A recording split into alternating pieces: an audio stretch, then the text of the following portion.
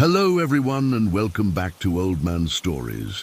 I'm aware that many of you use these videos to fall asleep, so before you doze off, I thought it would be a fun idea if each of you could leave a comment letting me know which part of the world you're listening from. Also, give a like and subscribe to the channel if you're enjoying the episodes, okay? Let's get comfortable, relax, and begin. I've never written about this before, but what happened in our old flat in Glasgow still gives me nightmares, and I think I need to get it off my chest. This all happened back in 2013, when I was a uni student. I was 20 at the time, and I'd moved into this massive old tenement flat with 3 other guys, Lewis, Matt and Aidan.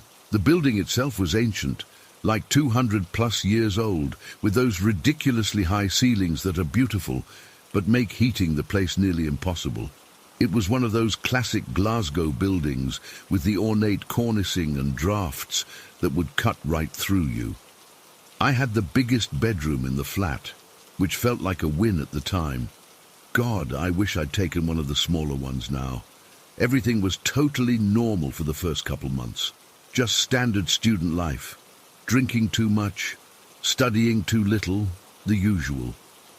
The first weird thing happened after my birthday party in October. We'd had a few people over, nothing wild, just drinks and cake in my room. Everyone left around 1 a.m. and I was knackered, so I just left the leftover cake wrapped in tin foil on my desk and went to bed. I was almost asleep when I heard this rustling noise. It was pretty loud in the quiet room, and I immediately thought we might have mice or something. The rustling continued, so I turned on my lamp and looked over at my desk. The tin foil was moving, like actually moving. I figured maybe there was a draft, though all my windows were closed. I got up to check it out, thinking maybe a mouse had got in somehow and was trying to get at the cake. I lifted the foil up, looked under it, looked behind the desk. Nothing. Absolutely nothing there. I put it back down and went back to bed, but left the lamp on because I was a bit weirded out. That's when I saw it happen. The tin foil literally popped open by itself. Not like it slowly unfolded. It popped up, like someone had just pressed their fingers into it from underneath. I nearly shat myself. I grabbed the cake, ran to the kitchen and dumped it in there. Didn't sleep much that night. I didn't tell my flatmates at first because it sounded so stupid. Hey guys, my tin foil moved on its own isn't exactly the kind of thing you bring up casually. But then more stuff started happening. About 2 weeks later, Lewis and I came home from lectures around 4 p.m. I needed the toilet, but the bathroom door was locked. We figured Matt or Aidan must be in there, so we knocked. No answer. We knocked louder. Still nothing. We tried calling their phones, but they both went straight to voicemail. After waiting for like 20 minutes, we got worried. What if one of them had slipped and hit their head or something? The bathroom had this old-fashioned lock with a keyhole, but none of us had the key. Lewis ended up calling our landlord, who said to just break the lock and he'd replace it. So we literally broke the bathroom door open, expecting to find one of our flatmates unconscious or something. But there was no one there. The bathroom was completely empty. And here's the creepy part. The lock was turned from the inside, like properly locked from the inside. It wasn't just stuck or jammed. Matt and Aidan both got home later and swore they hadn't been in the flat all day. They'd both been at the library since morning. We changed the lock, laughed it off as some weird fluke, and tried to forget about it. Then about 2 weeks later, it happened again. Same thing. Bathroom locked from the inside. Nobody in there. We had to break the new lock too. The landlord wasn't happy, but he replaced it again. Things escalated after that. One night, I woke up around 3 a.m. needing to pee. I stumbled to the bathroom, half asleep, and found the shower running at full blast, hot water steaming up the whole room. None of my flatmates were awake. I asked them all about it the next morning, and they all denied using the shower in the middle of the night. Why would they lie about something so random? A few days later, I was lying in bed texting my girlfriend when something small and metal hit me right in the chest. It bounced off and landed on my bedsheet. It was a £1 coin. I looked up at the ceiling, completely confused. There was nothing there that could have held a coin. No shelves above my bed, nothing. Just a solid ceiling. Where the hell had it come from? It felt like it had literally fallen from the ceiling. The very next day I was in the shower and another coin fell. This time it was a 50p piece that landed right by my feet. I nearly slipped trying to get out of there. When I told Lewis about it, he went pale and said the same thing had happened to him the night before. He'd been studying at his desk when a pound coin seemingly dropped from nowhere and landed right on his textbook. So now we're all freaked out. We started to keep a record of all the weird stuff. The bathroom locked itself 2 more times. We heard footsteps in the hallway when no one was there. Items would go missing and turn up in strange places. My keys disappeared from my desk and showed up in the freezer. Lewis's watch vanished from his bedside table and appeared 3 days later in the bathtub. The worst night was during the Christmas break. Matt and Aidan had gone home for the holidays, but Lewis and I stayed in Glasgow because we both had part-time jobs. It was around 2 a.m. and I was asleep when this incredibly loud banging started on my bedroom wall. It wasn't like someone knocking, it was like someone was taking a hammer to the wall. Bang, bang, bang. I shot up in bed, terrified. My first thought was that someone had broken in. I grabbed my phone to call the police when I heard Lewis's door open. I went out into the hallway and found him standing there, white as a sheet. "Did you hear that?" he whispered. Before I could answer, we both heard the kitchen door slam shut with such force that the whole flat seemed to shake. It wasn't a draft or the wind. All our windows were closed because it was December in Scotland and freezing. This was like someone had grabbed the door and used all their strength to slam it. We both ran back to our rooms, grabbed the biggest knives we could find from our gym bags, and then met back in the hallway. We were absolutely shitting ourselves. We checked every room in the flat, every cupboard, under every bed. There was no one there, no sign of forced entry, nothing. We ended up spending the night in Lewis's room with all the lights on, both of us in his bed with our knives on the bedside table. Neither of us slept. We just sat there in silence, jumping at every creak and groan of the old building. The next day, we were both exhausted and scared out of our minds. We didn't want to stay another night in the flat, but we also didn't want to admit to each other just how terrified we were. Lewis finally broke the silence over breakfast. "I think our flat is haunted," he said, staring into his coffee. I'd been thinking the same thing, but had been too embarrassed to say it out loud. Once we admitted it to each other, it was like a floodgate opened. We spent the whole day researching hauntings and what to do about them. We found all sorts of advice online, but most of it seemed like nonsense. Lewis suggested we talk to someone at the university chaplaincy. I wasn't religious, but I was desperate enough to try anything. We went the next day and spoke to this older minister who listened to our story without judgment. He said he couldn't perform an actual exorcism as that wasn't really his area, but he did give us some advice. He told us to buy sage bundles, open all the windows in the flat, despite the freezing weather, and burn the sage in every room, while firmly stating that any spirits or energies not serving our highest good needed to leave. He said to be respectful but firm, and to make sure we got every corner of every room. Honestly, at that point, I would have danced naked in George Square if someone had told me it would help, so burning some herbs seemed like a small price to pay. We bought the sage that afternoon from some New Age shop in the West End and waited until the next day when we knew we'd have several hours alone in the flat. The sage burning was intense. The smell was overwhelming, and the flat was absolutely freezing with all the windows open. We went room by room, waving these smoking bundles of herbs around like absolute idiots, both of us feeling slightly ridiculous but also desperate. I remember standing in my bedroom, this smoking bundle in my hand, saying out loud, "Any spirits here need to leave now. This is our home, and you're not welcome anymore."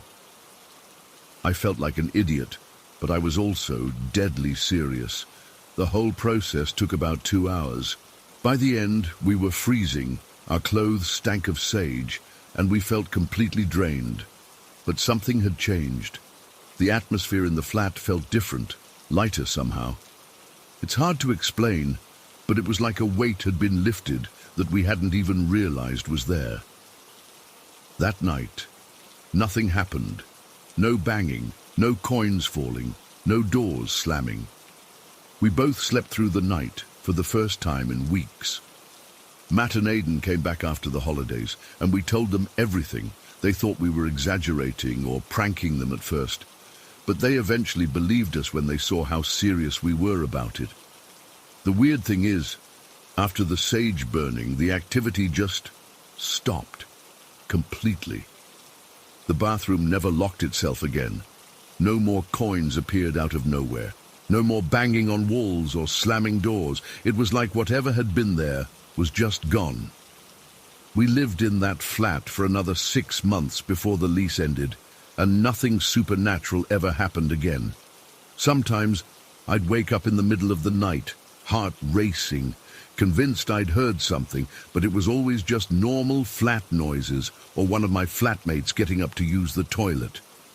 It's been almost 10 years now, and I still can't explain what happened in that flat. I'm not a superstitious person. I don't generally believe in ghosts or spirits or whatever, but I know what I experienced, what we all experience, and I can't explain it rationally. I've never gone back to that building, and I never will. Sometimes I wonder about the students who live there now, if they've experienced anything strange, or if whatever was there left for good when we cleansed the place. I still have the pound coin that fell on me that night. I keep it in a drawer as a reminder that there are things in this world I can't explain. Every now and then, when I'm feeling particularly brave or particularly stupid, I take it out and look at it, and I'm right back in that cold, drafty flat in Glasgow, watching tin foil move by itself and hearing doors slam in empty rooms. Sometimes I think about researching the history of the building to see if anyone died there or if there were any tragedies associated with it. But another part of me doesn't want to know. Some mysteries are better left unsolved. All I know is that for a few terrifying months in 2013, I shared a flat with something that wasn't human, and I never want to do it again. Story 2. I've never been the type to believe in ghosts. My parents raised me to be practical, skeptical even. Dad's an engineer and Mom teaches science. Our family doesn't do supernatural. So what happened at that farmhouse in Harper's Ferry still bothers me 15 years later. I've tried to explain it away countless times, but I can't. And trust me, I've tried. It was summer 2008, and I was 12. We were on our annual family camping trip.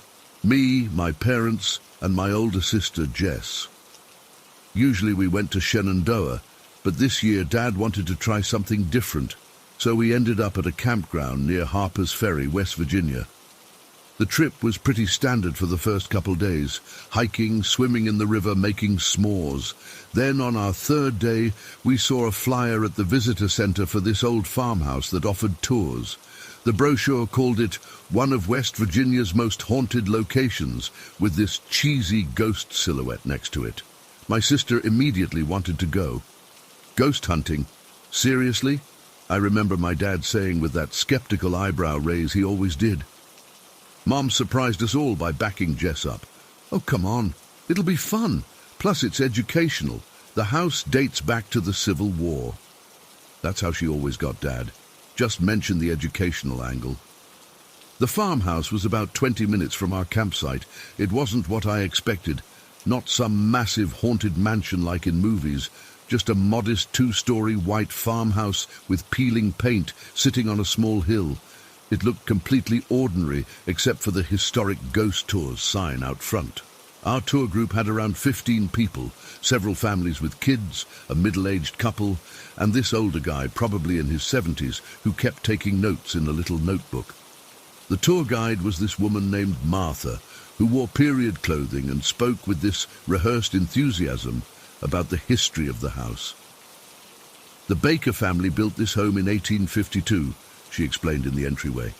During the Civil War, it served briefly as a field hospital after the Battle of Harper's Ferry. She led us through the main floor, a parlor with antique furniture, a dining room with a table set with dishes from the 1800s, and a small kitchen with an old wood-burning stove. Everything smelled like old wood and that weird chemical they use on museum artifacts. Martha kept pointing out spots where people supposedly saw ghosts. A woman in a bloodied apron often appears by this window, likely a nurse from when this was a hospital. Or, children report seeing a young boy playing in this corner, believed to be the youngest Baker son who died of scarlet fever. I rolled my eyes at most of it, but I was still interested in the history.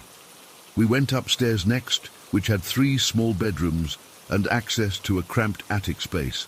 The whole time Martha kept telling stories about footsteps, cold spots, and objects moving by themselves. The coolest part came at the end of the official tour.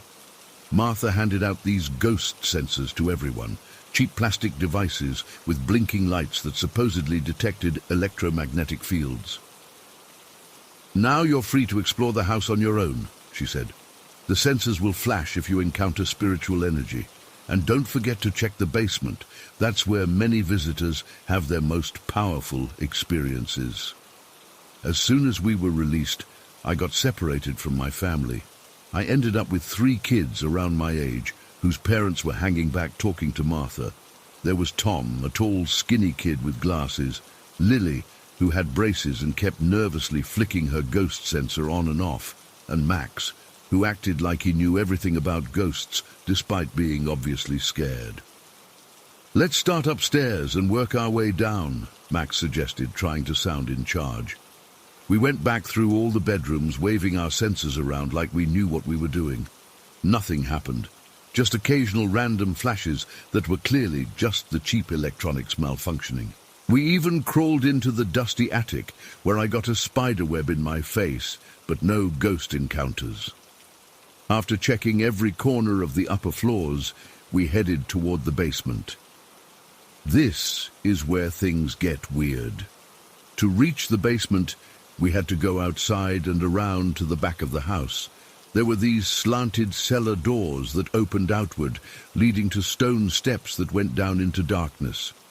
It was significantly cooler down there, and the air had that distinctive basement smell, damp concrete and old dust. Unlike the rest of the house, the basement wasn't fixed up for tours. It was just a single large room with a dirt floor in some spots and concrete in others. The walls were fieldstone, and there were exposed pipes and wires on the ceiling. A single bulb hung in the middle of the room, giving off weak yellow light. In one corner sat an ancient water heater, making occasional clicking sounds.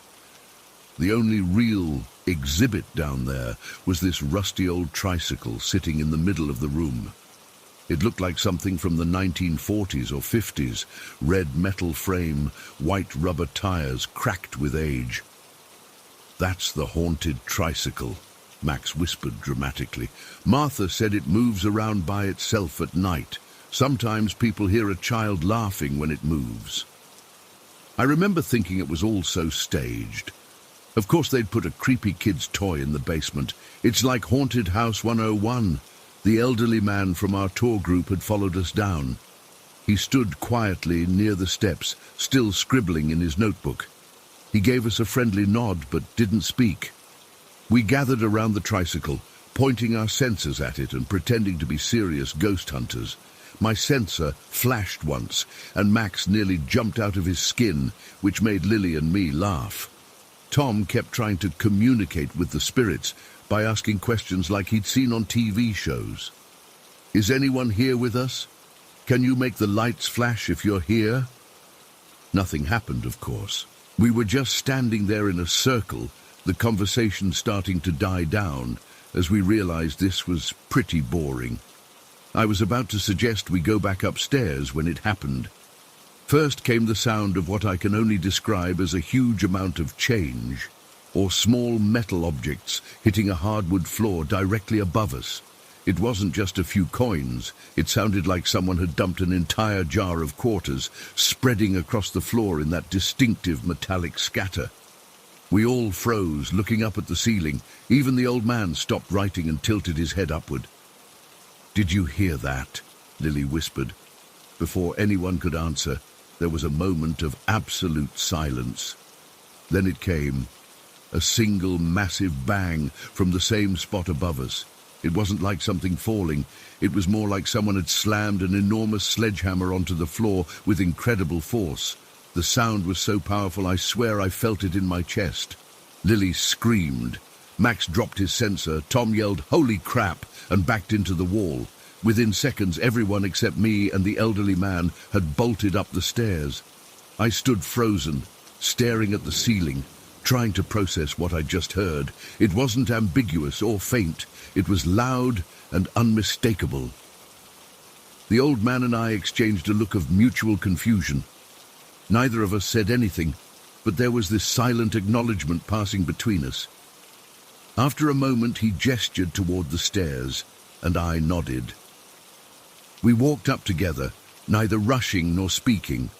When we emerged from the cellar doors, the other kids were already running toward the front of the house. The old man and I followed more deliberately. I remember trying to figure out which room would have been directly above where we'd been standing in the basement. We entered the house again and headed straight to where I thought the sound had come from, a room on the main floor that had been set up as a kind of exhibit space with glass display cases containing Civil War artifacts and old family photos. There were bookshelves along one wall with historical books and pamphlets. When we walked in, I saw Martha, the tour guide, standing there with several tourists, including my parents and sister. They were looking at items in the display cases, completely calm, as if nothing had happened. "Did you all hear that?" I asked, still feeling shaken. My mum looked confused. "Hear what, honey?" "That loud crash just now, and all the coins falling before that." Martha perked up with interest. "You heard something in the basement?" "Not in the basement," I clarified. "Above us. It would have been right here in this room. First, it sounded like someone dumped out a huge jar of coins, and then there was this massive bang, like someone hit the floor with something really heavy." The people in the room looked at each other, then back at me. "Sweetie, we've been standing right here for the past 10 minutes, a woman with a southern accent said gently. "There wasn't any noise at all." "But it was so loud," I insisted. "How could you not hear it? It sounded like it could have knocked things over." The old man who'd been in the basement spoke up. "I heard it too, very distinct. First the sound of metal objects scattering, then a single loud impact." Martha looked thrilled, in that fake way tour guides do when they want to play up an attraction. "The children who died here often make their presence known through sounds that only certain people can hear. You must be particularly sensitive to spiritual energy." I didn't buy that for a second. What we'd heard wasn't some whispered ghost voice or subtle creak. It was loud, physical, the kind of sound that would make anyone in the vicinity jump. "Can I check something?" I asked. And without waiting for permission, I started examining the floor. I was looking for anything that could have fallen, anything heavy that might have crashed down. Nothing was out of place, no coins, no displaced objects, not even dust disturbed on the display cases. The other kids from the basement had regrouped with their families and were animatedly describing what they'd heard. Their parents were giving them that humoring look adults get when they think kids are exaggerating. I kept trying to find an explanation. Maybe someone in another room had dropped something, but the timing and location were too specific. The sound was directly above us, in this particular room. I asked my dad, the engineer, the practical one, to come down to the basement with me so I could show him exactly where we were standing. "See, we were right here," I said, positioning him next to the tricycle. "The sound came from directly above us, which would be..." My dad looked up. "That would be the exhibit room with the glass cases." "Right! And there were people in that room when it happened. How could they not hear it when we did?" Dad did what he always did. tried to find a logical explanation. Old houses settle. Maybe there's something in the walls or ceiling that makes noise travel strangely. Sound can do weird things sometimes. But I could tell even he didn't believe that explanation. The sound wasn't ambiguous or distorted. It was crystal clear, as if someone was literally in the room above us making those noises. We rejoined the others upstairs, and the tour continued. People moved on, exploring other rooms, but I couldn't shake what had happened. I kept looking at the old man who had heard it too, the only adult who confirmed my experience. He gave me a small smile and a nod before leaving with his family. For the rest of the day, I felt off balance.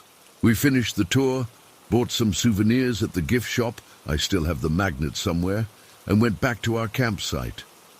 That night, around the campfire, my family tried to rationalize what had happened. Maybe someone was in another room and the sound carried weirdly, Jess suggested.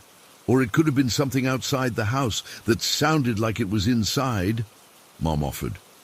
But none of these explanations made sense. Why would only the people in the basement hear it? Why not the people standing directly where the noise seemed to originate? I've thought about that day countless times over the years.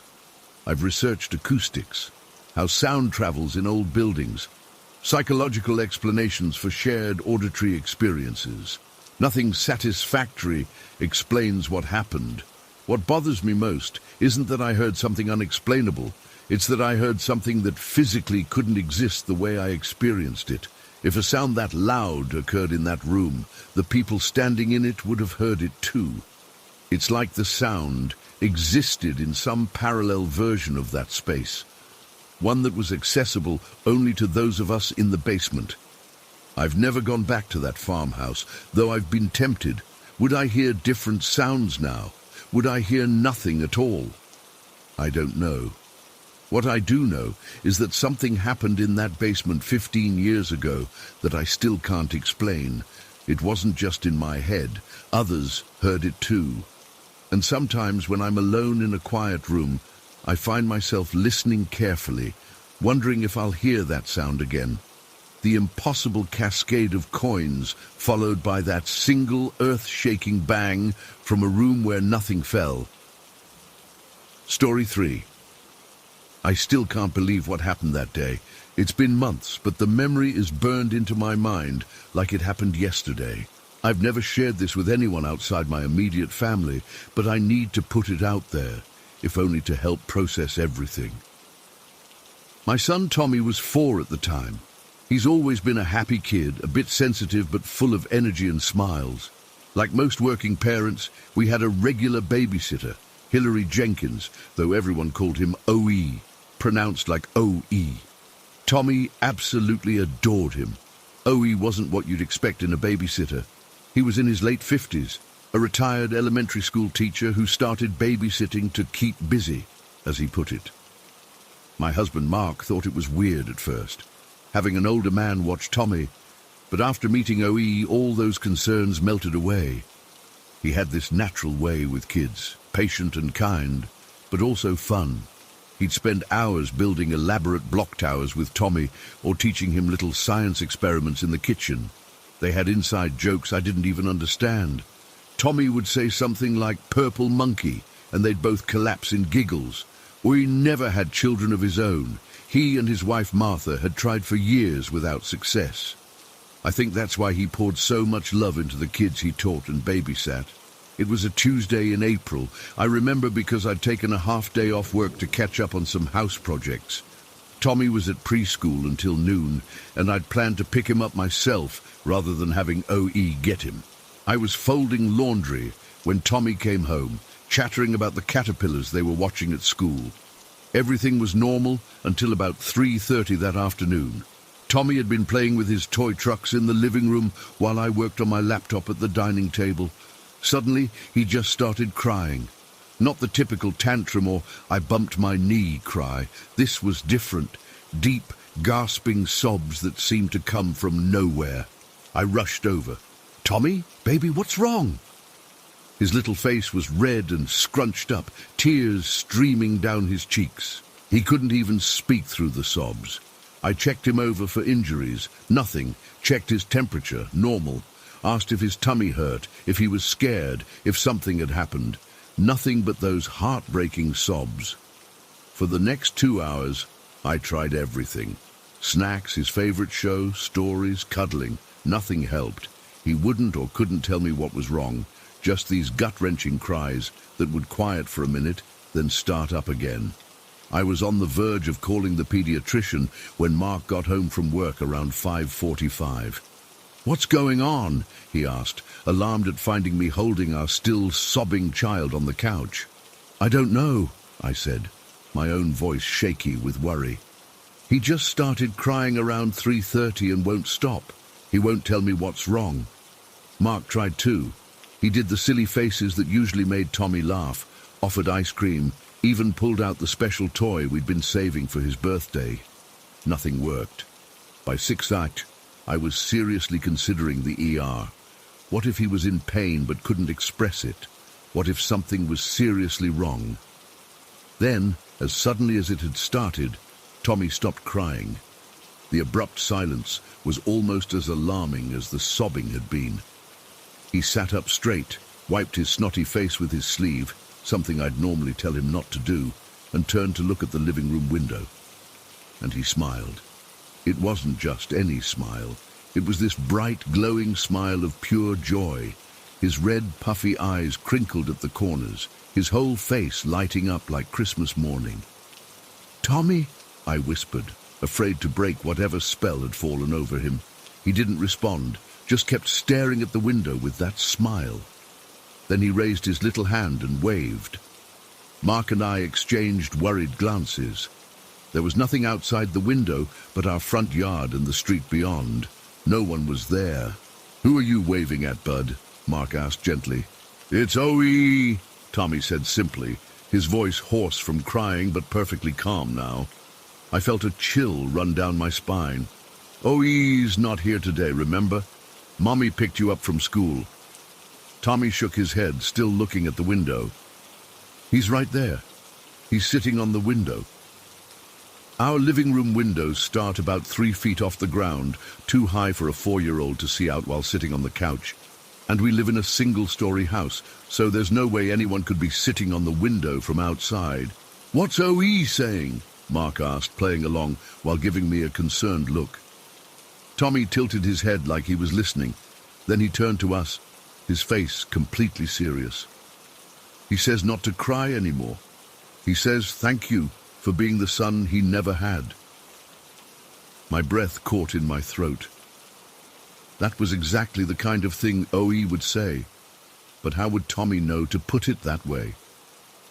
"He says he's going away, and he won't see me for a long, long time," Tommy continued, his voice small but steady.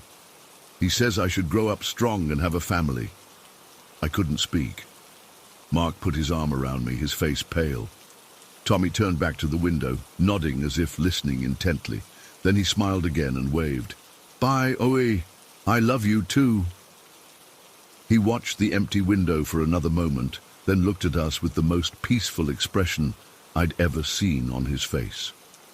"OE had to go back to the sky," he said matter-of-factly, "but he said when I see him again a really long time from now, I should tell him all about my family." I grabbed my phone with shaking hands and called OE's cell number. It rang and went to voicemail. I tried again, same result. "Tommy," I said, trying to keep my voice steady, "did OE say anything else?" Tommy thought for a moment. "He said not to be sad because he's okay now, and he said to tell Martha he loves her very much. Martha, OE's wife. I found her number in my contacts and called. No answer. By now, my heart was pounding so hard I could feel it in my ears. I called OE's friend Susan, who sometimes filled in when he couldn't babysit. She answered on the 3rd ring. "Sarah," her voice sounded rough, like she'd been crying. "Susan, is everything okay? I've been trying to reach OE and Martha." The silence on the other end lasted so long I thought we'd been disconnected. "You haven't heard," she finally said, not a question but a statement. Heard what? There was an accident. This afternoon around 3:30. Her voice broke. OE was crossing Maple Street when a delivery truck. He didn't make it, Sarah. He died before the ambulance even arrived. The room seemed to tilt around me. 3:30, exactly when Tommy had started crying. Martha's at her sister's, Susan continued. We've been trying to reach everyone, but it's been chaos. I thanked her mechanically, promised to call later, and hung up. Mark had heard enough of my side of the conversation to look as stunned as I felt. What's going on? He whispered. I couldn't even form the words at first. When I finally told him, his face went from confused to shocked to ashen. But how could Tommy know? He whispered. How could he possibly know? We both looked at our son, who had calmly returned to playing with his trucks as if the last 3 hours hadn't happened. Tommy, I said carefully, how did you know OE was at the window? He looked up at me, those big brown eyes completely guileless. I just saw him, Mommy. He was glowy, like when the sun comes through the curtains, and he waved at me so I stopped crying. Did you know something happened to OE today? Mark asked. Tommy nodded solemnly. He got hurt really bad, but he's not hurt anymore. That's what he told me. I pulled Tommy onto my lap, hugging him tight against me. Why were you crying before, sweetheart? Did you know something was wrong? He considered this, scrunching his face in that way he does when he's thinking hard. I don't know. I just felt really, really sad all of a sudden, like something broke inside. We didn't push further. What could we say? Our 4-year-old had somehow sensed his beloved babysitter's death the moment it happened, cried for hours without knowing why, and then apparently seen and spoken with OE's, what? Spirit? Ghost? Some kind of presence that came to say goodbye? Later that night, after we'd finally gotten Tommy to bed, Mark and I sat in stunned silence at the kitchen table. Maybe Susan called earlier, Mark suggested weakly. Maybe Tommy overheard. But the call log on my phone showed no earlier calls. And Tommy had started crying at 3:30, the exact time of the accident, hours before anyone had called us. Kids are sensitive, I said. Maybe he just felt it somehow. But that didn't explain the conversation with the empty window. The specific messages that sounded exactly like things OE would say. We went to the funeral that weekend. Tommy insisted on bringing a drawing he'd made of himself and OE standing under a rainbow. So he can take it to the sky with him, he explained. Martha hugged Tommy for a long time when he gave her the picture. We loved you so much, she told him, tears streaming down her face. You know that, right? Tommy nodded seriously. He told me, and he said to tell you he loves you very much. Martha froze, staring at Tommy with wide eyes. I quickly stepped in, apologizing, trying to explain that Tommy had been processing the loss in his own way, but Martha stopped me with a gentle hand on my arm. No, she whispered. It's okay. She knelt down to Tommy's level. When did he tell you that, sweetheart? When he came to say goodbye, Tommy said simply. He was sitting on the window and he was all glowy. Martha's hand flew to her mouth. Tuesday? She asked. Was this Tuesday afternoon? Tommy nodded. He said not to cry anymore and that he has to go to the sky. Martha looked up at me, her eyes full of wonder through her tears. Sarah, Tuesday night, right after it happened, I was sitting alone in our bedroom. I swear I felt him there with me just for a moment. I even said out loud, please tell me you're okay. And I felt, I don't know how to describe it, like a warmth, a presence. Then it was gone. I get goosebumps every time I think about it. It's been months now and Tommy doesn't talk about it much anymore. Once in a while he'll mention something about OE in a completely matter-of-fact way. OE liked strawberry ice cream the best, or OE taught me that song about the frog. But sometimes I catch him looking out windows with a thoughtful expression that seems too old for his face. And once, when we were watching a sunset with particularly bright colors, he said quietly, "That's what OE looked like, all golden and bright." I don't know what happened that day. I don't know if it was some kind of extraordinary connection between a loving caretaker and the child who adored him, or if Tommy's grief somehow took the form of an incredibly vivid imagination. I don't know if OE's spirit, soul, energy, whatever you want to call it, actually came to say goodbye to a little boy who meant the world to him. All I know is that my son stopped crying the exact moment he said he saw OE at our window, that he knew things he couldn't possibly have known, that he delivered a message to Martha that brought her more comfort than anything else could have in that moment, and that sometimes, when I'm alone in the house, I find myself looking at that same window, hoping for just a glimpse of what Tommy saw. Story 4. I've never been someone who believes in the paranormal, ghost stories, hauntings, possession. I always thought it was either people's imaginations or they were straight up lying for attention. My wife Sarah used to tease me about how skeptical I was.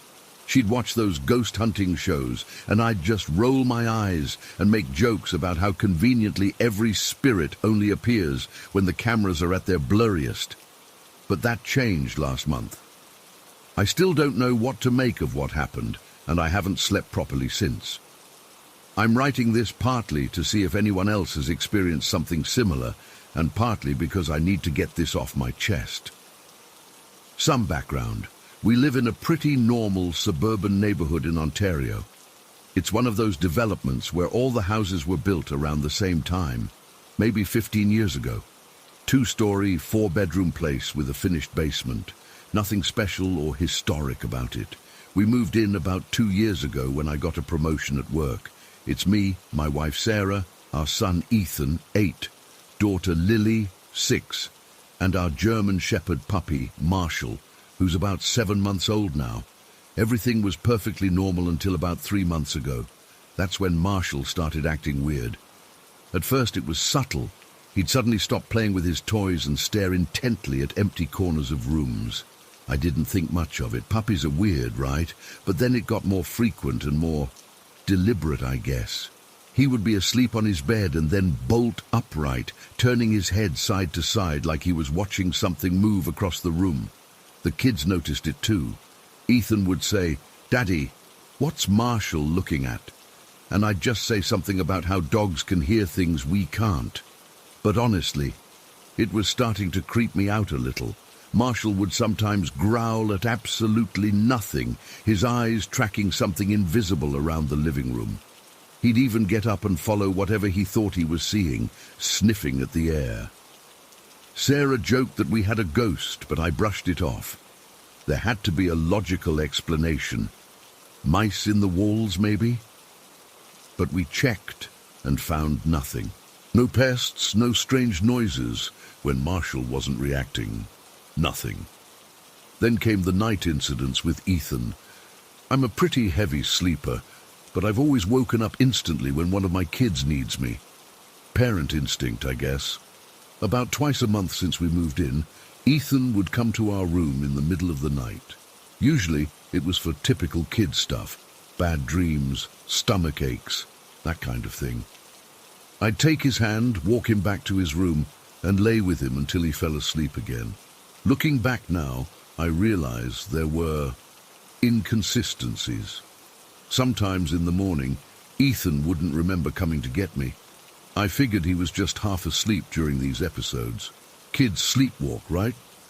But there were other odd things I dismissed, like how cold his hand felt sometimes, or how he never really spoke beyond the initial "Daddy, I need you," or "Daddy, I had a bad dream." I just assumed he was tired. What happened that night still makes my skin crawl when I think about it. It was February 12th. I remember the date because we'd been joking about getting through another Friday the 13th the next day without any bad luck. I went to bed around 11:30 after staying up to watch a hockey game. Sarah was already asleep. Marshall was acting strange again that evening, pacing around the upstairs hallway and refusing to go into the kids' rooms, which was unusual because he loved sleeping at the foot of their beds. I finally dozed off around midnight.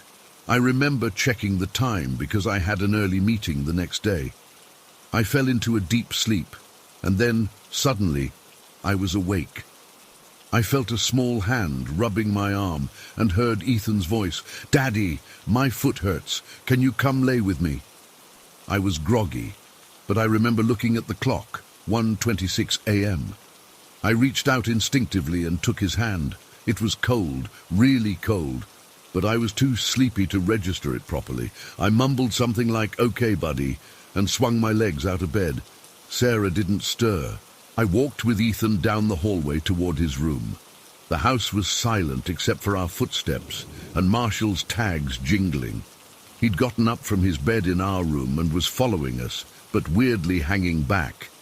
Usually he'd be bounding ahead of us, but he was staying a few feet behind, making this low, whining sound. I was still half asleep, operating on autopilot. I didn't really look down at Ethan as we walked. I just held his small hand and shuffled along, wanting to get him settled so I could get back to sleep. His room is at the end of the hall, with Lily's room on the opposite side. We got to his doorway, and I reached in to flip on his bedside lamp so we wouldn't have to turn on the overhead light and completely wake ourselves up. When the soft glow filled the room, I froze. Ethan was in his bed. My actual son was there, curled up under his dinosaur comforter, sound asleep. A cold wave of confusion washed over me. I looked down slowly at the hand I was holding, following the arm up to the face of whatever I'd walked down the hallway with.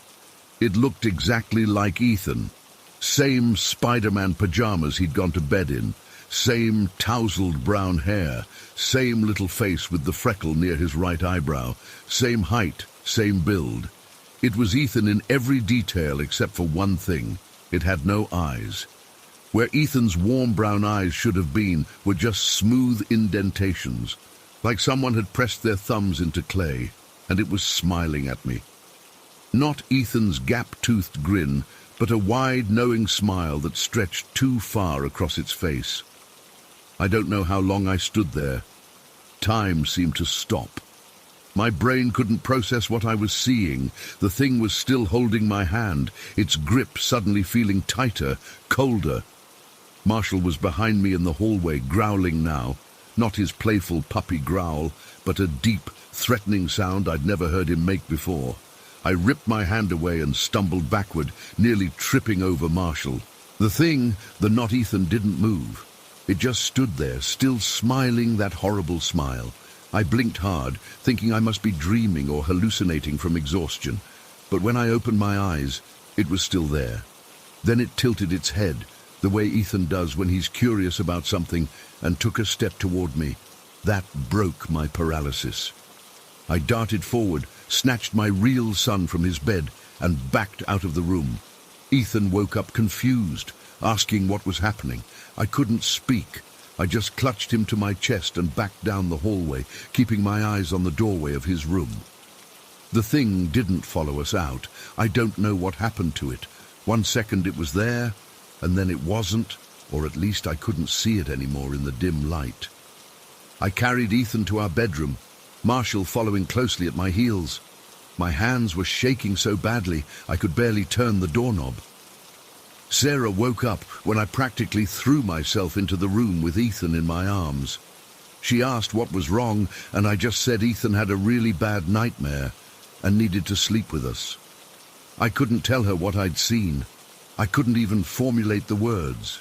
We all got into bed, Ethan between us, Marshall on the floor right next to my side of the bed, still making that low whining sound. I lay there wide awake until morning, listening to every creak of the house, watching the doorway. When daylight finally came, I convinced myself I'd had some kind of waking nightmare or sleep paralysis episode. It was the only explanation that made any sense. I went through the motions of our morning routine, making breakfast, getting the kids ready for school. Everything seemed normal in the light of day. But then, while Ethan was eating his cereal, he looked up at me and said, "Daddy, why did you come into my room last night before you took me to your bed?" I felt that cold wave wash over me again. "What do you mean, Bud? I woke up and saw you standing in my doorway looking at me. But you didn't say anything, and then you left. Then you came back and picked me up." I couldn't speak. Sarah didn't notice anything wrong. She was busy helping Lily with her hair. But Marshall, who'd been laying under the table, got up and pressed himself against my leg, looking up at me with those concerned dog eyes. Since that night, I've been piecing things together, and that's why I can't sleep anymore. I keep thinking about all those nights over the past months when Ethan came to get me. Was it really my son some of those times? All of those times? Or was I walking down the hallway holding the hand of whatever that thing was? I've started keeping track of when Ethan comes to our room now. I make him wake Sarah up instead of me. I've installed a baby monitor in his room, even though he complained that it's for babies. I've put a nightlight in the hallway. I've even started sleeping with a baseball bat next to the bed. Marshall still acts strange sometimes. He'll suddenly stop and stare at empty space, or growl at nothing. But now, instead of dismissing it, I find myself following his gaze, wondering what he can see that I can't. I haven't seen the eyeless thing again. But sometimes, when I'm almost asleep, I think I hear small footsteps in the hallway. And sometimes, I swear I can feel cold fingers brushing against my arm in the dark. I don't know what to do. We can't move, not in this market, not with my job. I haven't told Sarah because I know how it sounds. She'll think I'm having some kind of breakdown. Maybe I am, but I know what I saw.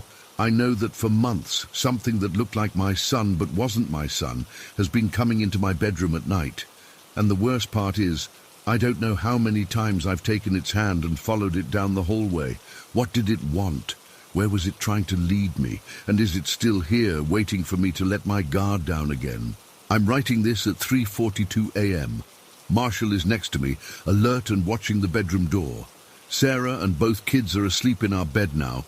I've been making excuses about Ethan having nightmares so they can stay with us. I haven't slept more than 2 hours at a stretch since that night.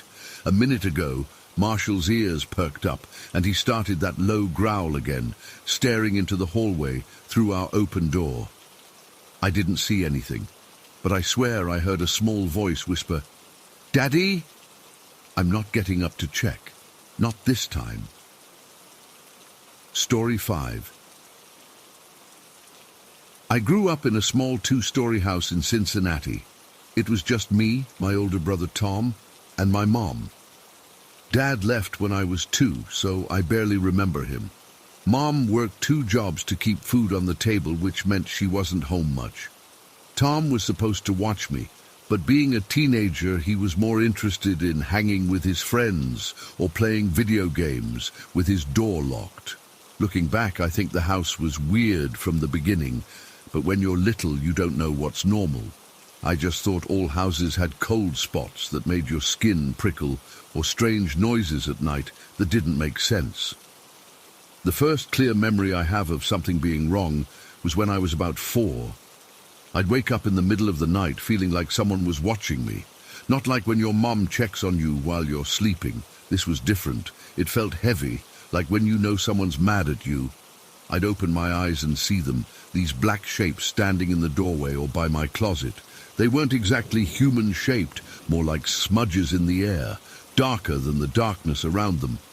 I'd pull my Pokemon blanket over my head and count to 100, hoping they'd be gone when I peeked out. Sometimes they were, sometimes they weren't. I told my mom, of course. She'd smile, that tired smile, and tell me it was just my imagination or shadows from the streetlights outside. Tom was worse. He'd call me a baby and tell me to grow up. So I stopped talking about it, but they didn't stop coming. When I turned 5, everything got worse, so much worse. My bedroom had this old bunk bed that used to be Tom's before he got his own room. I slept on the top bunk because it made me feel safer, like I was above whatever was happening in the house. I kept all my favorite stuff up there, my Game Boy, my Pokemon cards, my flashlight, my little fortress. One night I was lying in bed playing Pokemon Silver on my Game Boy. Mom was working late, and Tom was supposed to be watching me, but he had friends over in the living room, being loud and probably doing stuff Mom wouldn't approve of. I wasn't supposed to be awake, but the game had me hooked. I remember I was trying to catch a Noctowl. I felt this cold sensation wash over me, like someone had opened a freezer right next to my bed. The room got so quiet that I could hear my own heartbeat. Then I felt it. A hand grabbed my ankle, not like my brother playing a joke, but a man's hand, large and rough and cold. It was gripping my ankle so hard it hurt and started pulling me toward the edge of the bed. I screamed and kicked, dropping my Game Boy, and the hand let go. I scrambled to the corner of my bed against the wall, but there was nothing there, no one under the bed, no one in the room. Tom came running in, pissed that I was still awake and making noise. I tried to tell him what happened, but he just got mad and told me to go to sleep. The next morning I had 5 bruises on my ankle, perfect fingerprints where the hand had grabbed me. Mom saw them and asked what happened. I told her, but she thought I must have banged my leg on the bed frame. She didn't see what I saw, that they were finger marks, not a single bruise from hitting something. That wasn't a one-time thing. The same nightmare happened again and again, always when I was playing on my bed, always the same cold feeling, always the same hand. And always, I'd wake up with fresh bruises exactly where the hand had grabbed me.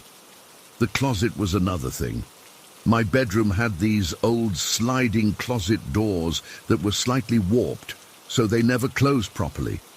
Mom had to jiggle them just right to get them shut. At night, they would shake and rattle like someone was trying to get out. Not like a house settling or the wind. I mean violent shaking like someone was throwing their body against the doors. The weirdest part. The second I'd call for my mom, it would stop. Dead silence, every single time. When she'd come into the room, there was never anything wrong with the doors. She thought I was having nightmares or making it up for attention. I started sleeping with all my stuffed animals lined up against the closet. In my 5-year-old mind, they were guards keeping whatever was in there from getting out. I'd whisper to them before bed, "Don't let the bad things get me." Looking back, it breaks my heart that this was normal for me. But the worst, the absolute worst, happened when I was 6. It was summer break, and Mom had the day off for once. She was upstairs taking a nap because she'd worked a double shift the day before. Tom was supposed to be watching me, but he was on the phone with his girlfriend in his room. I decided to go play in the basement because it was cooler down there, and I wanted to build with my Legos. Our basement wasn't finished, just concrete floors, exposed pipes on the ceiling, and a small laundry room off to the side. Mom had set up a little play area for me with an old rug and a plastic table. I liked it down there during the day. At night, no way. It was too scary. I remember I was building a spaceship, something I'd designed myself. I was so proud of it. The basement door was heavy and loud, so I'd shut it behind me. I know it was shut because I remember thinking I should prop it open, but decided not to because Mom said the air conditioning would waste if I left doors open. I'd been down there maybe 20 minutes when I heard the door creak open. The stairs to the basement were directly across from my play area, so I could see the bottom half of them from where I was sitting. I figured it was Mom coming to check on me, so I kept building, excited to show her my creation. I heard footsteps on the stairs, heavy ones, not like my mom's. I looked up, thinking maybe it was her boyfriend Steve. He came around sometimes and he was okay, brought me Pokemon cards once in a while. A man's legs appeared on the stairs wearing jeans and work boots. I still remember the boots had this dried mud on them, and one of the laces was undone. As more of him came into view, I realized it wasn't Steve. This guy was taller, broader. He was wearing a flannel shirt with the sleeves rolled up and his hands had dirt under the fingernails. I felt frozen. This stranger was in our house, and Mom was asleep upstairs. I thought about screaming, but was afraid he'd hurt me before anyone could get to me. The man stopped at the bottom of the stairs and just stood there for a moment, his back to me. Then, slowly, he turned around. I'll never forget what I saw. Half of his face was completely normal. Brown hair, stubble, a weathered-looking guy, maybe in his 40s, but the other half wasn't there. It was just gone. A bloody, mangled mess where the left side of his face should have been. Bone fragments, torn flesh, his left eye hanging by something I couldn't identify. It was like someone had taken a giant bite out of his head. The worst part wasn't even how he looked. It was that he was looking right at me. His remaining eye focused directly on mine. He didn't say anything. He didn't move toward me. He just stared, his expression completely blank, like he was looking through me. I couldn't move. I couldn't scream. I felt like my heart had stopped beating. After what felt like forever but was probably only seconds, he turned away from me and walked into the laundry room. I heard no more footsteps, no door opening, nothing. When I could finally move again, I ran up those stairs faster than I've ever moved in my life. I found my mom still asleep and shook her awake, sobbing uncontrollably. She checked the entire house, including the basement and laundry room. There was no one there. No doors or windows were open, no sign anyone had been in our house. She thought I'd had a nightmare or an overactive imagination. The way she looked at me, concerned but also annoyed, made me stop trying to convince her. I never went into the basement alone again. When I had to go down for laundry, I'd stand at the top of the stairs and make sure Mom went first. After that day, I started wetting the bed. I couldn't sleep without a light on. I begged to sleep in Mom's room, which worked for a while until she got tired of it and made me go back to my own bed. The shadows still came, the closet still rattled, and occasionally I'd still feel that hand grab my ankle, but nothing compared to seeing that man in the basement. We lived in that house until I was 12, when Mum finally saved enough for a small apartment closer to her work. By then, I'd learned to live with the fear. I convinced myself it was all in my head, that I had an overactive imagination as a kid. I never told anyone the full story, not even the therapist Mum sent me to for my night terrors. Years passed. I graduated high school, started community college. I was studying criminal justice, thinking maybe I'd become a cop. We'd moved twice more since that house, and the memories had faded to the point where I could almost convince myself none of it had been real. Then, when I was 20, I had to do a research project for one of my classes. We had to pick a local crime and analyze it. Most people chose recent cases, but something made me wonder about that old house on Elmwood Drive. I went to the public library and started digging through newspaper archives. It took days of searching, but finally, in an article from 1992, 5 years before we moved in, I found it. Local man found dead in home, apparent suicide. The article was brief. A man named Robert Keller, 43, had been found dead in his bathroom from a shotgun wound to the head. The police ruled it a suicide. There was a small photo of the house, our house, with police tape around it. I dug deeper, requesting police records through my professor's connections. What I found made my blood run cold. Robert Keller hadn't committed suicide. The initial investigation had missed some key evidence, but a detective had reopened the case a year later. Robert had been in an argument with his brother Michael over money. According to witnesses, Michael had threatened Robert repeatedly in the weeks before his death. The detective determined that Robert had been shot first with a pistol in the bedroom, likely during a struggle with his brother. Then, to stage a suicide, Michael had moved Robert's body to the bathroom and used Robert's own shotgun to destroy the left side of his face, obscuring the initial gunshot wound. Michael Keller was eventually arrested and convicted, but not until 1994, 3 years before we moved in. The house had sat empty for those years, gaining a reputation in the neighborhood. No wonder Mom got it so cheap. The article included a description of Robert Keller. Medium build, brown hair, often seen in flannel shirts and work boots. He had been a construction worker.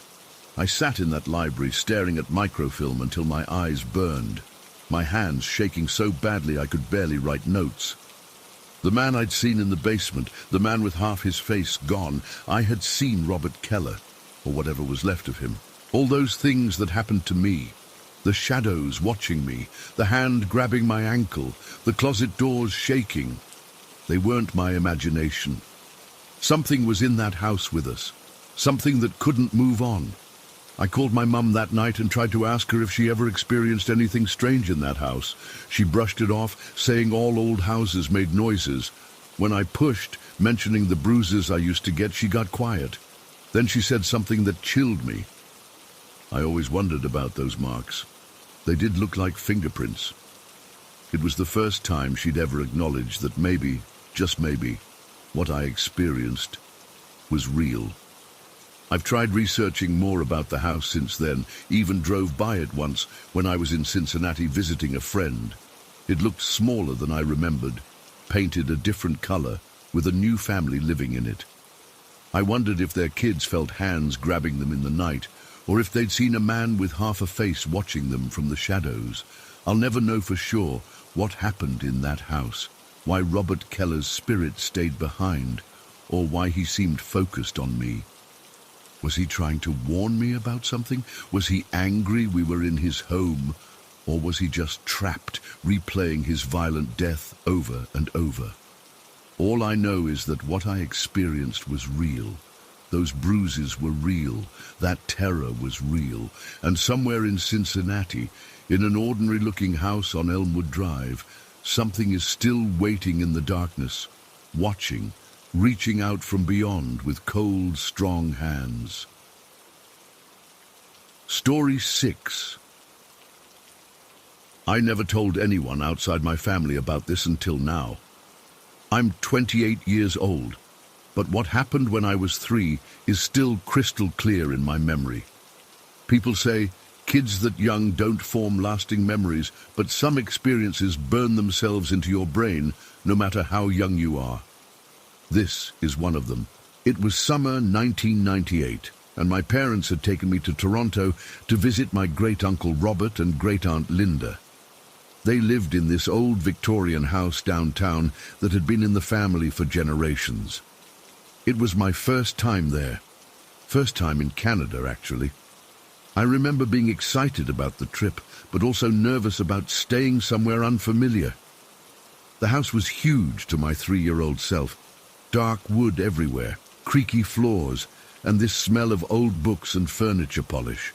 My great-uncle Robert was proud of the place, showing us around and telling stories about each room. This house has been in the family since 1921, he kept saying. I didn't understand the significance then, but I remember how the adults nodded respectfully. After a day of exploring the neighborhood and having dinner together, it was time for bed. I was put in a room on the 2nd floor, at the end of a long hallway.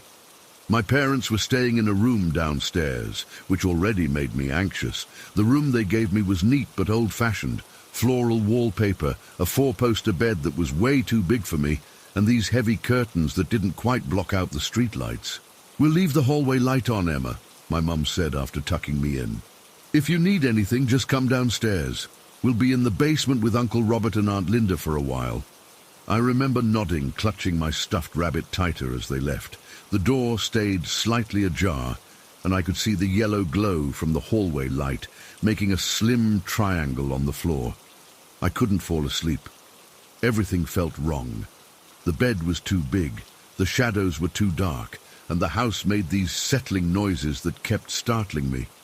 I tossed and turned for what felt like forever, occasionally hearing muffled laughter from the adults downstairs. I was jealous they were having fun while I was stuck in this creepy room. Eventually, I must have dozed off, because the next thing I remember is opening my eyes with that sudden alertness that sometimes happens when you wake up in an unfamiliar place. Something had changed in the room. I felt it immediately. The air felt heavy, and cold. Not like air conditioning cold, but like when you open a freezer door and that dense chill washes over you. And there was this smell, like those dried flower sachets my grandmother kept in her dresser drawers, but stronger, almost suffocating. I didn't want to look around the room. I had that feeling, you know the one, where you know something is there, but you're safer if you don't look at it. But I couldn't help myself. My eyes were drawn to the foot of the bed. That's when I saw her. There was an old woman standing there, just watching me. She wasn't normal looking. She had this grayish glow around her, like when the TV reception is bad and everything has that fuzzy outline. But I could see her clearly enough. She was wearing a purple dress with little white flowers all over it, buttoned up to her neck. Her grey hair was pulled back in this tight bun that made her face look stern, and she didn't look happy. I froze, completely froze. I couldn't even pull the blanket up. She raised her hand and wagged her finger at me, like when a grown-up is scolding you. Then she spoke, and her voice was weird. It sounded like it was coming from far away, but also like it was right in my ear at the same time. "What are you doing in my room?" she demanded. She didn't shout, but there was anger in her voice, like I was trespassing, like I had no right to be there. I finally managed to move, yanking the covers over my head so fast I almost pulled them off the other side of the bed. My heart was pounding so hard I could feel it in my throat. I started counting in my head, something my mum had taught me to do when I was scared. 1, 2, 3. I got to 20 before I couldn't stand it anymore. I had to know if she was still there. Slowly, I lowered the blanket just enough to peek over the edge. The room was empty, but the cold lingered, and that floral smell was still there. I didn't think twice. I jumped out of bed, not even bothering to grab my stuffed rabbit, and ran. I didn't run to my parents' room. In my panic, I remembered they were in the basement. So I bolted down the hallway, down the stairs, through the main floor, and found another staircase leading down. I burst into the basement where the adults were sitting around a table playing cards. I must have looked terrified because my mum jumped up immediately, knocking over her chair. "Emma, what's wrong? Why are you up?" She rushed over and knelt down, putting her hands on my shoulders. I was breathing so hard I could barely get the words out. There was a lady in my room." "A lady? What lady?" My dad stood up now too, looking concerned. "In a purple dress with flowers," I gasped. "She had grey hair in a bun, and she was mad at me for being in her room." I expected them to comfort me, to tell me it was just a dream. But instead, my great-aunt Linda went very still. She exchanged this look with Uncle Robert that even at 3 years old, I could tell meant something significant. "Did she say anything to you, Emma?" Aunt Linda asked carefully. I nodded vigorously. She asked what I was doing in her room. She pointed her finger at me like this. I demonstrated the wagging finger motion. The adults all looked at each other again. Then Aunt Linda stood up. "Just a moment," she said, and left the room. My mum pulled me onto her lap, murmuring reassurances, but I could feel how tense she was. When Aunt Linda came back, she was carrying a leather-bound photo album. She sat beside us and opened it on the coffee table. "Emma, honey," she said gently, "I want you to look at these pictures and tell me if you see the lady from your room." She started turning pages slowly. There were old black and white photos, then more recent color ones. Family gatherings, holidays, weddings. I wasn't really paying attention until suddenly I saw her. "That's her!" I shouted, pointing at a photograph. "That's the lady!" The photo showed an elderly woman in a garden. She was wearing a purple dress with white flowers. Her grey hair was up in a bun, and she had that same stern expression. It was definitely her, minus the glowing grey outline. There was a heavy silence in the room. My great-uncle Robert cleared his throat. "That's my mother," Aunt Linda said softly. "Your great-grandmother Margaret. She passed away 15 years ago, Emma, long before you were born. In that bedroom, Uncle Robert added quietly. In her sleep. I didn't understand the significance then, but I felt the weight of it. The adults were looking at me like I'd done something impossible. My dad, who was always so practical, looked pale. It must be a coincidence, he said, but his voice lacked conviction. Emma must have seen this photo earlier today. We haven't had this album out in years, Aunt Linda replied. And look at her face. How would she know about Mother wagging her finger like that? Margaret was always scolding someone. The purple dress with white flowers, my great-uncle added. That was her favorite. She wore it all the time in her later years. And Emma said she claimed it was her room, my mum whispered. How would Emma know that was Margaret's bedroom for over 50 years? I remember being confused by their reactions. In my 3-year-old mind, I just wanted reassurance that the angry lady wouldn't come back. I don't want to sleep in that room, I said, my voice small. Of course not, sweetheart, my mom said immediately. You'll sleep with Daddy and me tonight. That night, I slept between my parents in their bed downstairs. I don't think any of us slept well. The next morning, there was this weird tension in the house. The adults were talking in hushed voices, stopping whenever I came near. They moved my things out of that bedroom without me having to ask again. For the rest of our visit, I refused to go upstairs alone. If I needed something from up there, one of my parents had to come with me. I wouldn't even look down that hallway toward the bedroom. On our last day, as we were packing to leave, Aunt Linda gave me a small gift, a little porcelain figurine of a girl with a rabbit. This was your great-grandmother's, she told me. I think she'd want you to have it. I remember being confused, but she was mad at me. Aunt Linda smiled sadly. Margaret was protective of what was hers, but she loved children, especially family. I think she just wanted to meet you. I didn't find that comforting at all. Why couldn't she have introduced herself nicely instead of scaring me half to death? We left Toronto that afternoon, and I never went back to that house. My great-uncle Robert passed away a few years later, and Aunt Linda sold the place and moved to a condo. I was secretly relieved. As I got older, my memory of that night remained vivid, while other childhood memories faded. My parents rarely talked about it. When I brought it up once as a teenager, my dad said, "Some things don't have explanations, Emma," which was surprising coming from him. He was usually the first to find a logical reason for everything. I still have that porcelain figurine. It sits on my bookshelf, and sometimes I look at it and wonder. I've tried researching explanations: overactive imagination, night terrors, sleep paralysis. But none quite fit what I experienced. I saw her, I heard her, and I identified her in a photo I'd never seen before. The skeptic in me says there must be a rational explanation. Maybe I did see the photo earlier and forgot. Maybe I overheard the adults talking about great-grandma Margaret and her purple dress and her stern personality. Maybe it was just a vivid dream that seemed real. But then I remember the cold air, the floral smell, and that voice asking, "What are you doing in my room?" And I know what I experienced. I'm not a particularly spiritual person. I don't go looking for ghosts or supernatural experiences. But that night in Toronto changed something in me, opened a door to the possibility that there are things we simply cannot explain. That maybe, sometimes, the people we've lost aren't as gone as we think they are. I still have questions that will probably never be answered. Why did she appear to me? Was she angry or just surprised? Why that night and never again?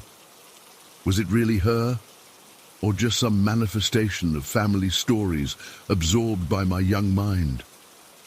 All I know for sure is what I saw. An elderly woman in a purple dress with white flowers, her grey hair in a bun, glowing with that strange aura, wagging her finger at me from the foot of the bed that once belonged to her. And sometimes, when I catch a whiff of dried flowers, I still get goosebumps. Story 7. I never believed in ghosts or the paranormal. I was always the skeptical type, rolling my eyes at ghost hunting shows and laughing at people who claimed their houses were haunted. That was until we moved into that house on Cumbria Lane in 1991. My partner Mark, my 15-year-old daughter Ellie and I had been looking for a place of our own for ages. When we found this 1930s semi-detached house in our little town, it seemed perfect. It needed work, sure, but the price was right, and we could see the potential beneath the dated decor and cramped layout. The previous owner, Mr. Thompson, was an elderly gentleman whose mother had lived there until her death. He'd moved away to be closer to his son's family and seemed eager to sell. Looking back, maybe a bit too eager. The house had good bones, but the interior was stuck in the 1970s with awful floral wallpaper, shag carpeting, and a claustrophobic floor plan. Mark and I spent our first few months there renovating. We knocked down the wall between the kitchen and dining room to create an open-plan living space, replaced water-damaged ceilings in the kitchen and hallway, and stripped decades of wallpaper to reveal the original plaster underneath. We were so proud of what we'd accomplished. The trouble started about 4 months after we moved in. I remember it clearly because it was the night after we'd finally finished the kitchen renovation. I was sound asleep when a noise jolted me awake. The unmistakable sound of kitchen cupboard doors opening and closing, not just one but several in sequence. Bang, bang, bang. It wasn't particularly loud, but in the quiet of night, it carried up the stairs. My first thought was that Ellie had come downstairs for a midnight snack. She was going through that teenage phase where she'd raid the fridge at all hours. I glanced at the clock, 3:17 a.m. I sighed, thinking I'd have to talk to her again about keeping quiet. The noises continued for another minute or so, then stopped. I remember waiting, expecting to hear her footsteps on the stairs, but there was nothing, just silence. Eventually, I drifted back to sleep, making a mental note to mention it to Ellie in the morning.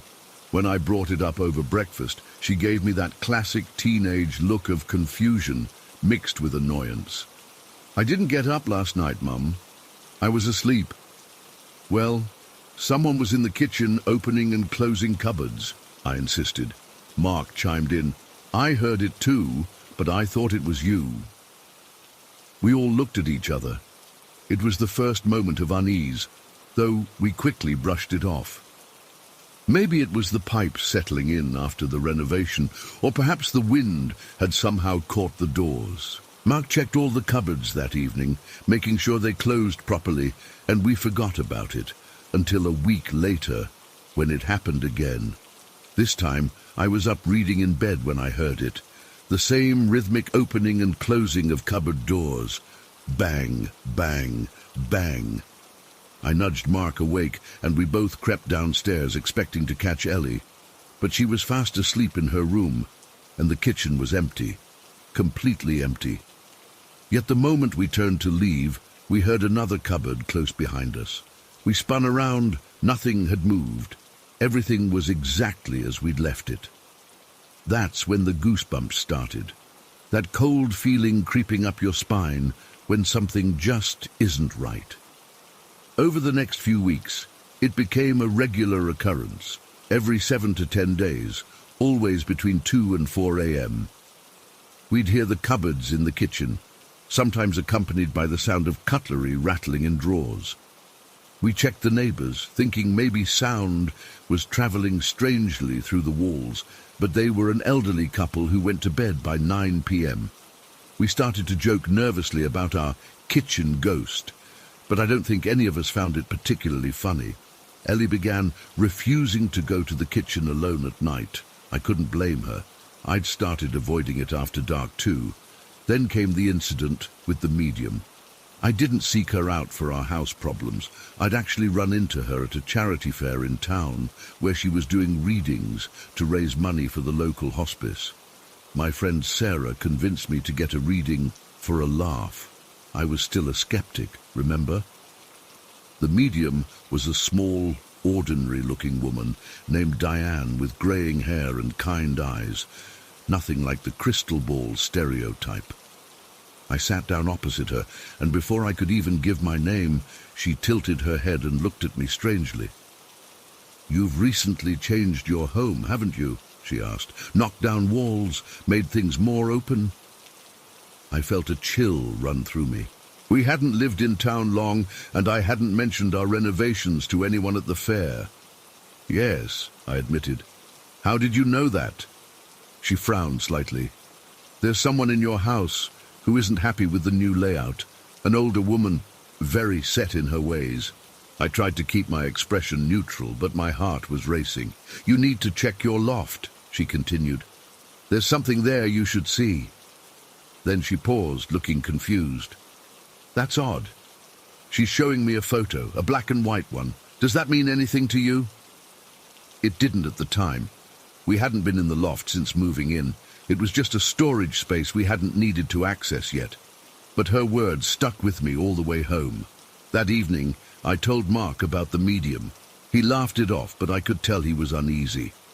"Well, let's check the loft then," he said, trying to sound casual. "Probably full of junk the previous owner left behind anyway."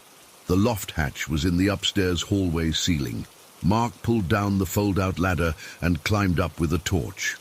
I waited below, fighting a ridiculous urge to tell him to be careful, as if something up there might grab him.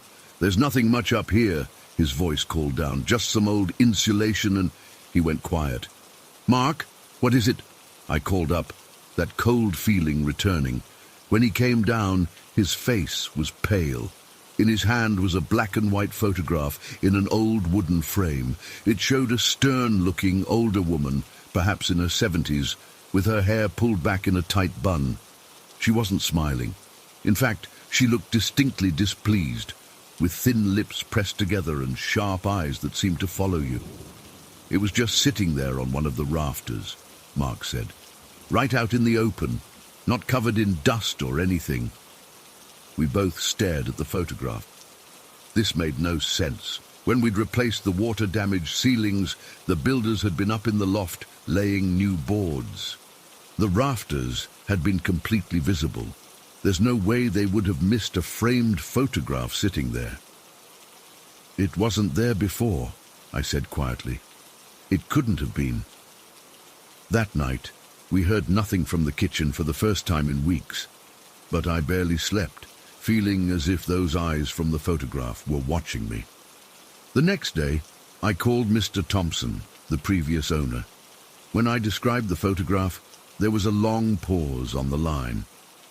"That would be my mother," he finally said. "Margaret Thompson. She lived in that house from 1952 until she passed in 1986. The house was hers, really. I just stayed on afterward because it was home." "Was she particularly attached to the house?" I asked carefully. He chuckled, but it wasn't a happy sound. "You could say that. Mother was very particular about her home. Wouldn't let me change a thing, even when the kitchen cabinets were falling apart. Said the house should stay exactly as it was when Father was alive." A chill ran through me. "Mr. Thompson, we've made some changes to the house. Knocked down the wall between the kitchen and dining room, replaced some ceilings." There was another silence. "Ah," he said finally, "Mother wouldn't have liked that. She believed in proper rooms for proper purposes. Open plan living would have horrified her." After I hung up, I sat staring at the photograph. Those stern eyes seemed to be judging me, disapproving of what we'd done to her home. That evening, feeling slightly ridiculous, I took the photograph into the kitchen and set it on the counter. I felt awkward, but I cleared my throat and spoke aloud to the empty room. "Mrs. Thompson, I'm sorry we changed your house without asking. We didn't know it would upset you. But this is our home now, and we'd like to live here peacefully. Maybe we can come to an understanding." I felt silly talking to a photograph, but also strangely relieved, as if I'd addressed something that had been hanging in the air. I put the photograph in a drawer in the kitchen sideboard, feeling it was better than throwing it away, but not wanting those eyes staring at us during dinner. For almost 2 weeks, the house was quiet. No banging cupboards, no mysterious noises. We started to relax again. Ellie stopped taking the long way around to avoid the kitchen at night. Mark and I even joked about my ghost whispering skills. Then Mark did something stupid. I came home from work to find him looking guilty. When I asked what was wrong, he admitted he'd thrown away the photograph. It was creeping me out, he confessed.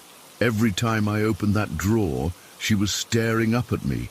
It's just an old photo of someone we never knew. I put it in the bin. I was upset, but tried to be rational. It was probably just coincidence anyway, I said, not entirely believing it. The noises probably stopped because the house is settling after the renovations. We went to bed that night pretending everything was normal. At exactly 3:17 a.m., we were jolted awake by the loudest crash I'd ever heard. It sounded like every pot and pan in our kitchen had been thrown to the floor at once. The noise was deafening, a cacophony of metal hitting tile that seemed to go on and on. Mark and I nearly fell out of bed in shock. Ellie came running into our room, white-faced and trembling. Together, the three of us crept downstairs, Mark in front with a cricket bat he'd grabbed from the hall closet. The kitchen was perfectly normal, not a single pot or pan out of place, no cupboards open, nothing on the floor. It was exactly as we'd left it the night before. But the air felt different, charged somehow, like the atmosphere before a thunderstorm. Without a word, Mark went outside in his pajamas, rummaged through our wheelie bin, and returned with the photograph, the glass now cracked across the woman's face. He cleaned it up as best he could and placed it back in the kitchen drawer. "I'm sorry, Mrs. Thompson," he said aloud, his voice shaking slightly. "It won't happen again." The atmosphere in the kitchen immediately changed. The heavy feeling lifted, and the air felt normal again. We all felt it. None of us slept much that night, but the house remained quiet. After that, we came to an uneasy truce with whatever, or whoever, was sharing our home. We kept the photograph in the drawer, and occasionally we'd hear a cupboard door open and close in the night, almost like a gentle reminder that Mrs. Thompson was still there. But never again did we experience anything as frightening as that crash of non-existent pots and pans. We lived in that house for 3 more years before Mark got a job offer in Manchester that was too good to pass up. As we packed up our belongings, I found myself wondering what to do about the photograph. In the end, I left it in the drawer with a note for the new owners. "This is Margaret Thompson. She lived in this house for many years and still keeps an eye on things. She prefers the traditional layout but has made peace with the changes. Please keep her photograph in this drawer and show it respect. She'll do the same for you." I don't know if they found the note or if they kept the photograph. I've never gone back to that house on Cumbria Lane. But sometimes, even now, I'll wake up at exactly 3:17 a.m. for no reason at all. And in those moments between sleep and wakefulness, I swear I can hear the distant sound of cupboard doors closing, one after another. Bang, bang, bang. I don't know how to explain what happened in that house. I don't know why a photograph that shouldn't have been there appeared on a rafter, or why we heard noises that couldn't be explained, or why everything stopped when we acknowledged Margaret Thompson's connection to the house. All I know is that it happened, exactly as I've described it. And sometimes, when people talk about ghosts or spirits or things they can't explain, I no longer roll my eyes. I just listen, and I think about the woman in the photograph with the stern eyes who taught me that some connections to a place don't end when life does. Story 8. I still get goosebumps thinking about my time working at Laser Zone, this big entertainment complex in my hometown. It had everything: bowling, an arcade, laser tag, the works. I started there about 2 years ago. mostly on evening shifts because I was taking classes during the day. The pay was decent, and honestly, I liked the place, at least at first. When I got hired, nobody told me about what had happened there. It wasn't until my third week, when I was helping set up the laser tag arena with this guy Mike, that I heard about it.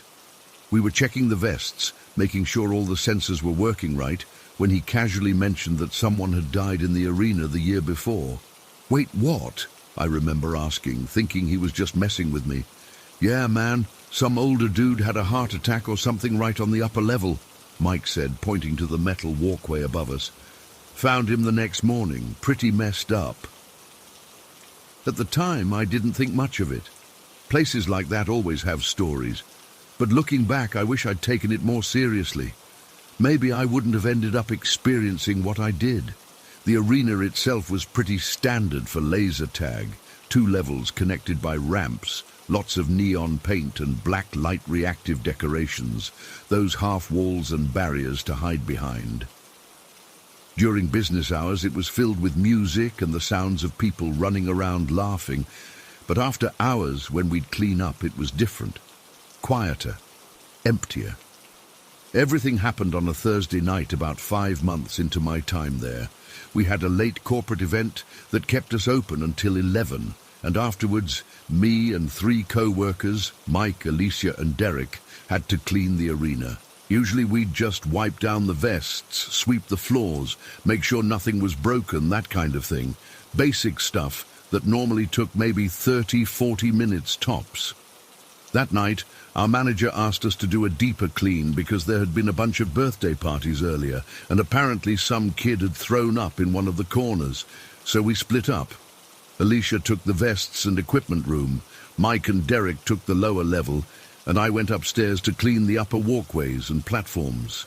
The lights in the arena were different from the rest of the building. We had the regular fluorescents that we'd flip on for cleaning, and then all those black lights and effect lights that were used during games. I'd been up there maybe 10 minutes, sweeping up trash and wiping down the railings, when suddenly everything went dark. And I mean dark, dark. My first thought was that someone had hit the wrong switch. "Hey!" I called out, annoyed. "Turn the lights back on." No one answered. I could hear movement downstairs, but it was muffled. "Guys, this isn't funny," I yelled, feeling my way along the railing. My phone was in the break room, so I didn't even have that for light. I heard Mike shout something from below, but couldn't make out what he was saying.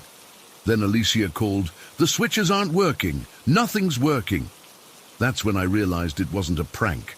Something was actually wrong with the power, but weirdly, I could still see light coming from under the door that led to the rest of the building. It was just the arena that was dark. I started making my way toward the ramp, keeping one hand on the railing. The upper level was a metal walkway that ran around the perimeter of the arena, with a couple of bridges that crossed over the middle. It was about 15 feet up, not high enough to kill you if you fell, but definitely high enough to break something. That's when I heard Derek scream. It wasn't like a startled yelp or a joke scream. It was the kind of scream that makes your blood freeze. Pure terror. "Derek!" Mike shouted from somewhere below. I turned toward the sound, still gripping the railing, and that's when I saw it. In the tiny bit of light bleeding in from under the exit signs, I could just barely make out a figure hanging over the railing on the opposite side of the upper level. "Help!" Derek screamed. "Something's got me!" I don't remember deciding to run. I just remember suddenly being halfway across the walkway, heart pounding, running as fast as I dared in the darkness. As I got closer, I could see Derek more clearly. He was bent backwards over the railing, his upper body hanging out over the drop, his legs kicking frantically against the floor. "I'm slipping!" he screamed. "Help me!" I lunged forward and grabbed his arm just as he started to go over. He wasn't a small guy, probably 200 pounds. And the momentum nearly pulled me over with him. I planted my feet and used everything I had to haul him back. For a second, it felt like I was in a tug-of-war with something, like something on the other side was pulling him down. When I finally managed to yank him back over the railing, we both collapsed onto the walkway. Derek was hyperventilating, his whole body shaking violently. "What the hell happened?" I gasped, still holding onto his arm. He couldn't even speak at first, just kept shaking his head. Then he choked out, "Something pushed me. Something cold touched my back and pushed me." Right then, the lights flickered back on, both the fluorescents and the black lights.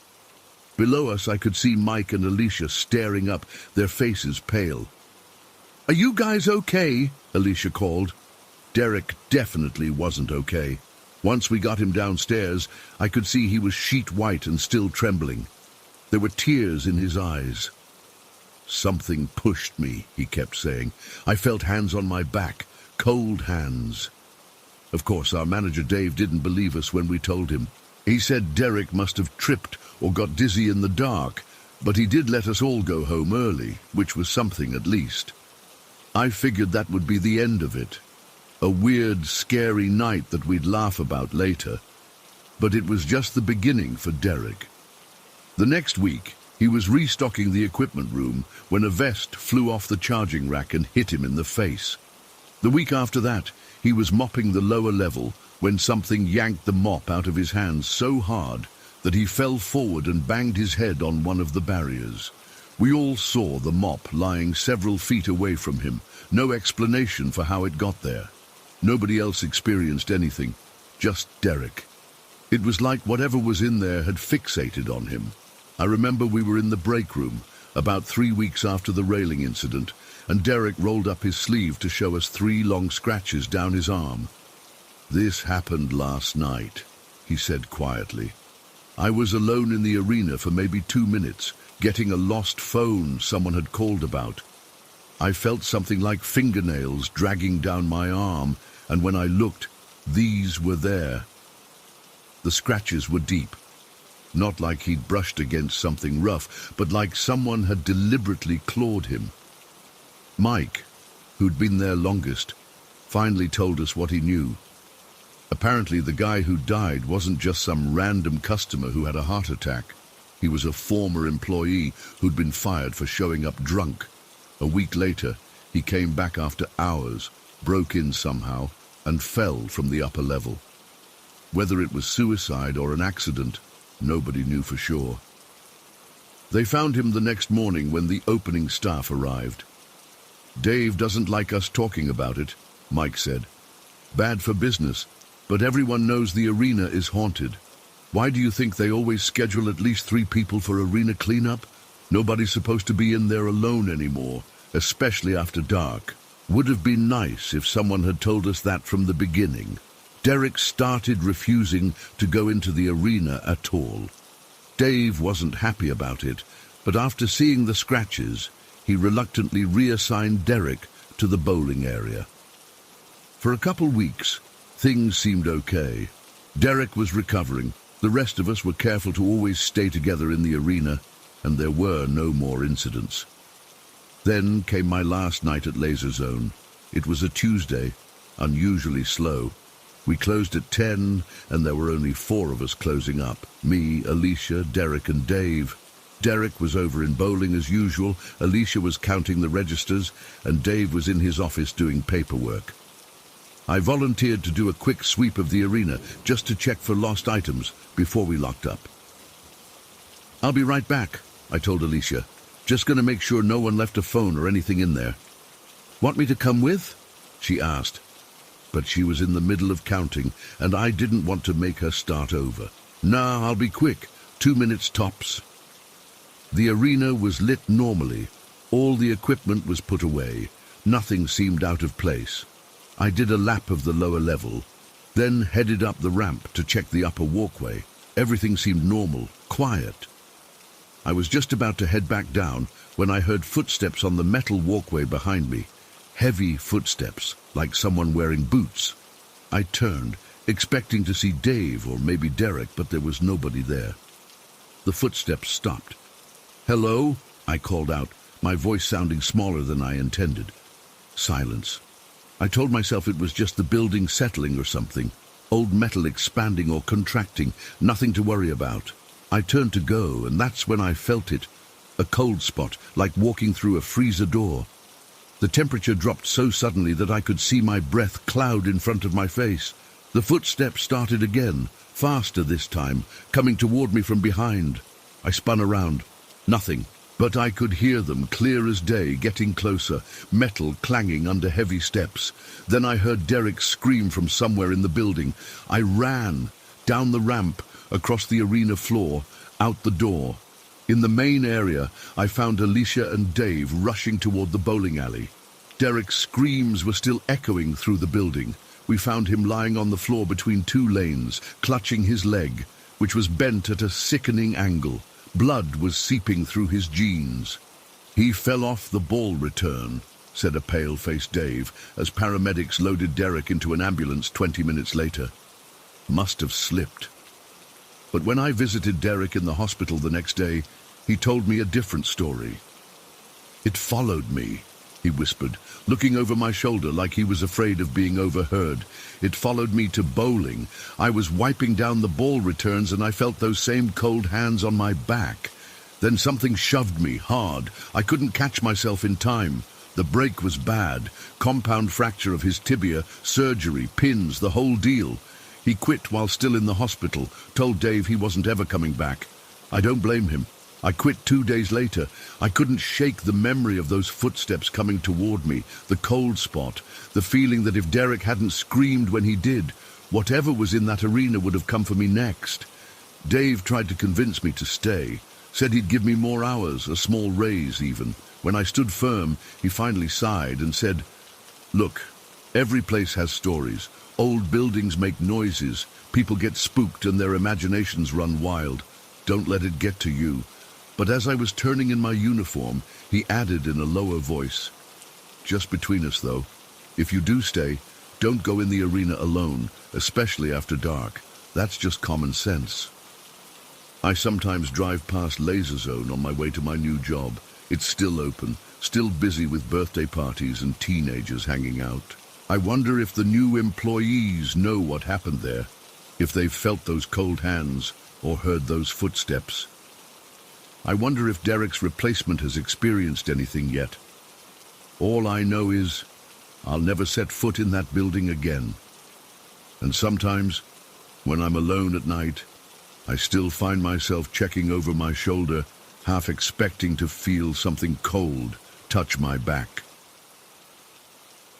Story 9.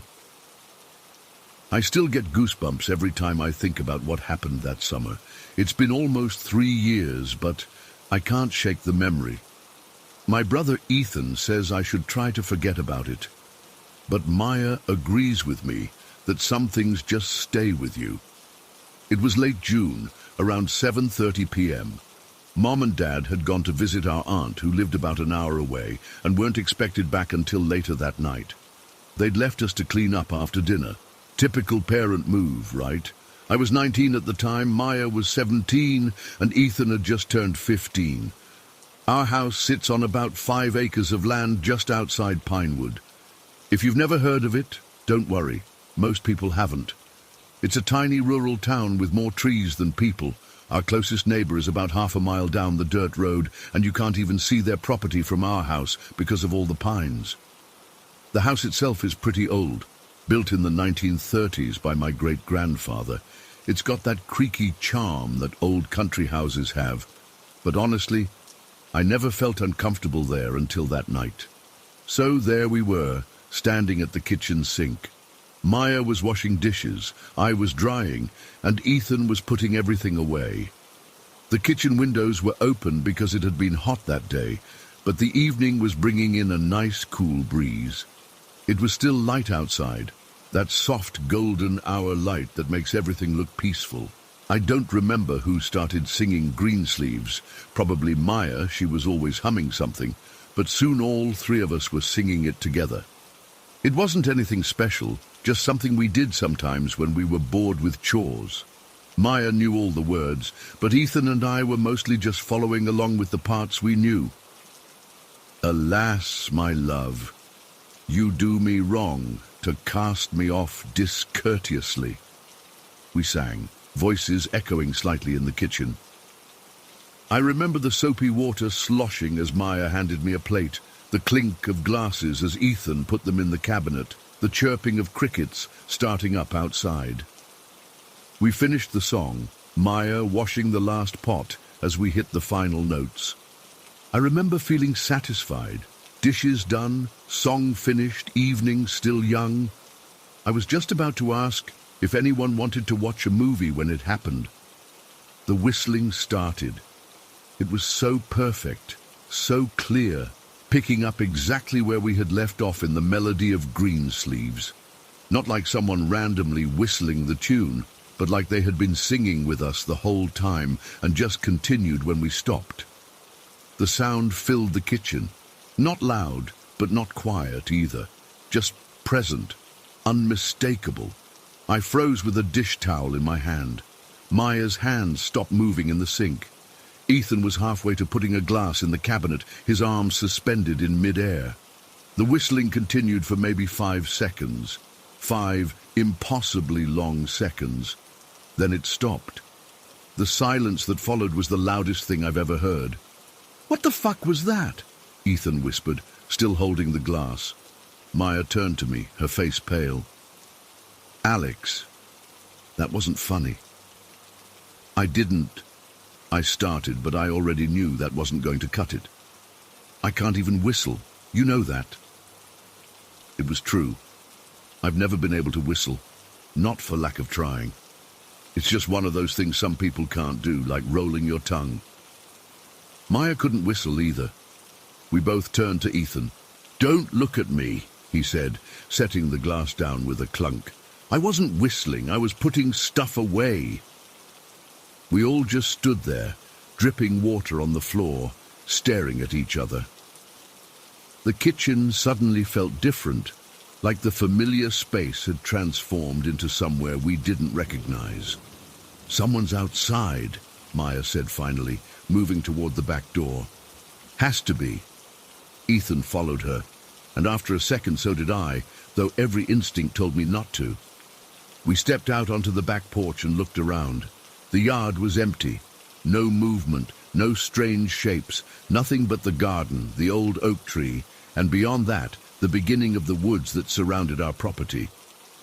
"Hello," Maya called out. Her voice sounded small in the vastness of our backyard. No response. "Could someone be hiding?" Ethan asked, stepping off the porch into the yard. "Don't!" I said, grabbing his arm. I couldn't explain why, but I didn't want him going any further. We stood there for a moment, scanning the property. The light was fading now, shadows growing longer. Nothing moved except the branches of the trees in the light breeze. "Let's check the front," Maya suggested.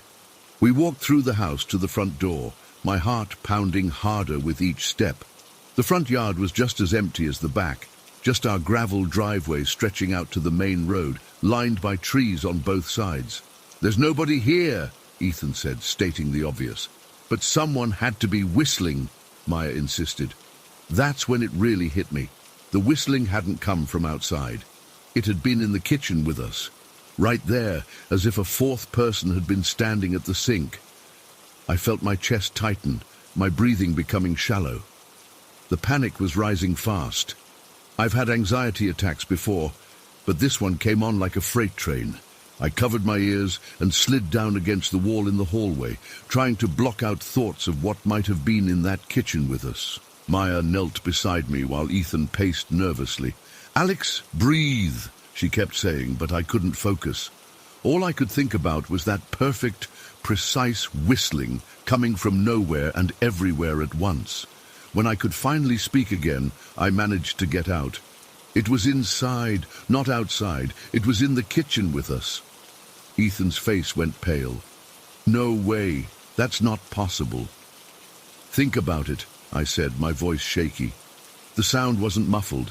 It wasn't coming through the window. It was right there with us. Maya helped me up. "We need to check the house, all of it." I didn't want to. I wanted to get in my car and drive to town and not come back until Mom and Dad were home. But there was no way I was staying alone, and there was no way I was letting my siblings search the house without me. So we checked. Every room, every closet, behind every door and under every bed, the attic, the basement. We turned on all the lights and moved in a tight group, jumping at every creak and groan the old house made. There was nothing, nobody, just our stuff, our furniture, our lives, all exactly as they should be. Except they weren't, because someone or something had been in our kitchen whistling Greensleeves. We ended up in the living room, huddled together on the couch, all the lights blazing. Maybe it was some weird echo, Ethan suggested, though he didn't sound convinced. An echo of what? Maya asked. None of us were whistling. Could it have been the radio? I asked, though I knew it wasn't. The radio wasn't even on. Maybe it was the pipes, Ethan said. Old houses make weird noises. But we all knew that pipes don't whistle perfect melodies that continue songs you just finished singing. We sat there in silence for a while, no one wanting to go back to the kitchen. Then Maya said what we were all thinking. Should we call Mom and Dad? Part of me wanted to say yes. Part of me wanted them to come home right away and tell us everything was fine. But another part of me knew they'd just tell us we were imagining things or playing tricks on each other. Let's not freak them out, I said finally. At least not yet. We decided to stay together in the living room until they got home. No one wanted to be alone. We turned on the TV but didn't really watch it. Just sat there, listening to every sound the house made, jumping when the refrigerator kicked on, tensing when the wind rattled a window. Mum and Dad got home around 11:30. We tried to act normal, but I guess we looked pretty shaken because Mom immediately asked what was wrong. We told them, of course.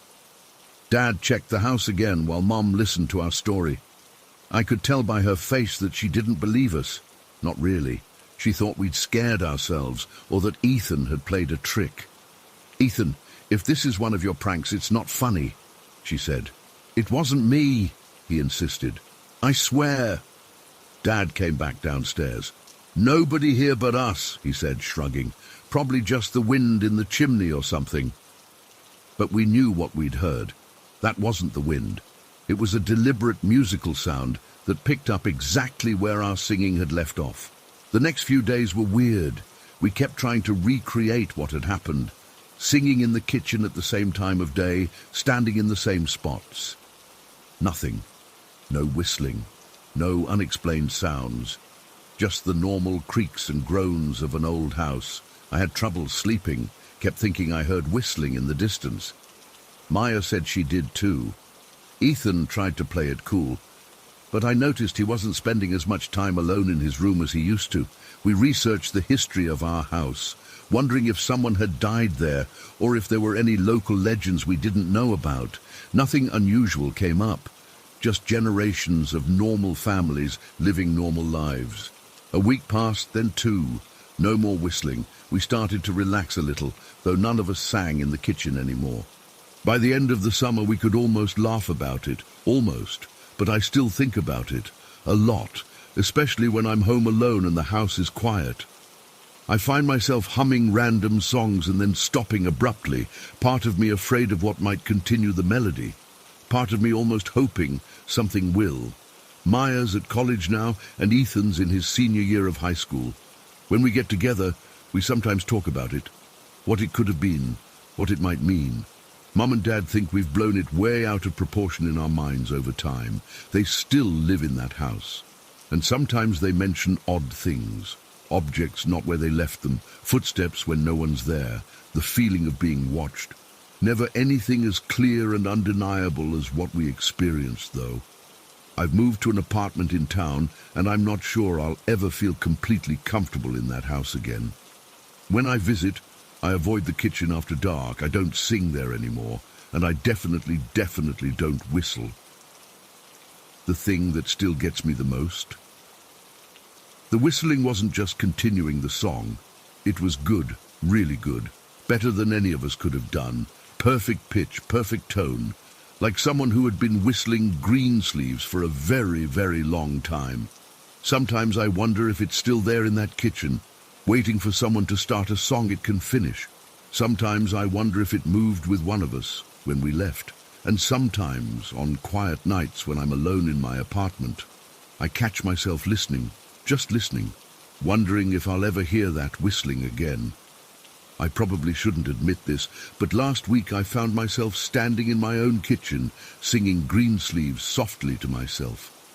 When I finished, I waited, holding my breath. Nothing happened. I don't know if I was disappointed or relieved. Story 10. I've been debating whether to post this for months. It still doesn't feel real, even though it happened almost a year ago.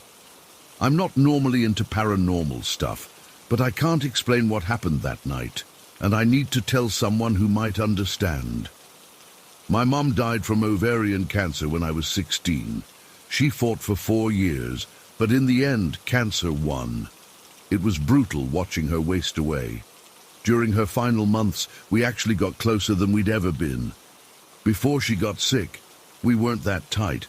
I was going through typical teenage stuff, and she was dealing with my stepdad, who was difficult, to put it mildly. Mom and I never had that picture-perfect mother-daughter relationship you see on TV. We argued a lot. She'd get on my case about grades or my friends, and I'd roll my eyes and slam doors. Normal teenage stuff, I guess. But when she got diagnosed, everything changed. Suddenly, all that petty stuff didn't matter anymore. During her last year, I'd sit with her during chemo sessions. We'd talk about everything, her childhood, her regrets, her hopes for me. She told me stories I'd never heard before, like how she used to sneak out at night to go stargazing when she was my age, or how she met my biological dad at a concert. Little pieces of her life I never knew. One of the weird things I remember most was how she always ate ice cream with a fork. When I asked her why, she just laughed and said, "It takes longer, so I enjoy it more." It became our little joke. Whenever I'd catch her eating ice cream, I'd wave a spoon at her dramatically like, "Here's the correct utensil, weirdo." After she died, I moved in with my biological dad and my older brother, Ryan. Mom had left me her bottle of perfume, Calvin Klein Obsession. She wore it every day. It was so distinctly her that sometimes I'd close my eyes, smell it, and for a split second it felt like she was still there. I kept that bottle in my car because I couldn't handle having it in the house yet. It was too much. So anyway, this happened last November. My dad works night shifts at the hospital, so it was just me and Ryan at home. Ryan was back from college for Thanksgiving break, and we were up late watching some ghost hunting show. I think it was around 11:30 p.m. The house was quiet, except for the TV, and it was freezing outside, that bone-chilling November cold. I got hungry and went to the kitchen for some ice cream, vanilla bean, my favorite. I got the container from the freezer, noticed it had that layer of ice crystals on top from being in there too long. I took a spoon, had one bite standing by the counter, then put it back in the freezer. Just one scoop. I hadn't even served it in a bowl. I remember this clearly because the ice cream had that slightly melted, then refrozen texture, and the surface was completely smooth, except for where I dug my spoon in. I went back to the living room and kept watching TV with Ryan. About an hour later, during a commercial break, I went back to the kitchen for water and decided to have another bite of ice cream. This is where things get weird. When I opened the freezer and pulled out the ice cream container, I immediately noticed something off. There was another mark in the ice cream, a clear fork impression. 4 little lines, perfectly spaced, right next to my spoon mark. I stood there, container in hand, staring at it. I felt this weird chill that had nothing to do with the freezer being open. I called out to Ryan, "Hey, did you come get some ice cream?" "What?" he yelled back from the living room. "No, I've been sitting here the whole time." Ryan hadn't moved from the couch.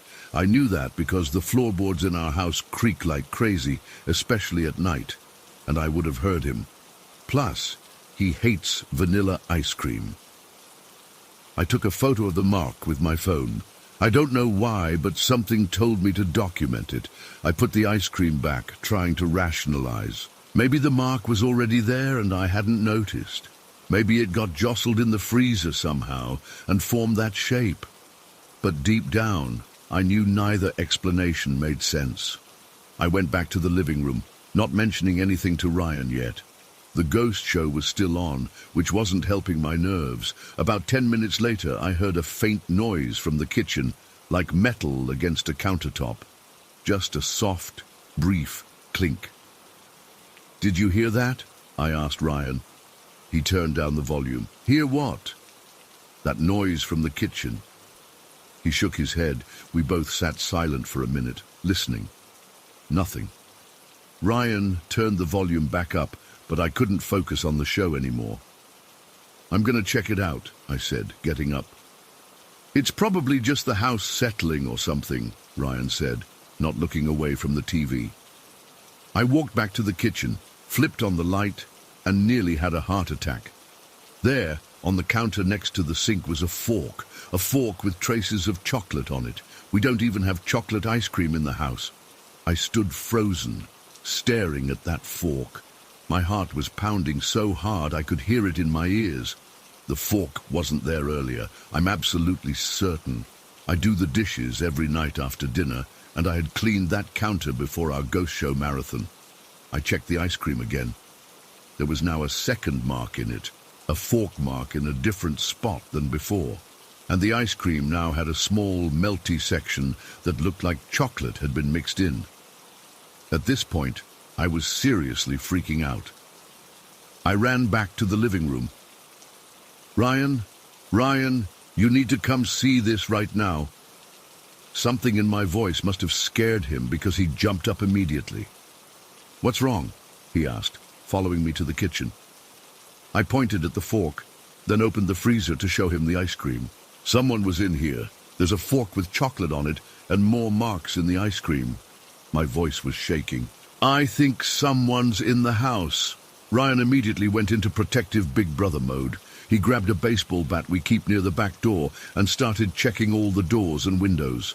I followed behind him, terrified of what we might find. We checked every closet, under every bed, behind every shower curtain. Nothing. Every door was locked from the inside. Every window was shut and locked. No sign of forced entry, nothing missing, no one hiding anywhere. We came back to the kitchen, both confused and still on edge.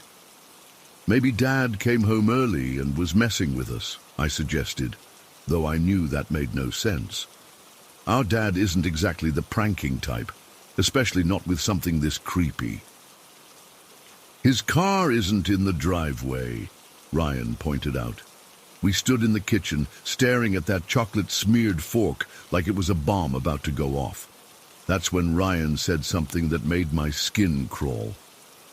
"Remember how Mom used to eat ice cream?" The moment he said it, I felt like the air had been sucked out of the room. Mom. The only person in our family who ate ice cream with a fork. "But she always ate it with chocolate syrup," Ryan continued, his voice quieter now. "She'd pour syrup on top and mix it in." I felt lightheaded. There was no logical explanation for what was happening, but suddenly the most illogical explanation felt like the only one that fit. I whispered, "Do you think—" Before I could finish my sentence, the lamp in the living room flickered. Not just once, but 3 distinct times, like someone turning a switch on and off. We both turned toward the living room, and that's when it hit us. The smell, Calvin Klein obsession, Mom's perfume. It wasn't subtle. It was as strong as if someone had just sprayed it directly into the air. The same perfume that was currently sitting in my car, in the garage. Ryan smelled it too. I could tell by the way his eyes widened. "That's Mom's perfume," he said, his voice cracking. We stood there, frozen as the scent enveloped the kitchen and living room. It wasn't coming from any specific direction. It was just suddenly there, surrounding us. And just as suddenly as it appeared, the scent began to fade, like it was being carried away on a breeze, even though all the windows were closed. Neither of us moved or spoke for what felt like forever. I was crying without even realizing it. Ryan looked pale, like he might pass out. Finally, He walked over and put his arm around my shoulders. "She was here," I said. It wasn't a question. "Yeah," Ryan nodded. "She was." We stayed up the rest of the night, sitting together on the couch, talking about Mom, about her quirks, her laugh, the way she'd sing off-key to the radio, about how she'd eat ice cream with a fork because it takes longer, so I enjoy it more. We laughed and cried and felt closer to her than we had since she died. When Dad came home the next morning, we told him what happened. He didn't say much, just listened with this look on his face that was half disbelief, half desperate hope. He didn't dismiss it, though, which I appreciated. I still have the photo of the fork marks in the ice cream. Sometimes I look at it when I miss her, which is still every day. I've never smelled her perfume in the house again, and no more mysterious fork marks have appeared in the ice cream. I don't know why she chose that night to visit. Maybe because Ryan and I were both home. Maybe because we were watching a show about ghosts. Maybe because she just missed us as much as we missed her. I'm not religious, and I've never been sure what happens after we die. But I know what happened that night. My mum came back, just for a little while, to have some ice cream with a fork and let us know she's still around somewhere. Sometimes when I'm alone in the kitchen late at night, I'll take out the ice cream and leave it on the counter with a fork beside it, just in case she wants to stop by again. She hasn't, at least not in the same way. But sometimes I swear I can feel her, like when I graduated high school last spring. I felt this warm pressure on my shoulder during the ceremony, like someone squeezing it gently. Or when I got accepted to college, the pages of the acceptance letter fluttered on a perfectly still day. I don't talk about this much because I know how it sounds.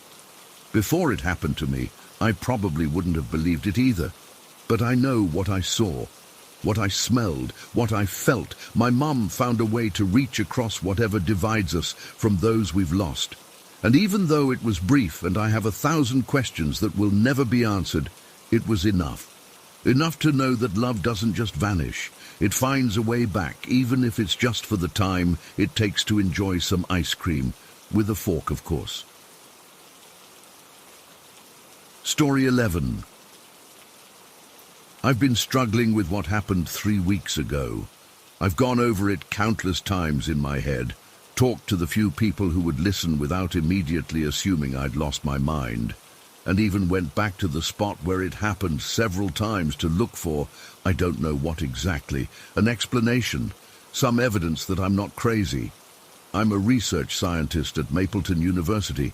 I specialize in molecular biology, specifically protein interactions in cellular environments. My entire professional life revolves around empirical evidence, controlled experiments, and peer-reviewed research. I mention this because I need you to understand that I'm not someone who jumps to supernatural explanations. I don't believe in ghosts. I don't read horoscopes. I've never had a psychic experience. Until 3 weeks ago, I would have confidently told you that everything in our world can eventually be explained through scientific inquiry. Now, I'm not so sure. It was a Tuesday afternoon in July, around 4 p.m. The weather was perfect. Clear blue sky, about 78 degrees, slight breeze. I was walking back to my car after a meeting with some colleagues at a coffee shop downtown.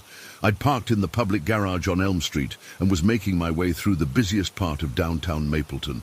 The sidewalks were fairly crowded, with the usual mix of office workers, shoppers, and students from the university. Nothing unusual. Traffic was moderately heavy, typical for that time of day when people start leaving work early or running errands before heading home. I was approaching the intersection of Maple and 4th when I first noticed him. A man was standing on the curb, about half a block ahead of me. He immediately caught my attention because of his behavior. He was carefully balancing on the edge of the curb, arms slightly outstretched like a tightrope walker, placing one foot directly in front of the other. As I got closer, I could see he was obviously homeless. He wore several layers of mismatched, worn-out clothes despite the summer heat. A tattered olive-green army jacket over what looked like multiple shirts, baggy jeans with frayed hems, and boots that were falling apart. His hair was long, matted and grey, and his beard was unkempt. He was carrying a dirty backpack that bulged with what I assumed were his possessions. This isn't unusual for downtown Mapleton. We have a significant homeless population, especially in the summer months. What made me keep watching him was his intense concentration on this balancing act.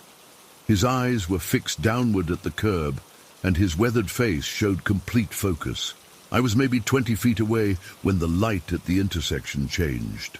I remember noticing the pedestrian signal switching to "Don't walk." The man continued his balancing routine, seemingly oblivious to the traffic signals. That's when I saw the truck. It was a large delivery truck, white with some company logo I don't recall, moving at a good clip down Maple Street toward the intersection. The truck had the green light and was maintaining its speed. I'd estimate around 35 to 40 mph, which is too fast for downtown but not uncommon. What happened next is what I keep replaying in my mind. The homeless man suddenly looked up, directly at the oncoming truck. There was a moment, maybe half a second, where he seemed to make a decision. Then, without hesitation, he stepped off the curb and walked directly into the path of the truck. It wasn't like he was trying to beat the truck across the street. He wasn't running or even hurrying. He just deliberately walked right into its path, as if he didn't see it or didn't care. I remember my brain doing rapid calculations, the truck's speed, the distance, the man's pace, and instantly realizing a collision was unavoidable. The truck driver obviously saw him because the brakes screeched loudly. I saw the front of the truck dip as the driver slammed on the brakes. I instinctively turned away. I couldn't watch. I reached for my phone to call 911, already anticipating the horrible sound of impact, already imagining the scene I'd have to describe to the emergency operator. But there was no impact sound, no thud, no crash, no screech of tires coming to a full stop. When I looked back, and I swear this couldn't have been more than 2 seconds later, the homeless man was gone. Completely gone. The truck had slowed but never fully stopped. It continued through the intersection, the driver looking confused but continuing on his route. There was no body on the street, no sign of impact, no blood, nothing to indicate a human being had just been struck. I ran to the intersection, looking in all directions. The man couldn't have made it across the street. There wasn't enough time, and I would have seen him. He couldn't have retreated back to the curb where he started. I would have seen that too. There were buildings on the corner, but no doorway close enough for him to have ducked into. He had simply vanished. A solid human being had disappeared into thin air. I stood there on the corner, turning in circles, probably looking deranged to passers-by. A few people glanced at me curiously, but most walked past, lost in their own thoughts or staring at their phones. "Did you see that?" I asked a woman who was waiting for the light to change. "Did you see that man, just now? The homeless guy?" She gave me a confused look and shook her head before hurrying across the street when the signal changed. I asked 2 more people. No one had seen him. No one had witnessed what I'd just seen. I spent the next hour walking around that block, looking in every alley, doorway, and possible hiding spot. Nothing. I went into the convenience store on the corner and asked if a homeless man had come in. The cashier said no. Finally, I went back to my car and sat there, trying to make sense of what had happened. Had I imagined the whole thing? Was I having some kind of breakdown? I'd been working long hours on a research grant proposal, running on too much coffee and too little sleep. But this didn't feel like a hallucination or a momentary lapse in perception.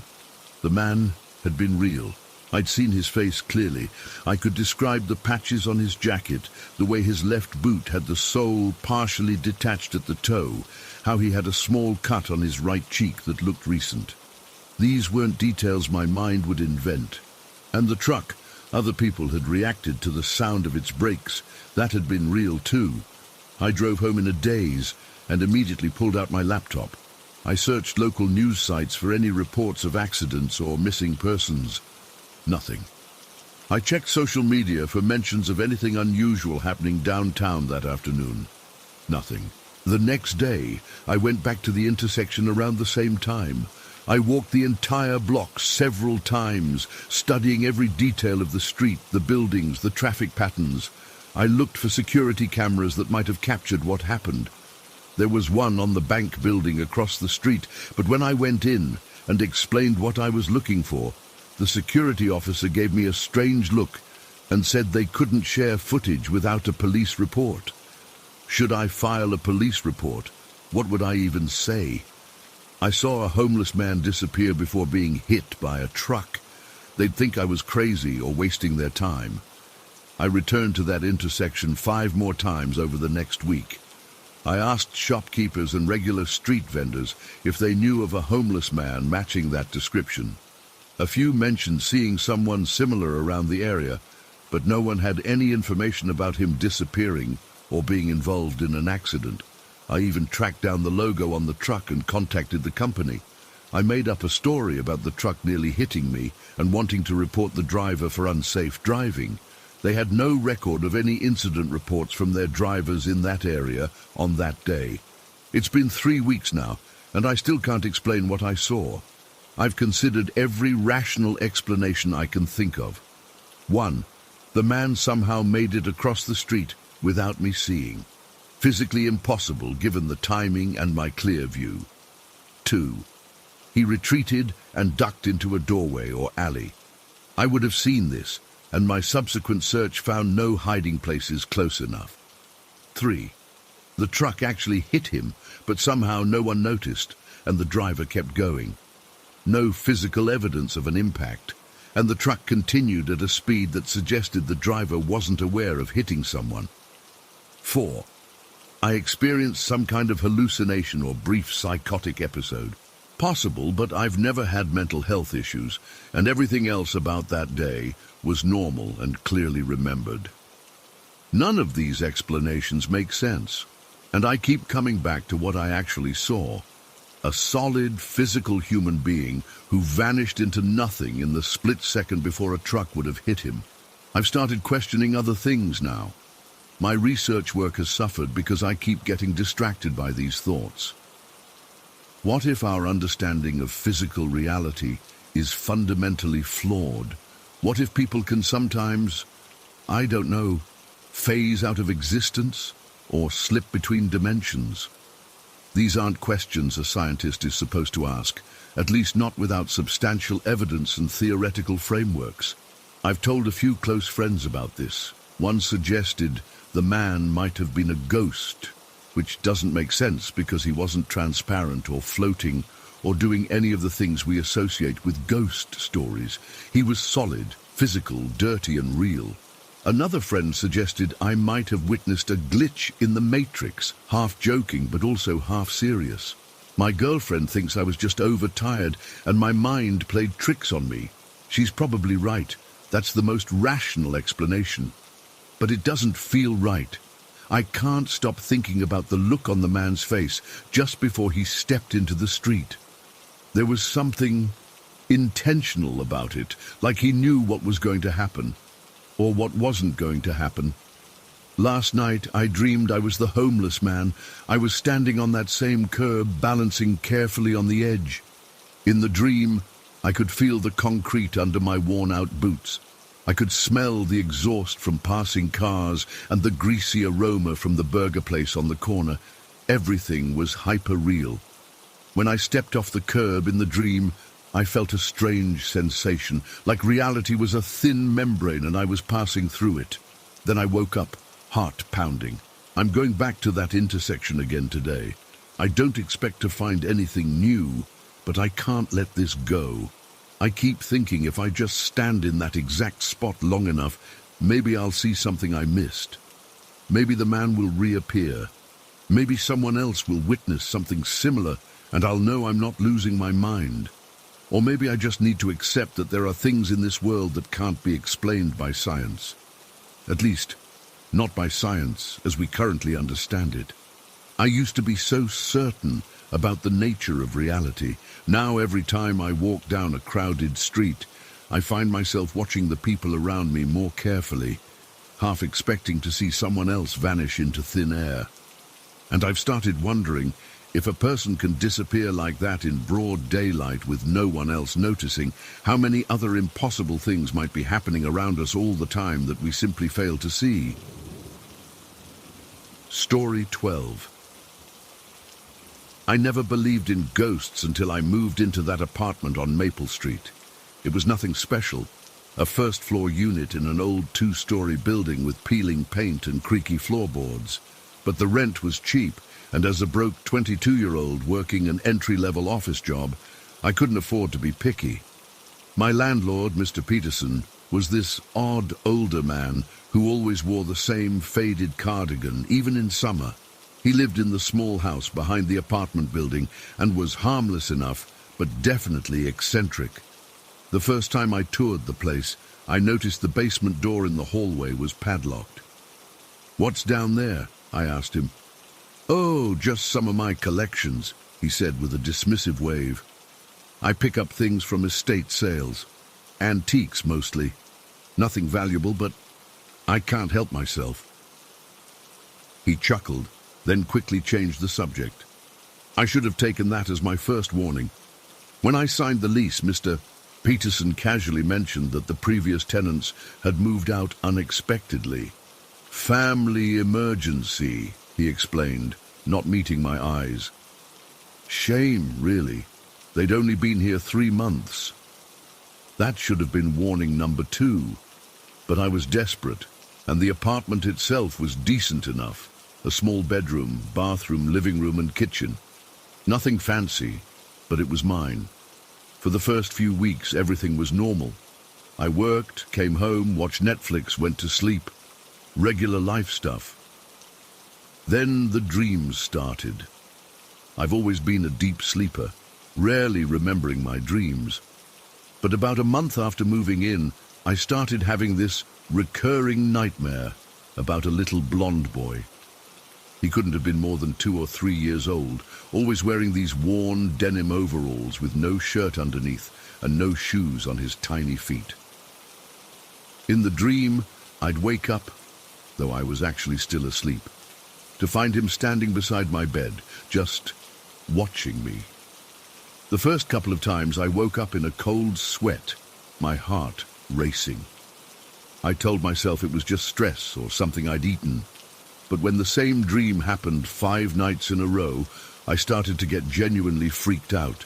Then came the toe incident. It was a warm night in early June, about 3 months after I'd moved in. I was lying in bed, scrolling through my phone before going to sleep. My feet were sticking out from under the covers because I always get too hot otherwise. I was almost dozing off when I felt it, a gentle pressure on my big toe, like someone was holding it between their finger and thumb. At first, I thought I was imagining it. I wiggled my toe, and the pressure went away for a moment, then returned. It wasn't painful, just there, like when someone holds your hand lightly. I yanked my feet under the covers and sat up, switching on my bedside lamp. Obviously, there was nothing there. I convinced myself it was just one of those weird body sensations you get when you're falling asleep. You know, like when you feel like you're falling and suddenly jerk awake? I figured it was something like that, but it happened again the next night, and the night after that. Sometimes it would last only a few seconds, sometimes up to 15 minutes. I'd feel that same gentle pressure, always starting with my big toe and occasionally moving to the others. I started keeping my feet under the blanket, even on hot nights. But sometimes I'd forget or kick off the covers in my sleep. Without fail, when my feet were exposed, I'd feel those phantom fingers. After 2 weeks of this, I was seriously considering breaking my lease. I wasn't getting enough sleep, and the whole situation was making me increasingly anxious. That's when I met Mark. We matched on Tinder, and unlike most of my online dates, we actually hit it off immediately. He was funny, smart, and refreshingly normal. After dating for about 6 months, he started staying over more frequently, and eventually we decided he should move in with me since his roommate situation was becoming unbearable. The morning after our decision, I was making coffee when I realized I hadn't told Mark about the weird stuff that happened in the apartment. I wasn't sure how to bring it up without sounding crazy, so I casually mentioned that the place sometimes felt a bit off. "Like how?" he asked, buttering his toast. "Just weird vibes sometimes, like someone's watching me." He laughed. "I didn't take you for the superstitious type, Becca." "I'm not," I insisted. "But there's something strange about this place. The landlord keeps a bunch of old stuff in the basement that he buys from estate sales. And I keep having this dream about a little boy standing next to the bed." Mark looked amused. "Sounds like you've been watching too many horror movies." I didn't mention the toe grabbing. I knew how it would sound, and I didn't want him to think I was completely losing it. Besides, it hadn't happened in a while. Not since Mark had started staying over regularly. I thought maybe whatever it was had finally gone away. I was wrong. About 2 weeks after Mark officially moved in, it came back. We'd gone to bed around 11, and I woke up around 3 a.m. feeling overheated. Half asleep, I kicked off the covers, exposing my feet to the cool air. I was just drifting back to sleep when I felt it again, that same gentle pressure on my big toe. I froze. Mark was sound asleep beside me, his back to me, definitely not touching my feet. The pressure increased slightly, like someone was giving my toe a gentle squeeze. Then it moved to the next toe, and the next. My heart was pounding so hard I could hear it in my ears. I wanted to pull my feet back under the blanket, but I was terrified to move. Whatever this was, it felt more real, more present than ever before. After what felt like an eternity but was probably only a minute or two, I gathered my courage and whispered into the darkness, "Hey, please, let go of my toe." The pressure immediately stopped. Then, slowly, it faded away completely, like someone gradually releasing their grip. I didn't sleep for the rest of the night. The next morning, I couldn't keep it to myself anymore. While Mark was making breakfast, I blurted out everything, the dreams, the toe grabbing, all of it. He looked concerned, but not for the reasons I'd hoped. "Becca, have you thought about seeing someone? Maybe you're experiencing some kind of sleep paralysis or something." "It's not sleep paralysis," I insisted. "I'm fully awake when it happens. I can move, I can speak. It's real, Mark. Something or someone is touching my feet at night." He sighed, setting down his coffee mug. "Okay, let's say for argument's sake that something weird is happening. What do you want to do about it? Move out?" I hadn't thought that far ahead. We'd just signed a new year-long lease and we couldn't afford to break it. Plus, part of me was afraid that whatever this was might follow me. What if it wasn't the apartment, but me? "No," I finally said. "But next time it happens, I want you to check. Look down at my feet and tell me what you see." He agreed, though I could tell he was just humoring me. Mark was a practical person, grounded in reality. He didn't believe in ghosts or anything supernatural. I was starting to think I was losing my mind. For the next few nights, nothing happened. We kept the ceiling fan on high to stay cool, and I made sure my feet stayed under the covers. I almost started to believe that maybe Mark was right. Maybe it had all been in my head. Then came the night that changed everything. It was a Friday in late August, unseasonably warm. We'd gone out for dinner and drinks with friends and came home a little tipsy around midnight. We fell into bed, not bothering with pajamas because of the heat. Despite the ceiling fan, the room was stifling, and within minutes both of us had kicked off the covers completely. I must have fallen asleep immediately, because the next thing I knew, I was jolting awake with that familiar sensation on my foot. But this time, it wasn't just my toes. It felt like a small hand was wrapped around my entire foot, gently but firmly. I lay there, paralyzed with fear, for at least 5 minutes. The grip never tightened or became threatening. It was just there, holding my foot like a child might. Finally, I couldn't take it anymore. I reached over and shook Mark's shoulder. "Mark," I whispered urgently, "it's happening right now." He groaned, rolling over to face me. "What's happening?" "My foot. Something's holding my foot. Look at it, please." Mark propped himself up on one elbow, suddenly more alert. "Are you serious right now?"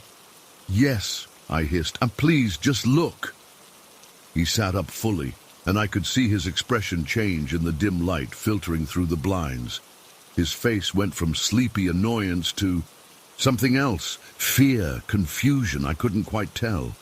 "What do you see?" I asked, my voice barely audible. Mark swallowed hard. I could see his Adam's apple bob in his throat. I don't want to look." "What? You promised you would look." "I feel him too," Mark whispered, "and I'm not looking either." My blood ran cold. "What do you mean you feel him?" Mark's voice was shaking now. "There's something at the foot of the bed. I can feel it, watching us. And I swear to God, Becca, something just brushed against my ankle." We sat in terrified silence for what felt like hours, but was probably only minutes. The pressure on my foot remained constant. I couldn't bring myself to look either, afraid of what I might see. Finally, I gathered all my courage and whispered again, just as I had before, "Hey, please let go of my foot now." The pressure lessened gradually, then disappeared completely. Mark and I stayed frozen in place, barely breathing, until the first light of dawn started to peek through the blinds. When we finally got up, exhausted and shaken, Mark looked at me with new eyes. "I'm sorry I didn't believe you," he said quietly. "But what the hell do we do now?" The next day we went to the local library and researched the history of our building. We discovered it had been built in the 1920s as a single-family home before being converted to apartments in the 1970s. There was nothing obviously sinister in its past. No tragic deaths or horrific crimes that made the newspaper. On a hunch, I decided to ask Mr. Peterson about the building's history, casually bringing it up when we paid our rent the following week. "Oh, you know, typical old place stuff," he said vaguely. "Creaky floors, drafty windows." "No, I mean, has anyone ever reported anything strange? Like, I don't know, supernatural?" He looked uncomfortable. "Why do you ask?" I decided to be honest. "We've been experiencing some weird things. Dreams about a little boy and other things." Mr. Peterson's face paled slightly. "Blonde boy? In overalls?" My stomach dropped. "How did you know that?" He sighed heavily, suddenly looking much older. "The tenants before you mentioned something similar, and the ones before them. I thought they were just trying to get out of their lease." "What about the basement?" I pressed. "The stuff you collect from estate sales?" He hesitated, then said, "Follow me." He led us to the basement door, unlocked the padlock, and flipped on a light switch. The basement was packed with furniture, paintings, old toys, and other random items, a treasure trove of other people's memories. In the corner, partially covered by a sheet, was a child-sized rocking chair. Draped over its arm was a pair of tiny denim overalls. "Got those at an estate sale in Millville about 2 years ago," Mr. Peterson explained. "Belonged to a family whose son drowned in a pond on their property in the 1950s. He was only 3. I got a good deal on the whole lot. The chair, some toys, these overalls." "And you brought them here?" I said, not as a question. "I didn't know," he insisted. "About the boy, I mean. Not until the first tenant started complaining about dreams. By then, I'd mixed everything in with my other collections, and I couldn't remember exactly what came from where." Mark stepped forward. "We need to get rid of those overalls. And the chair. Everything from that estate sale." Mr. Peterson nodded. "I've been meaning to, just haven't gotten around to it." That weekend, the 3 of us gathered everything Mr. Peterson could identify from that estate sale and took it to a field far outside town. We burned it all, the chair, the overalls, the toys, everything. It felt dramatic, like something out of a movie, but we were desperate. That was 6 months ago. Mark and I are married now. We eloped to Vegas just 3 months after the burning ritual, realizing life was too short and unpredictable to wait. We've since moved to a new apartment across town, one with no history and no basement. But sometimes, on warm nights when my feet slip out from under the covers, I still feel that phantom touch, the gentle pressure of tiny fingers on my toes. I no longer pull away or feel afraid. Instead, I whisper a quiet hello to the little boy who, for whatever reason, found comfort in holding the feet of the living. Mark feels it too, though we rarely talk about it anymore. It's become our strange shared secret, the supernatural experience that convinced a skeptic and cemented our bond. Because when you've stared into the darkness together and acknowledged what's staring back, there's not much else that can shake your foundation. Sometimes I wonder if the little boy followed us, or if he was always there, just waiting to be noticed. Either way, he's part of our story now. The unseen presence that, in his own way, brought us closer together, but I still keep my feet under the covers, just in case. Story 13. I've been living in Japan for almost 3 years now, working as an English teacher at a small private school in Saitama Prefecture. It's a quiet suburb about 30 minutes outside of Tokyo by train. I love it here. The peace, the safety, the convenience. At least, I used to think it was peaceful until what happened last summer. My apartment is nothing special, just a modest 1 LDK, living, dining, kitchen plus 1 bedroom, on the 3rd floor of a building that faces a small neighborhood park. The park isn't much. Some benches, a tiny playground, a few cherry trees, and gravel walking paths that cut through it. During the day, you'll see kids playing and elderly folks taking walks, but at night it's usually empty. I've crossed through it hundreds of times to get to the Family Mart convenience store on the other side. It's a shortcut I've taken without thinking. That changed on July 12th last year. It was a muggy summer evening, around 9:30 p.m. I remember it was a Tuesday because I'd just finished watching a live stream from back home and realized I needed to grab some food before the convenience store's fresh bento items got picked over. It wasn't completely dark yet. That bluish summer twilight was still hanging on, but the park's lights had already switched on. I was wearing shorts and a t-shirt, sweating from the humidity, even though the sun had set. The cicadas were doing their summer symphony thing, that constant background noise you get used to in Japanese summers. Nothing felt off as I set out from my apartment building and crossed the street to enter the park. The gravel crunched under my sneakers as I walked along the path. I was scrolling through my phone, half paying attention, when something in my peripheral vision made me look up. About 5 meters off the path to my right, there was a woman standing on the grass, just standing there. She wasn't sitting on a bench or walking. She was completely stationary, facing away from me, staring at the row of houses that backed up to the park. At first I didn't think much of it. Maybe she was waiting for someone, or looking for her kid or dog. But as I got closer, something about her posture seemed off. She was completely rigid, arms at her sides, and she was wearing a light-colored dress or blouse that seemed to hang oddly in the dim light. Being a foreigner in Japan, I've learned to be extra polite to avoid misunderstandings. So when I was about even with her position on the path, I gave a small bow of my head and said, "Konbanwa," good evening in Japanese. She didn't respond or move at all, didn't even flinch or acknowledge me. Again, not completely weird. Some people, especially women alone at night, are cautious around foreign men. I get it, I kept walking. But that's when I noticed her face. I only caught it in profile as I passed, but her expression, it's hard to describe. It wasn't just blank or ignoring me. It was deeply distressed, almost frozen in a look of anguish or terror. Her eyes were wide open, focused with such intensity on one particular house in the row. A normal-looking 2-story place with blue trim around the windows. The hair on my arms stood up, something felt very wrong. I'd walked maybe 5 or 10 more steps when I stopped and turned around to look at her again. She was gone. Just gone. Completely vanished. I froze in place, scanning the area.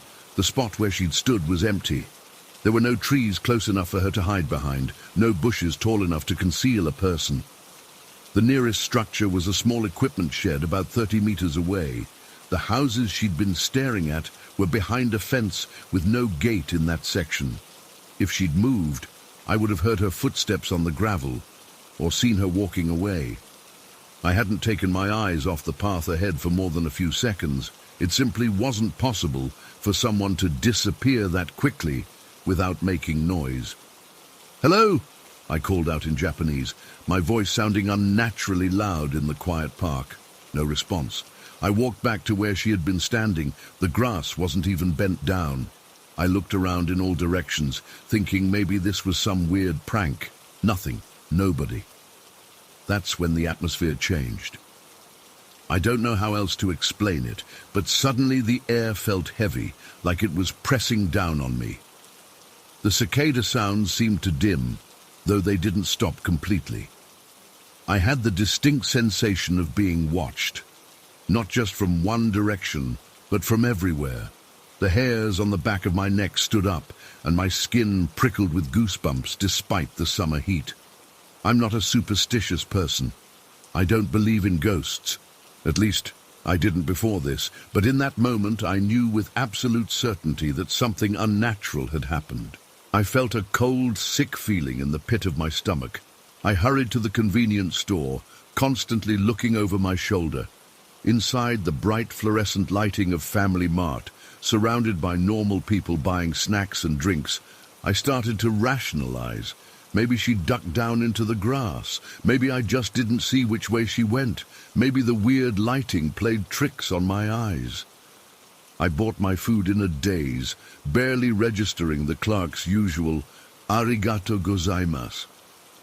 When it was time to head home, I took the long way around, walking along the main road instead of cutting back through the park. It added about 10 minutes to my walk, but there was no way I was going back through that park. For the next few weeks, I avoided the park completely, especially at night. I told myself I was being ridiculous, but I couldn't shake the memory of that woman's face and her impossible disappearance. I started looking up the history of the neighborhood online, but found nothing unusual, no tragic events, no stories about hauntings. I even casually asked my Japanese co-workers if they knew any ghost stories about the area, framing it as cultural interest. They just laughed and said this area was too boring for good ghost stories.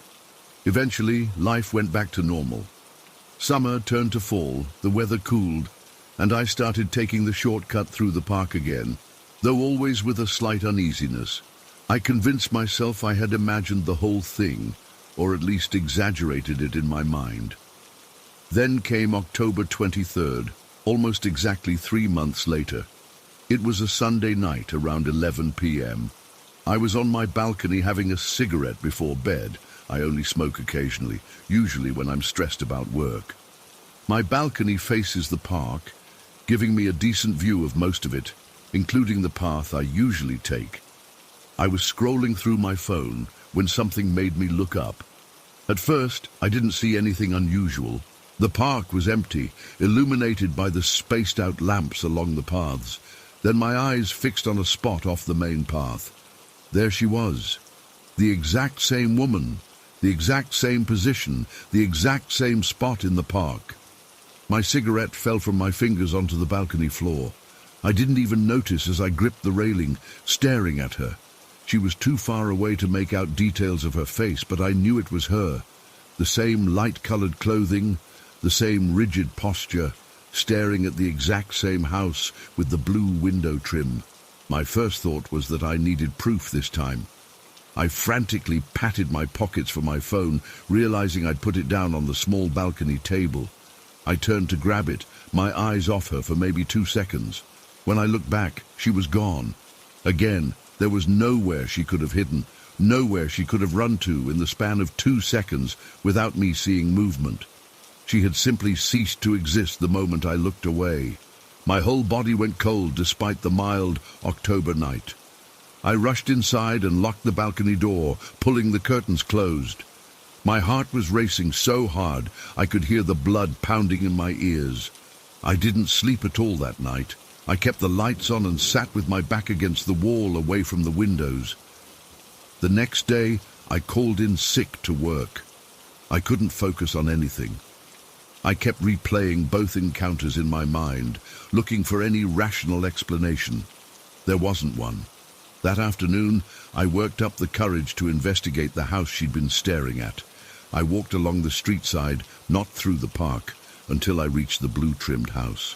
It looked completely normal. Plants in the front yard, nameplate by the door with the family name Tanaka. Nothing unusual at all. Just as I was standing there, an elderly man came out to collect the mail. I bowed and apologized for bothering him, then made up a story about being new to the neighborhood and wondering how long people had lived here. He seemed puzzled, but told me he and his wife had owned the house for over 40 years. When I asked if the previous owners had experienced anything unusual, he looked at me strangely and said they were the original owners. No one had lived there before them. I thanked him and left quickly. I felt foolish, but also more disturbed. What was the woman looking at, if not something from the past? I broke my lease the following month and moved to an apartment in a different neighborhood. My Japanese friends thought I was crazy to pay the penalty fees for leaving early, but I couldn't stay there any longer. Even now, in my new place, I don't feel completely at ease. I've researched Japanese ghost stories since then. The closest thing I can find is the concept of jibakurei, spirits bound to a place where they experience strong emotions or trauma. But if something tragic happened in that park or that house, there's no record of it that I can find. Last week, I had to go back to my old neighborhood for a work obligation. I took a taxi and made sure to go nowhere near the park. As we drove past the street that runs alongside it, I couldn't help but look. It was broad daylight, with people walking dogs and children playing. The taxi stopped at a red light, giving me a clear view across the park to the house with the blue trim. For a split second, I thought I saw a figure standing in the same spot. But then, someone walked in front of my line of sight, and when they passed, there was nothing there. I still haven't told anyone the full story until now. Who would believe me? I don't have evidence. All I know is what I saw. A woman who appeared, stared, and vanished impossible quickly, twice. What was she looking at? Was she trying to warn me about something? Or was she completely unaware of my existence, caught in some kind of loop between worlds? I don't know if I'll ever have answers. But I know what I saw. And I know that something exists beyond what we can explain. I've never felt right since that night. Sometimes I wake up at exactly 3:33 a.m. with the certainty that someone is standing in the corner of my room, watching me. But when I turn on the light, no one is there. Story 14. I've never really told this story publicly before. It's something that's been bothering me for almost 20 years now, and I still don't have any answers. My family thinks I'm crazy or that I just have an overactive imagination, but I know what I saw. I know it was real. When I was 4 years old, my family went to visit my Aunt Jane and Uncle Bill at their home in Woodstock. They had this beautiful old house that had been in my uncle's family for generations. I think it was built sometime in the 1800s. It was one of those places with creaky floorboards, weird little nooks and crannies, and that distinct smell that old houses have, like old wood and paper, and something else I could never quite place. During our visit, I stayed in my cousin Emma's bedroom. She was a few years older than me, and had this awesome room with floral wallpaper and a canopy bed that made me so jealous. Her room was at the end of the upstairs landing, and right next to it was this long hallway that led to a door. I remember it so clearly. The hallway had this faded yellow wallpaper with tiny blue flowers on it, and the wooden floor was really shiny. The door at the end was painted white, but the paint was peeling a bit around the edges. On our first day there, my Aunt Jane specifically took me aside and told me not to go down that hallway or open that door. She said there were stairs behind it that went down to the kitchen, and she was worried I might fall. It made perfect sense. I was only 4 after all, and stairs can be dangerous for little kids. I remember being curious about it, but I never disobeyed. I'd peek down the hallway sometimes when I'd go to Emma's room, but I never actually walked down it.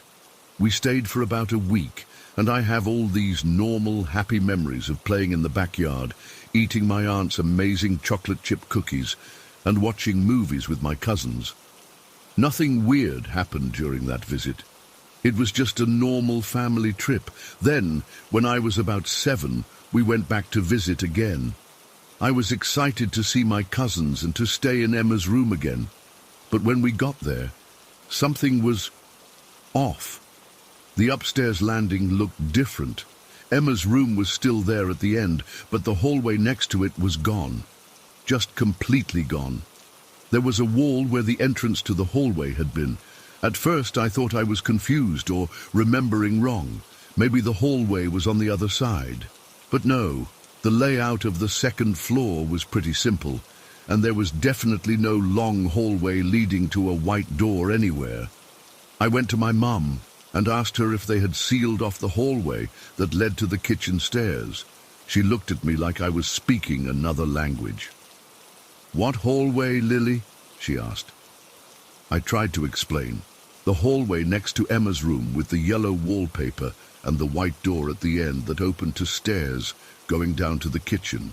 My mum called over my Aunt Jane, who seemed equally confused. "Honey, there's never been a hallway there," my aunt said gently. "The kitchen stairs are at the back of the house, near the pantry." I insisted there had been a hallway, and that my aunt had specifically told me not to go down it during our last visit. My aunt just shook her head and said she must have warned me about something else. Maybe the cellar stairs or the attic ladder. I felt so frustrated. I knew what I had seen. I had memories of looking down that hallway multiple times throughout our previous stay. It wasn't something I could have imagined, but everyone was so adamant that it had never existed that I started to doubt myself. Was I mixing up this house with somewhere else we'd visited? Had I dreamed it? But it felt so real in my memories. That night I had trouble sleeping. I was in Emma's room again, but it felt different knowing that the hallway that should have been right next door just wasn't there. I kept staring at the wall where the entrance should have been. Around midnight, I woke up suddenly. The room was dark except for a small nightlight near the door, but I could see something by the wall, a shimmering, translucent figure. It wasn't exactly human-shaped, more like a column of swirling mist that was vaguely person-sized, and it was right in front of the wall where the hallway entrance should have been. I froze, too terrified to scream or move. The figure seemed to be moving, though not in any way I could describe. It was like it was flowing in place, shifting and changing, but never actually going anywhere. And there was something about it that felt sad. I don't know how else to explain it. It wasn't menacing or scary in itself, just lost. After what felt like hours, but was probably only a minute or two, the figure faded away. I pulled the covers over my head and stayed that way until morning, too afraid to look again. When daylight came, I tried to tell my mum about what I'd seen, but she just said I'd had a nightmare brought on by all the talk about mysterious hallways. No one believed me. We stayed for 4 days that time, and I didn't see the figure again, though I barely slept the whole time. I was too scared to close my eyes in that room. When we left, I was relieved. I didn't want to go back to that house ever again. Years passed. I grew up, went to high school, started college. We visited my aunt and uncle a few more times, but I always made excuses not to stay overnight. I'd say I got car sick and needed to be in my own bed, or that I had homework to do. anything to avoid sleeping in that house again. My parents thought I was being difficult, but they didn't push it too hard. When I was 19, my aunt and uncle decided to renovate their kitchen. During the renovation, something strange happened. They moved the refrigerator, which had always stood against a particular wall, and discovered an opening behind it. The opening had been boarded up with plywood and wallpapered over, but it was unmistakably a doorway. And behind that doorway, a narrow staircase going up. My mom called to tell me about it, thinking I'd find it interesting since I was studying architecture in college. She casually mentioned that they had found an old servant's staircase that had been sealed off decades ago, probably during a previous renovation in the 1950s. My heart nearly stopped. "Where does it lead to?" I asked, my voice shaking. "That's the weird thing," my mum said. "It just goes up to the second floor, but there's no opening up there. It's just sealed off with a wall. I guess when they closed it up, they just walled off both ends instead of removing the whole staircase. Old houses have all sorts of quirks like that." I felt a chill run through me. The stairs behind the refrigerator would have come up exactly where I remembered the hallway being, next to Emma's room. I asked my mum to send me pictures, which she did. The staircase was narrow and steep, with worn wooden steps. It looked old, much older than the rest of the kitchen renovations. I called my aunt later that day and asked her about the stairs. She confirmed what my mum had told me. They had found this hidden staircase that apparently went nowhere. When I asked if there had ever been a hallway upstairs, she again insisted there hadn't been, at least not in her lifetime. The house had been in my uncle's family for 3 generations, and as far as she knew, the upstairs layout had always been the same. "But," she added, almost as an afterthought, "your uncle's grandmother used to talk about the house being different when she was a girl. She said there were more rooms back then and different ways to get around. We always thought she was just confused in her old age." I asked if the house was haunted. My aunt laughed nervously and said, "No, of course not. It was just an old house with history." But there was something in her voice that made me think she wasn't being entirely truthful. It took me a few months to work up the courage, but eventually I decided to go back. I needed to see the staircase for myself. I needed to understand what had happened when I was a child. I made a weekend trip out of it, telling my aunt and uncle I wanted to see the renovations and spend some quality time with the family. The kitchen looked completely different now. Modern appliances, new countertops, bright lighting. But they had kept the staircase. They'd removed the boards and made it a feature with a new door that matched the kitchen cabinetry. My uncle seemed proud of it, calling it a conversation piece. That night, I asked to stay in Emma's old room for nostalgia's sake.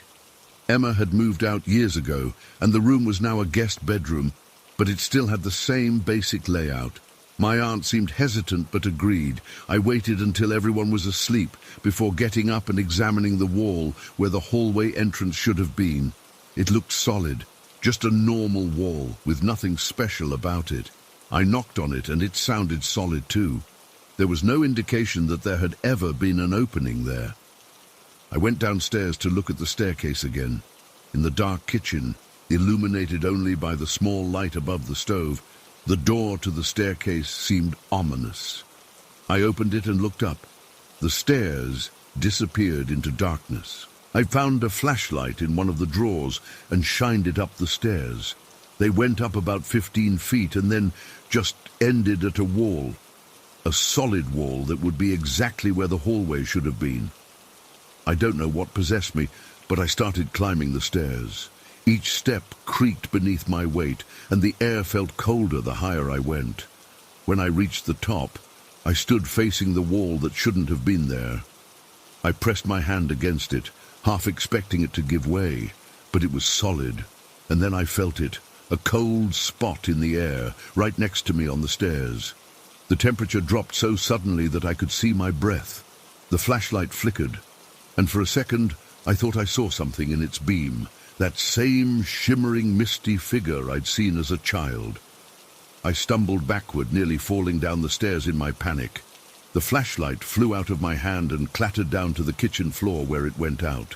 I was plunged into darkness, with only the faint light from the stove illuminating the bottom of the stairs. And that's when I heard it. A soft, barely audible sound coming from behind the wall. It wasn't quite a voice, more like a presence. Something was there, on the other side of that wall, in a hallway that didn't exist anymore except in my memories. I ran back down the stairs, slammed the door shut, and raced back to the guest room. I didn't sleep that night. The next morning I made an excuse about an emergency at school and left early. I haven't been back to that house since. It's been years now, and I still don't have an explanation for what happened. My rational mind tells me that I must have somehow known about the hidden staircase as a child.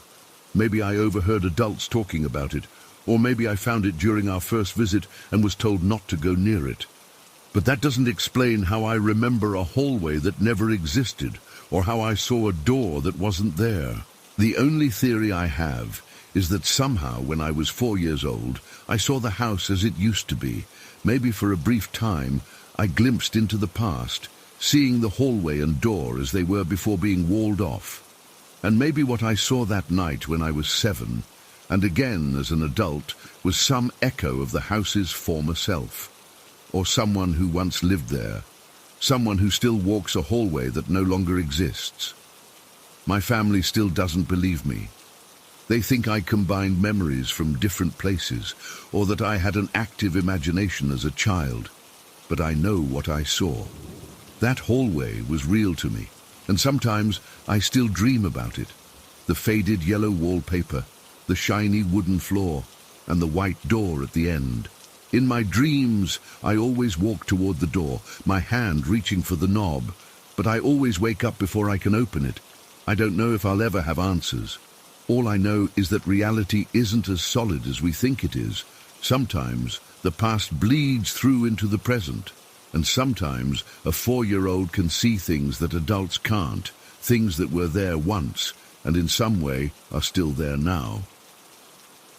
Story 15. I've been debating whether to post this for weeks now. I'm not the type who sees ghosts around every corner or believes in the paranormal. Actually, I'm quite the opposite. I work as a security consultant, which means I'm trained to be observant, analytical, and to question everything. My job literally depends on my ability to accurately assess situations and people. That's why what happened 3 weeks ago has been driving me absolutely insane. I can't explain it, can't rationalize it, and I keep replaying it in my head, trying to figure out what I actually saw. It was a Thursday night, around 10 p.m. I was driving home after a late meeting with a client about upgrading their facility's security protocols. The meeting had run longer than expected, and I was tired but alert. I always make sure I'm completely focused when driving, especially at night. I was on Industrial Way, that service road that runs alongside Highway 16 for about 5 miles before merging back into the main road.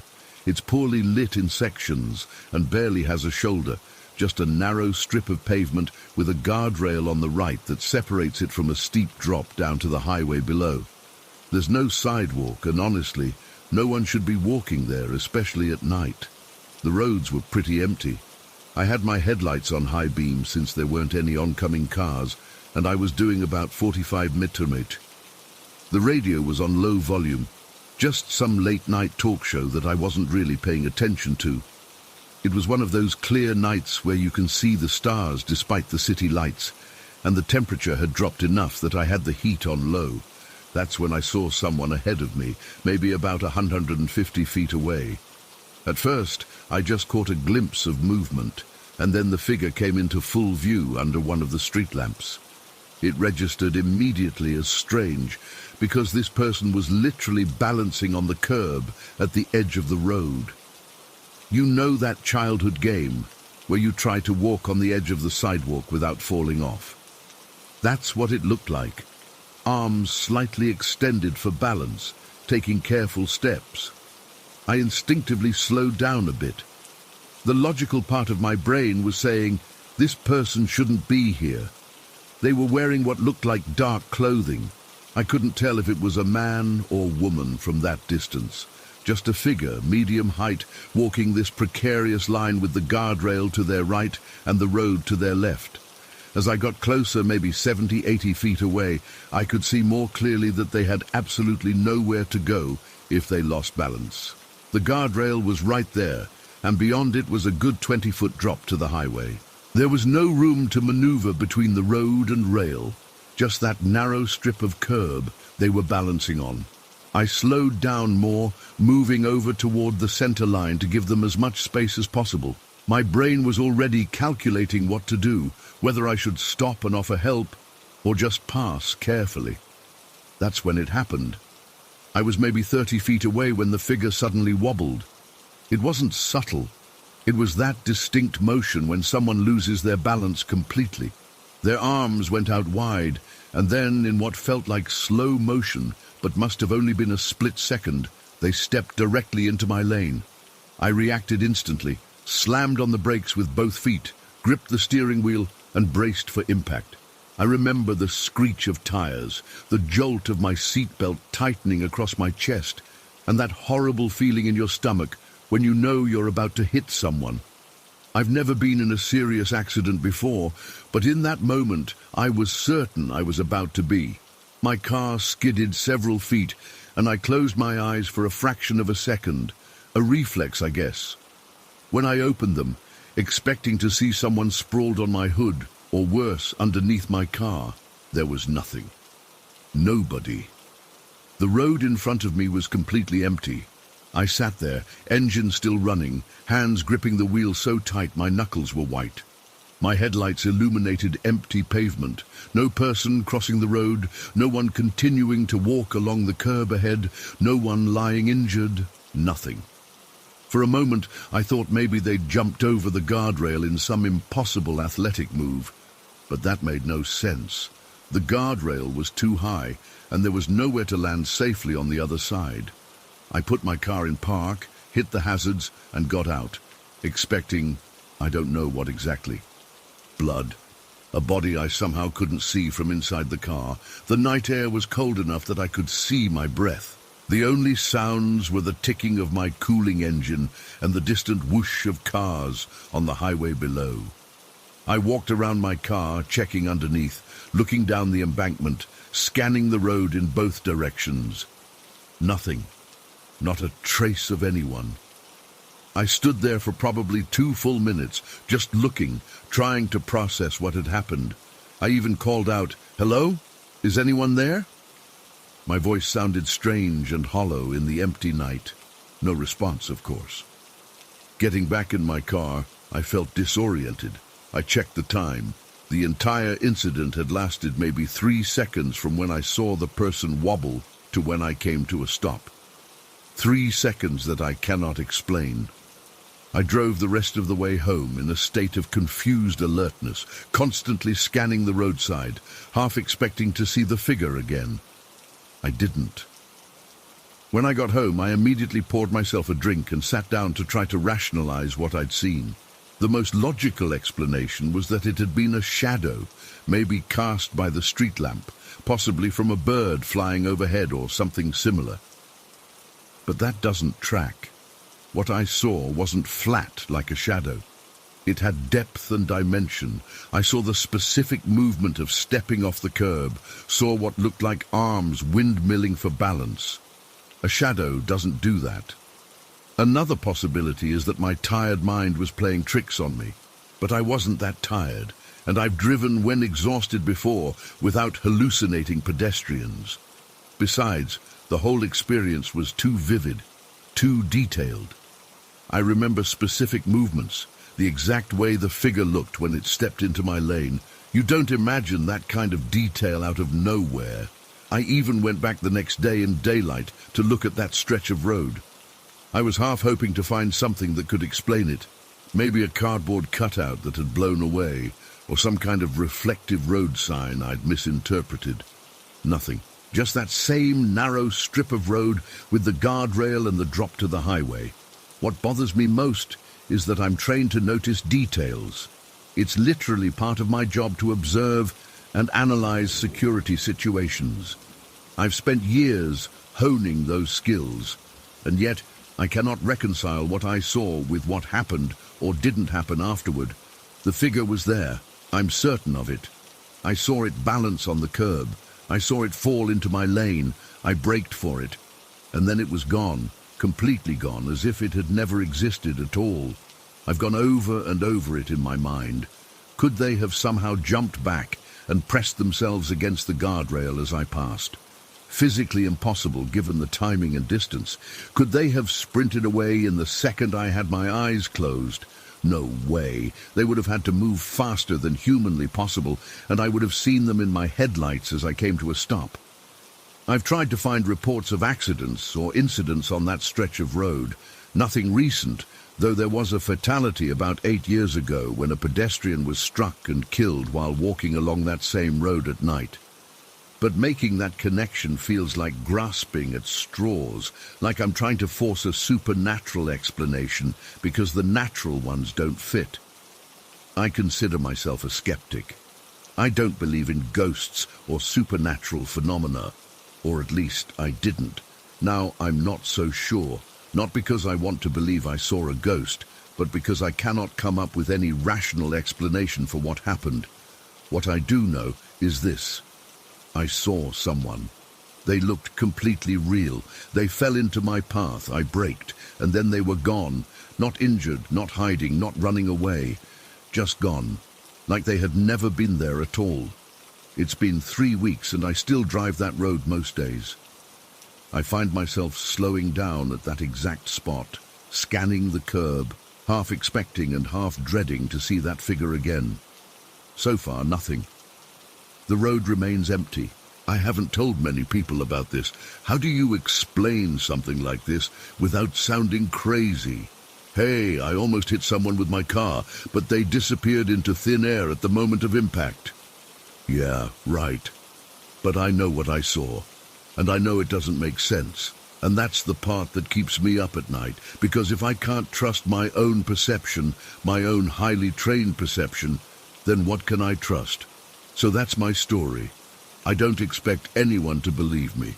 Hell, I'm not sure I would believe it if someone else told me. But it happened, and I still don't have an explanation. Maybe I never will. Has anyone else experienced something like this? A figure that seemed completely real until the moment it should have made physical contact, and then just wasn't there anymore? I keep thinking there must be some logical explanation I'm missing, but I've run through every possibility and nothing fits.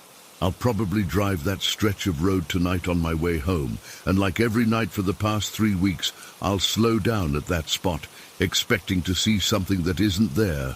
Or maybe it is there, just not in the way we understand there to be. Story 16. I've been hesitating to share this for months now. I'm not really into ghost stories or supernatural stuff. Never have been. I'm just a regular person trying to make ends meet and take care of my daughter. But something happened last February that I still can't explain, and it keeps me up at night sometimes. I'm a single mom with a 2-year-old daughter, Lily. Had her when I was 16. And yeah, it's been tough. My mom helps watch her while I work nights at this Coney Island-style restaurant downtown called Mike's. It's nothing fancy. Just your typical greasy spoon that serves breakfast all day. Burgers, Greek salads, that kind of stuff. The place stays open 24/7, except for Sunday mornings between 3 a.m. and 6 a.m., when Mike, the owner, deep cleans the kitchen. The money isn't great, but the overnight shift pays a bit more, and the tips can be decent, especially when the bar's let out. Plus, Mike is pretty understanding when I need to switch shifts for Lily's doctor appointments or whatever. So this happened on a Friday night.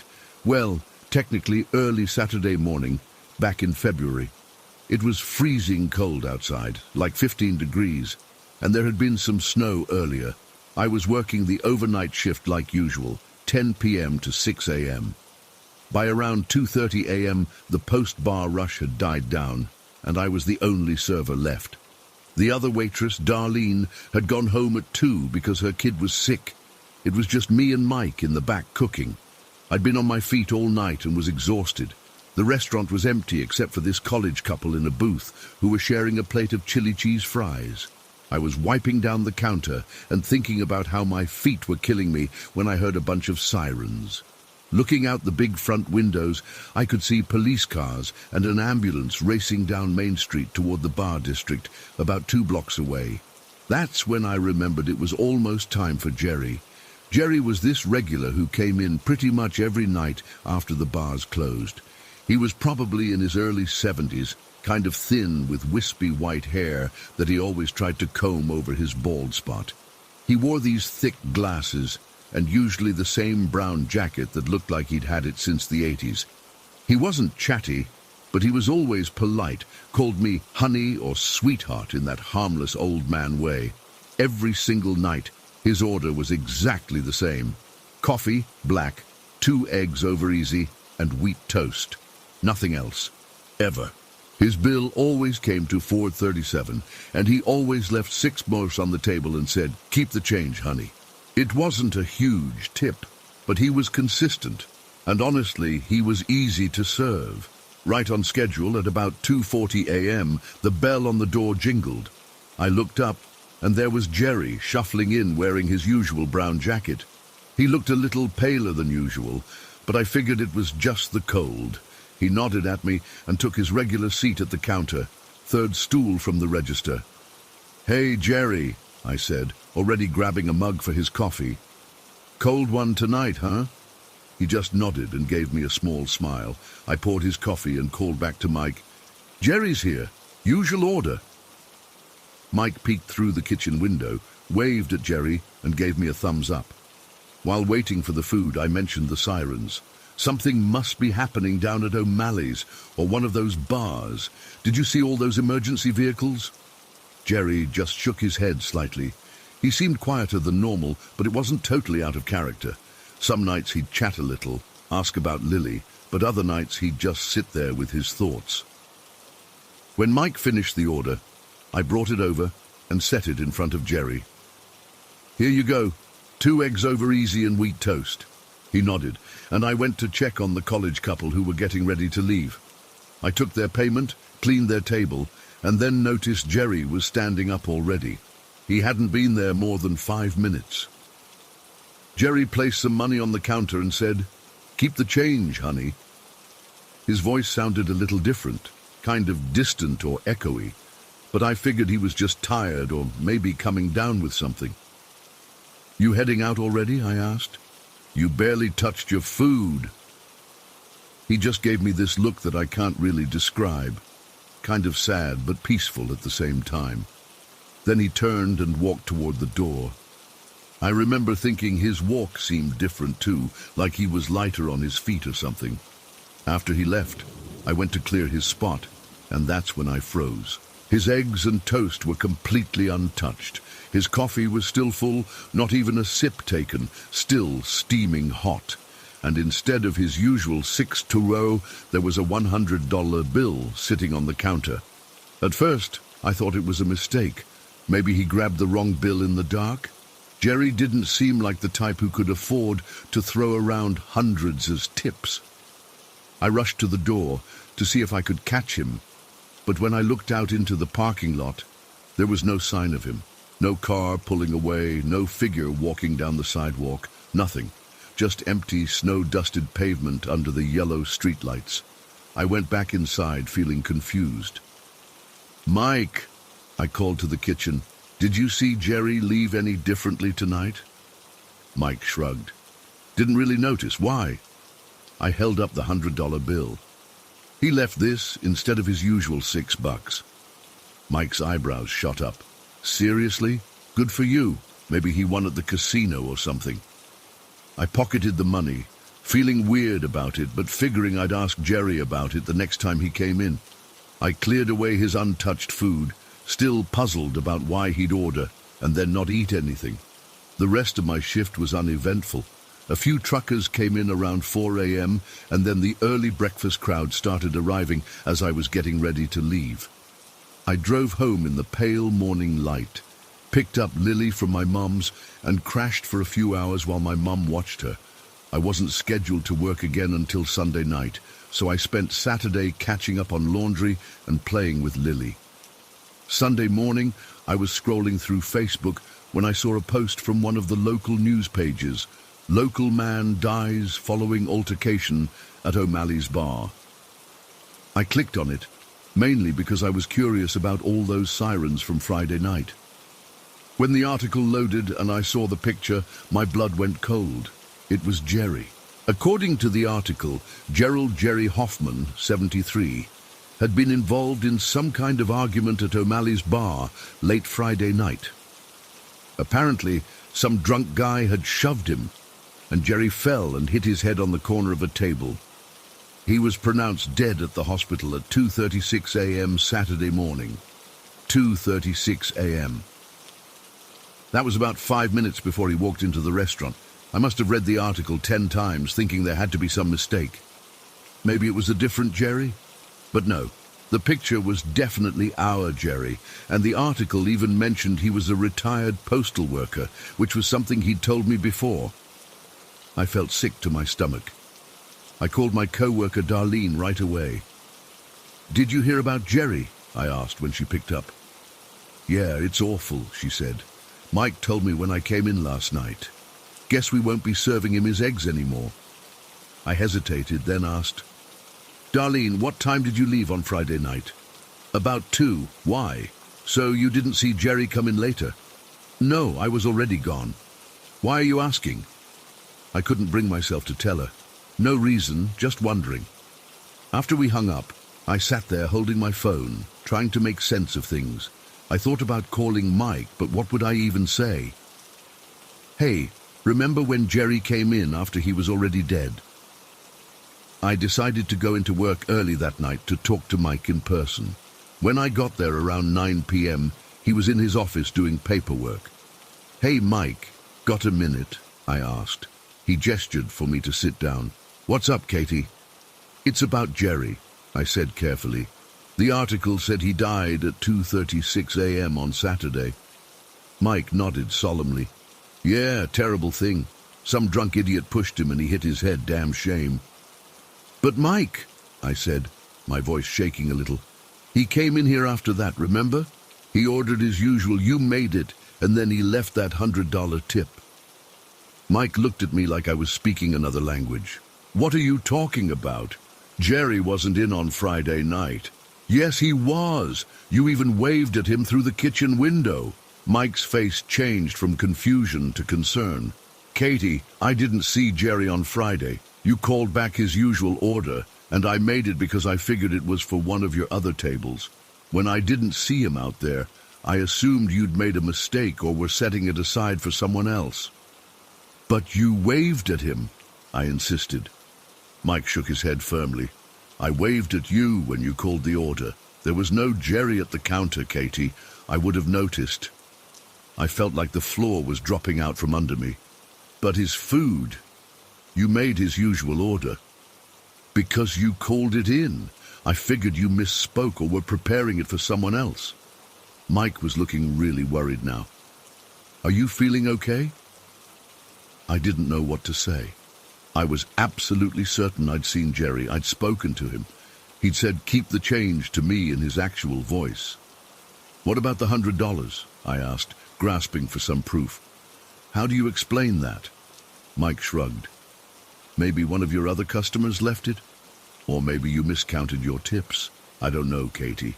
I left Mike's office feeling like I was losing my mind. Throughout my shift that night, I kept looking at the door, half expecting Jerry to walk in again. He didn't, of course.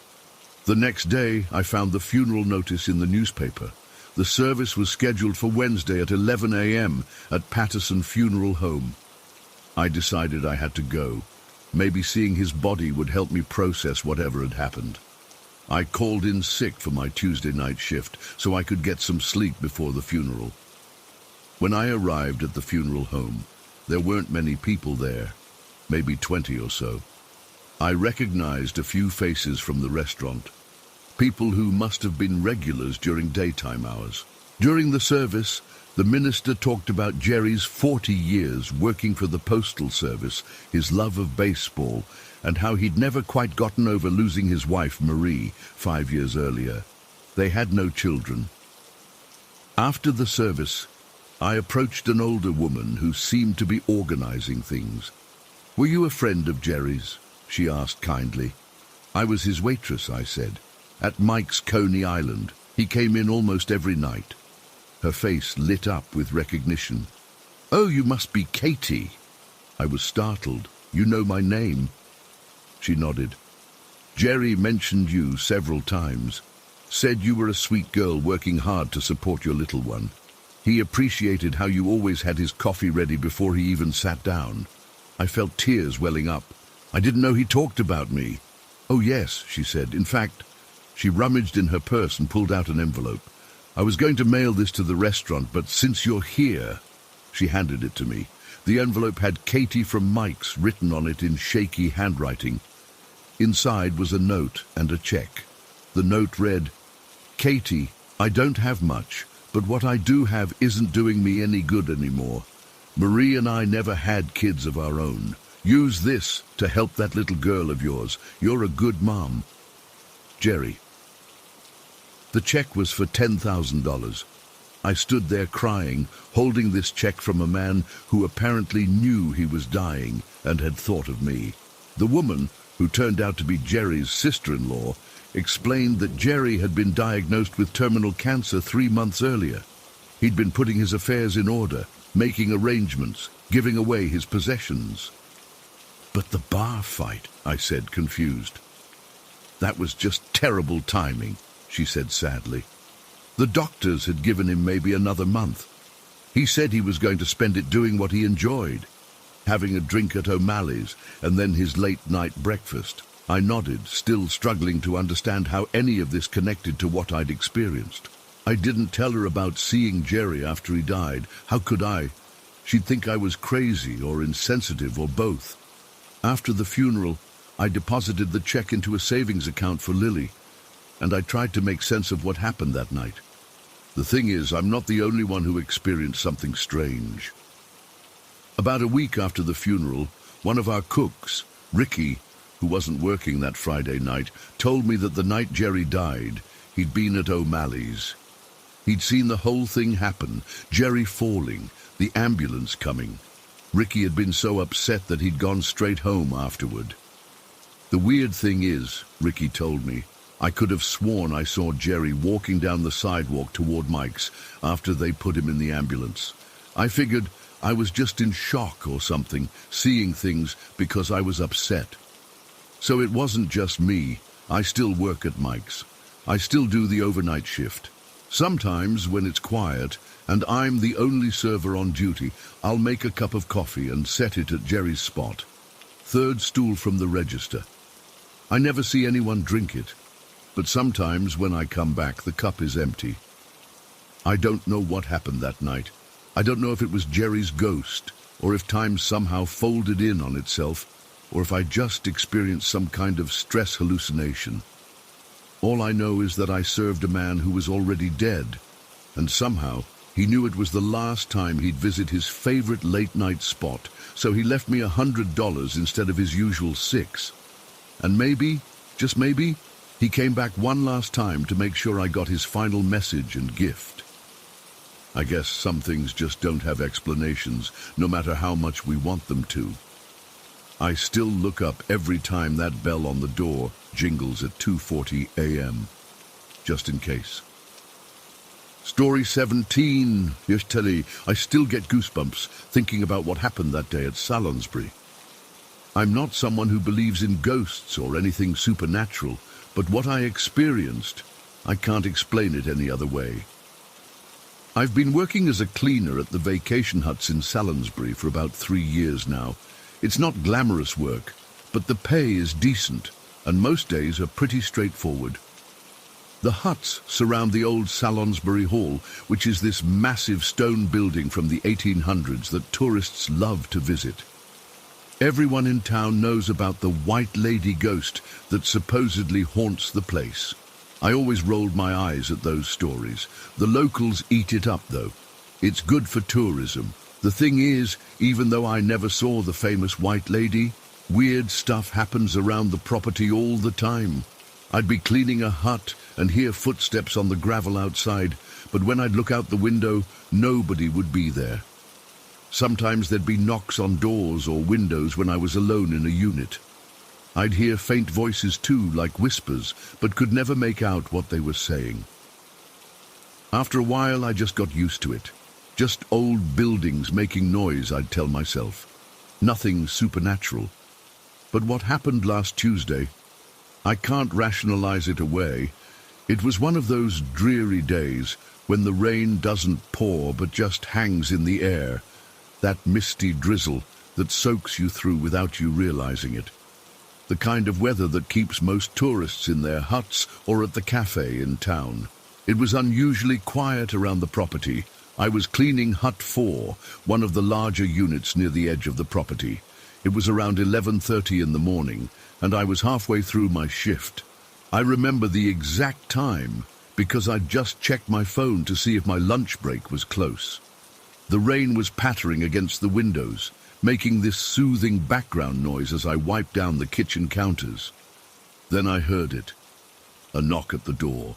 Not loud or aggressive, just a soft rap, rap, rap. I figured it was probably another cleaner needing to borrow supplies, or maybe a guest who had a question. I walked to the door and looked through the small window beside it. Nobody was there, just the empty path and the rain. I shrugged it off. Maybe someone knocked and then left, or maybe it was just a branch hitting the door. But then, as I turned away, I caught movement in the large mirror hanging on the wall opposite the door. My heart nearly stopped. There, perfectly reflected in the glass, was a young girl. She looked about 8 or 9 years old, with pale skin that seemed almost too white, and dark brown hair tied back in a ponytail with a ribbon. She was wearing this fancy dress that looked like something from an old photograph. High collar, puffy sleeves, dark blue fabric with intricate patterns. Not the kind of outfit you'd expect on a kid at a coastal vacation spot. I spun around immediately, but there was no one there. The doorway was empty. I even stepped outside and looked around, getting soaked in the process. But the path was deserted in both directions. My hands were shaking as I went back inside. I told myself I was being ridiculous, that it was just a trick of the light, or my eyes playing tricks on me. I tried to focus on my cleaning, but I kept glancing at that mirror, half expecting to see her again. About 10 minutes later, as I was vacuuming the bedroom, I heard another knock. This one was more distinct. 3 clear knocks. I turned off the vacuum, and the sudden silence felt heavy. I walked slowly to the door, my heart pounding in my chest. This time, when I looked through the window, she was there, the same little girl from the mirror standing on the doorstep, looking up at me with these big brown eyes. Her dress was completely dry despite the rain. Up close, I could see that her skin wasn't just pale, it had this strange translucent quality, like you could almost see through it. But she seemed solid enough, standing there waiting for me to answer. I hesitated for a moment, hand on the doorknob. Something felt off, but I couldn't just ignore a child standing in the rain, could I? So I opened the door. "Hello," she said, her voice clear but quiet, like she was trying not to be overheard. "Could you help me, please?" Her politeness struck me as oddly formal for a child her age. "Are you staying in one of the huts?" I asked. "Are you lost?" She shook her head. "My mother forgot the key to our hut. She's at the cafe in town and sent me to find someone who could help us get in." It seemed reasonable enough. Guests forget their keys all the time, and the cafe was only a 10-minute walk from the property. Still, something about the situation made the hairs on my arms stand up. "Where's your hut?" I asked, grabbing my master key ring from my cleaning cart. "Hut 7, she replied without hesitation. It's just around the bend. I knew Hut 7 well. It was one of the more isolated units, tucked behind a small grove of pine trees. It wasn't on my cleaning schedule for today, which meant it should be occupied. "What's your name?" I asked as we walked. "Elizabeth," she answered, stepping carefully along the path. I noticed she didn't splash through any puddles like most kids would. In fact, I couldn't hear her footsteps at all. I told myself it was because of the rain. "I'm Megan," I offered, though she hadn't asked. "Have you been staying here long?" "We just arrived," Elizabeth said, not looking at me. "Mother says we'll be here until the end of the week." Something in the way she said "mother" struck me as odd. Not my mom, or my mum, like most kids would say. It had that same formal quality as the rest of her speech. As we rounded the bend and Hut 7 came into view, I felt a chill that had nothing to do with the rain. The hut looked darker than the others somehow, as if the clouds were hanging lower just above it. All the curtains were drawn. "This is it," Elizabeth said, stopping at the foot of the 3 wooden steps that led to the door.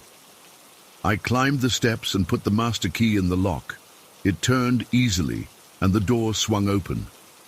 Immediately, I felt a rush of cold air hit my face. It was freezing inside, much colder than outside. My first thought was that someone had left a window open. "Hello?" I called out just in case anyone was inside. No answer. I stepped in, Elizabeth following silently behind me. Sure enough, the window in the living room was wide open, rain splattering on the wooden floor beneath it. But that wasn't the only strange thing. The place looked lived in, but in a hurried, chaotic way.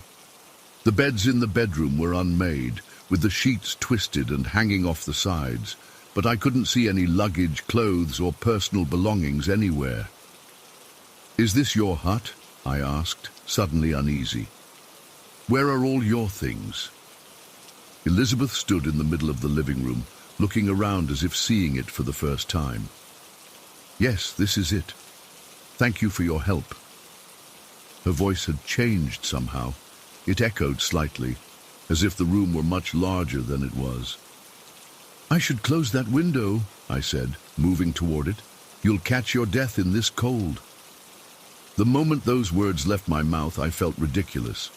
Who even says, "catch your death" these days? It was like I'd suddenly turned into my grandmother. As I closed the window, I glanced back at Elizabeth. She was standing perfectly still, watching me with those big eyes. She didn't seem bothered by the cold at all, even though I could see my own breath in the air. "Will your mother be back soon?" I asked, rubbing my arms against the chill. "She'll be here," Elizabeth said. "Thank you for helping me." Something in her tone told me I was being dismissed. I felt a sudden urge to get out of that hut as quickly as possible. "All right then, I'll leave you to it," I said, backing toward the door. "If you need anything else, I'll be cleaning in Hut 4. Elizabeth just nodded, a small smile on her face that didn't reach her eyes. I practically ran back to Hut 4, the rain now coming down harder. Once inside, I leaned against the door, trying to calm my racing heart. Something about that encounter had deeply unsettled me, but I couldn't put my finger on exactly what it was. I pulled out my cleaning schedule to distract myself and nearly dropped it when I saw what was written there. According to the schedule, Hut 7 was supposed to be empty today. It was listed for a full cleaning in the afternoon. That couldn't be right. The hut had clearly been occupied, the messy beds, the open window, but no personal items. And that unnatural cold. I tried to rationalize it. Maybe the schedule was wrong. Maybe a family had checked in early and hadn't been added to my list yet. Maybe they just stepped out briefly, and that's why there was no luggage visible. But I couldn't shake the feeling that something was very wrong. After about 20 minutes of trying to focus on cleaning Hut 4, I decided I needed to check Hut 7 again. Just to make sure Elizabeth was okay, I told myself. Just to see if her mother had returned.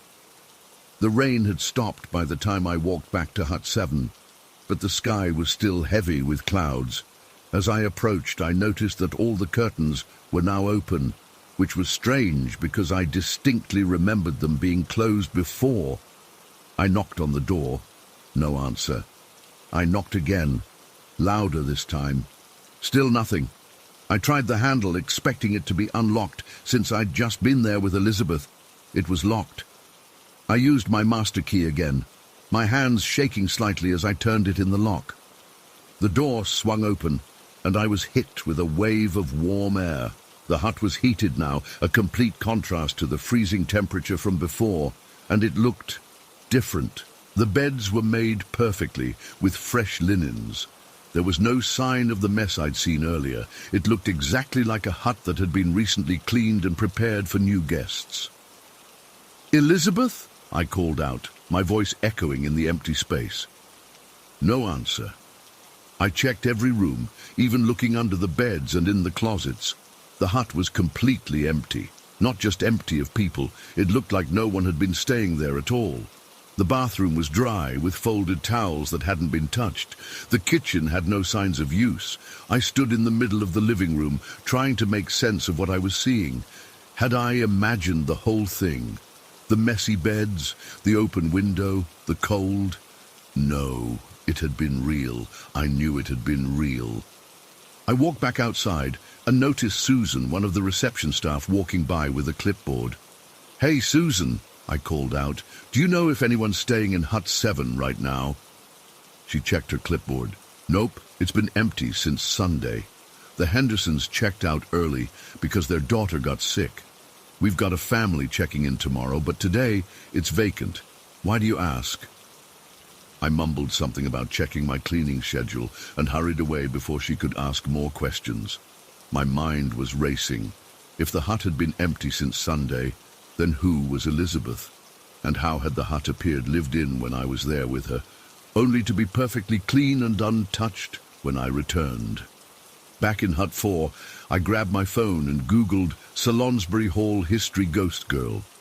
Most of the results were about the White Lady, but buried in a local history forum, I found a post mentioning a different ghost, a young girl in Victorian clothing who had allegedly drowned in a pond on the property in the 1890s. Her name was Elizabeth Pruitt. The post included a grainy black and white photograph of the Pruitt family, and there she was, the same girl I'd met, right down to the ribbon in her hair and that high-collared dress. The caption said she was 8 years old when she died. I dropped my phone like it had burned me. For the rest of my shift, I kept to the other huts, avoiding Hut 7 completely. I told myself I was being ridiculous, that there had to be some logical explanation. Maybe a guest had brought their daughter who was dressed up for some reason. Maybe I'd misread the schedule. Maybe. But deep down, I know what happened. I met a ghost that day. A ghost who somehow managed to appear solid enough to trick me into unlocking a door for her. A ghost who, for whatever reason, wanted access to Hut 7. I still work at the vacation huts. I still clean Hut 7 when it's on my schedule. But I never go there alone, and I always do it in the morning, never when the day is growing dark. And I never, ever open the door if I hear knocking and don't see anyone through the window. Sometimes, when I'm cleaning near that hut, I catch a glimpse of movement in my peripheral vision, a small figure with a ribbon in her hair. But when I turn to look, she's gone. And sometimes I swear I can hear a child's laughter carried on the wind, faint but unmistakable. I don't know why Elizabeth appeared to me that day or what she wanted in Hut 7. I don't know how she made the hut appear occupied when it wasn't, or how she manipulated physical objects like the window. All I know is that something impossible happened to me in Salisbury, and no matter how many logical explanations I try to come up with, none of them make sense. I used to think ghost stories were just that. Stories. Now, I'm not so sure. Because if Elizabeth wasn't a ghost, then what was she? And if ghosts are real, what else might be out there, watching and waiting for someone like me to answer the door? Story 18. I still get chills thinking about the day everything seemed to happen at once in that house. We'd been living there about 4 months, and while there had been little things I'd tried to brush off, March 18th, 2019 was when I couldn't deny it anymore. The house in Oak Ridge was supposed to be our fresh start. Mom and Dad got it for a steal. A big old place built in 1912 with those high ceilings and creaky wood floors. I was 15 when we moved in, and my little sister Penny was 11. The upstairs bedroom we shared had these weird accordion doors that I hated from day one. They never closed right and made this awful scraping sound across the floor. From the moment we walked in during the showing, something felt off. Mom and Dad were excited about all the character and history, but all I felt was this weight in my chest, like something was watching us. I remember Mom, Caroline, kept saying how blessed we were to find such a beautiful old home in our price range, while Dad, Thomas, already had renovation plans. I didn't want to be the moody teenager who ruined it for everyone, so I kept my mouth shut. That day in March started normal enough. It was a Sunday, and we'd gone to church in the morning like we always did. I was sitting on my bed doing homework around 3 p.m. Penny was at a friend's house for a play date, and Mum was downstairs making a grocery list. Dad was tinkering in the garage like he always did on weekends. I was facing those stupid accordion doors, trying to focus on algebra when I saw it for the first time. This white, misty shape passed by in the hallway. It wasn't like smoke exactly. It had form, almost person-shaped, but transparent. I thought it was Mom bringing laundry upstairs, so I called out, "Mom?" No answer. I stared at the bottom of the door, waiting to see Mom's feet appear in the gap beneath it, but nothing showed up. My heart started racing. I sat frozen for what felt like forever before I worked up the courage to get up and check the hallway. Empty. Completely empty. I ran downstairs and found Mom in the kitchen, definitely not carrying laundry, definitely not anywhere near the stairs in the last 5 minutes. She looked at my face and immediately asked what was wrong. "Nothing," I lied. "Just wondering what's for dinner." I went back upstairs, but I couldn't focus on homework anymore. I kept glancing at that door, waiting to see the mist again. Around 4:30, something else happened. I was alone in our room, trying to read a book to distract myself. We had this old ceramic lamp on top of the wardrobe, a heavy thing with a shade that Mom had thrifted. Without any warning, it started rocking back and forth. Not slightly, violently, like someone was grabbing it and trying to tip it over. There was no breeze, no open windows, no one else in the room, nothing that could explain why this heavy lamp was suddenly moving like that. The light bulb inside flickered, even though the lamp wasn't turned on. I screamed. I'm not embarrassed to admit it. I screamed like I was being murdered. Mum came running upstairs, and of course, as soon as I heard her footsteps, the lamp stopped. It just froze in place. "What's wrong?" she asked, out of breath from running up the stairs. "The lamp was moving," I said, pointing. "By itself. It was rocking back and forth." She looked at me with that face parents make when they think you're overreacting. "Honey, it's an old house. Things settle." "That's not what happened," I insisted. "It was moving a lot, like someone was pushing it." "You're probably just tired," she said, touching my forehead like I might have a fever. "Why don't you come help me with dinner?" I knew what I saw, but I also knew that staying in that room alone wasn't an option anymore. I followed her downstairs. Dad came in from the garage around 5:30, covered in sweat and dirt.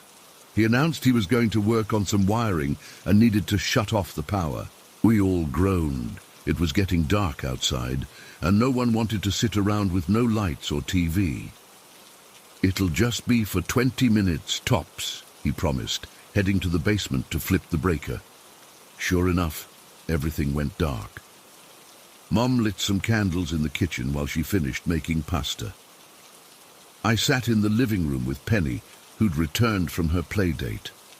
We were just sitting there in the dim light from the windows when the air conditioner suddenly kicked on with a loud whump. Both of us jumped, The AC unit in the living room wall started blasting cold air. "Dad!" I called out. "I thought you cut the power." Dad came up from the basement, looking confused. "I did. Everything's off." He walked over to the AC unit, which was definitely running, definitely blowing cold air, and definitely should not have been working with the power cut.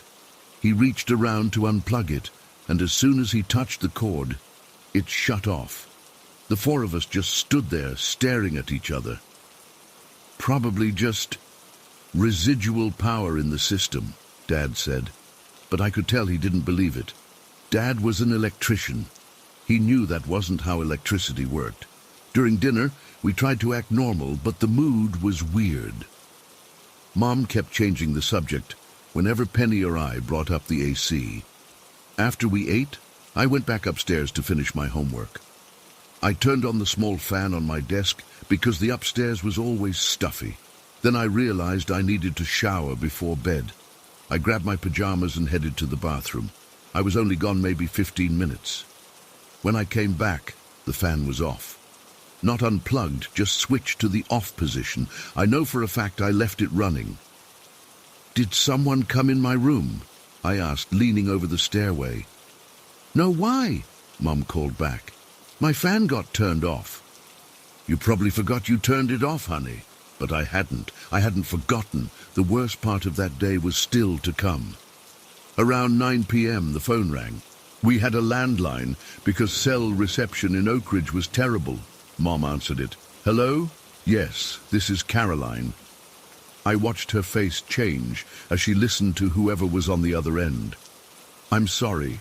What did you say? You saw who leave for work? Thomas is right here. He hasn't left the house since this afternoon." She listened for another moment, then slowly hung up. "What was that?" Dad asked. "It was Mrs. Jenkins from down the street," Mom said, her voice shaky. "She said she saw you leave for work about 20 minutes ago. She wanted to know if everything was okay because you looked upset." Dad hadn't left. He'd been sitting in his recliner watching TV for the past hour. We all went quiet. Even Penny, who usually had something to say about everything, just sat there with wide eyes. "I'm going to read my Bible," Mom finally said, getting up and heading to their bedroom. She always read scripture when she was upset. Not 5 minutes later, we heard her scream. We all ran to their room. Mom was standing over her open Bible, shaking. "I didn't open this," she whispered, "and I didn't do this." The Bible was open to Psalms, and there was a yellow highlighter mark over one line, "This house will be my home forevermore." Mom never highlighted in her Bible. She considered it disrespectful, and the handwriting wasn't hers. It was messy, almost childlike. That night, none of us wanted to be alone. Penny crawled into my bed, and we left all the lights on. I could hear Mom and Dad whispering in their room until late. The next day after school, instead of going home, I went to the Oak Ridge Public Library. Mrs. Winters, the librarian who'd been there forever, helped me find information about our house. What I discovered made my blood run cold. Our house hadn't always been a house. The property had originally been the site of the Oak Ridge Hotel, which burned down in 1887. 17 people died in that fire, including 6 children. The newspaper accounts described it as tragic and mysterious, since the fire had started in multiple places at once. Our house had been built on the same foundation in 1912. As I dug deeper into the microfiche archives, I found more stories. A family in the 1960s had abandoned the house after less than a year. Another family in the 1980s had reported strange occurrences to the local paper. Items moving, unexplained noises, cold spots. And then I found something that made me feel sick. The family who lived there right before us had held seances in the basement. The mother claimed to be a medium who could open doors to the spirit world. They'd moved out suddenly, with no explanation. When I told Mom what I'd found, she went pale. She'd grown up very religious and believed strongly in spiritual things, both good and evil. They opened a portal, she whispered, in that cold room in the basement. The cold room was this small space off the main basement area that had always given me the creeps. No matter how hot it was outside, that room stayed freezing. That Sunday at church, Mom talked to Pastor Mike about the house. He came over that afternoon and walked through every room praying. When he got to the cold room in the basement, he stopped. I'd followed them down, staying a few steps behind. "There's something here," he said quietly to Mom. "Something that doesn't want to leave." We moved out 2 weeks later. Dad hadn't wanted to. We'd sunk all our savings into the down payment. But after he woke up to see a man standing at the foot of their bed who vanished when he turned on the light, even he couldn't deny it anymore. Mum says there were at least 5 spirits that lived in that house, plus others that would pass through sometimes. I don't know if that's true. All I know is what I saw and felt that day in March, and how I've never felt completely safe in the dark since then. We sold the house for less than we paid, to a young couple who thought we were crazy when Dad tried to warn them. I sometimes wonder if they still live there, or if they've experienced what we did. Part of me wants to drive by and see, but a bigger part never wants to set eyes on that place again. I still can't explain what happened, why the lamp moved, how the AC worked with no power, who called our house pretending to be our neighbor, who highlighted Mum's Bible. I don't think I want to know. Some questions are better left unanswered, and some doors are better left closed. Story 19. I'm still struggling to make sense of what happened in that house. It's been 15 years, but the memories are as fresh as if it happened yesterday. My twin brother Logan and I were only 11 when we moved to Edgewater Heights with our dad and younger brother Liam.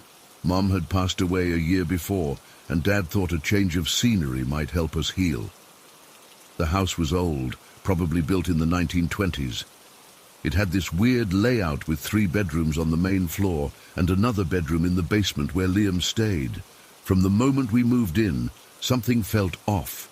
Not in an obvious way at first, just this constant feeling of being watched. The first weird thing I noticed was about 2 weeks after moving in. I was doing homework in my room when I heard footsteps in the hallway. I figured it was Dad or one of my brothers, but when I opened my door to check, nobody was there. I remember standing in the empty hallway, feeling goosebumps rise on my arms, despite the warm summer evening. I didn't think much of it at first. Old houses make noise, right? But then it started happening every night. Always around 10 p.m., just as I was trying to fall asleep. Footsteps shuffling outside my door, sometimes slow and deliberate, other times quick, like someone running. I'd call out thinking it was Logan or Liam messing with me, but there was never an answer. Then the knocking started. It wasn't aggressive or anything, just a gentle tap, tap, tap on my bedroom door. The first few times I'd jump out of bed to catch whoever was doing it, but the hallway was always empty. I started leaving my door open at night, thinking that would stop it, but then the knocking moved to my windows instead. I remember lying in bed one night, listening to those gentle taps on my window. My room was on the first floor, but there wasn't a tree branch or anything that could explain it. Just tap, tap, tap, like fingernails on glass. I was too scared to look. Around that time, Dad bought a billiard table for the basement rec room. We'd play for hours after school, but none of us were any good. The balls would fly off the table constantly, and we'd have to search for them under furniture. It became a running joke in our house, but then we started hearing the billiard balls at night, the soft clack of them knocking against each other, rolling across the felt. The first time it happened, Dad went downstairs to check, thinking maybe we'd left a window open and the wind was somehow moving the balls. But everything was exactly as we'd left it, the balls arranged in their perfect triangle on the table. It kept happening, though, almost every night. We'd hear those balls moving around at 2 or 3 a.m., always when everyone was asleep. Dad even started putting the balls away in their case after we played, but somehow They'd end up back on the table by morning, like someone had taken them out to play in the dark. I wasn't sleeping well. None of us were, except maybe Dad. He's always been practical, not the type to get spooked easily. Logan and I shared a wall between our bedrooms, and we started developing this system of knocking to check on each other when weird stuff happened. 3 quick knocks meant, "Did you hear that?" 2 knocks back meant, "Yes." 1 knock meant, "I'm scared." There were a lot of single knocks those first few months. The night I first saw her is burned into my memory. It was around midnight, and I was lying in bed, unable to sleep because of the footsteps in the hallway. They were different that night, lighter, almost like a child skipping. I remember thinking it had to be Liam, even though his bedroom was in the basement. I got up to check, cracking my door open just enough to peek into the hallway. That's when I saw her, a girl, maybe my age or a little younger, standing perfectly still at the end of the hall. She was wearing this long white nightgown that reached the floor, the kind you see in old photographs. Her hair was dark, hanging loose around her shoulders, but her face, I couldn't make out her face clearly. It was like looking at someone through frosted glass. I froze, unable to move or call out. She didn't move either, just stood there for what felt like forever, but was probably only a few seconds. Then she turned and walked straight through the wall at the end of the hallway. Not like she opened a hidden door or anything. She literally passed through the solid wall like it wasn't even there. I slammed my door shut and dove under my covers, heart pounding so hard I thought it might burst out of my chest. I was too terrified to knock on the wall to Logan, too scared to do anything but hide under my blanket until morning. At breakfast the next day, Logan kept giving me these weird looks. He seemed as exhausted as I felt, dark circles under his eyes, jumping at every little sound. Finally, when Dad left the kitchen to get ready for work, I gathered my courage. "Did you see the girl too?" I whispered. Logan's face went white. He nodded slowly, his cereal spoon frozen halfway to his mouth. "In the hallway, in the white dress." "She walked through the wall," I said, feeling a weird relief that I wasn't crazy, mixed with absolute terror that what I'd seen was real. "I know," Logan whispered back. "I saw her go past my door." After that night, Logan started keeping his door closed and locked. Not that it helped much. The knocking just got louder, more insistent. Sometimes we'd hear scratching, like fingernails dragging slowly across the wood. Logan started sleeping with his desk chair jammed under the doorknob. I wish I could say that was the only time I saw her, but it wasn't. About a week later, I woke up around 3 a.m. with that feeling of being watched. When I opened my eyes, she was standing at the foot of my bed, just standing there, the white nightgown almost glowing in the darkness. I couldn't move, couldn't scream. I just lay there, paralyzed with fear, as she slowly walked around my bed, trailing one pale hand along my blanket. I could feel a slight pressure where she touched, like someone pressing down with just their fingertips. She walked right through my closed bedroom door, then through the wall opposite. I didn't sleep for the rest of the night, or much of the next week. The worst experience happened when I got up to use the bathroom one night. I heard those shuffling footsteps as soon as I stepped into the hallway, but they were moving away from me, so I thought it would be okay. The bathroom was at the end of the hall, and I had to go bad enough to brave the dark house. I reached for the bathroom doorknob and heard something moving inside, a quick shuffling like someone rushing to hide. I hesitated, then turned the knob anyway. The door wouldn't open, not locked, just stuck, like someone was holding it from the other side.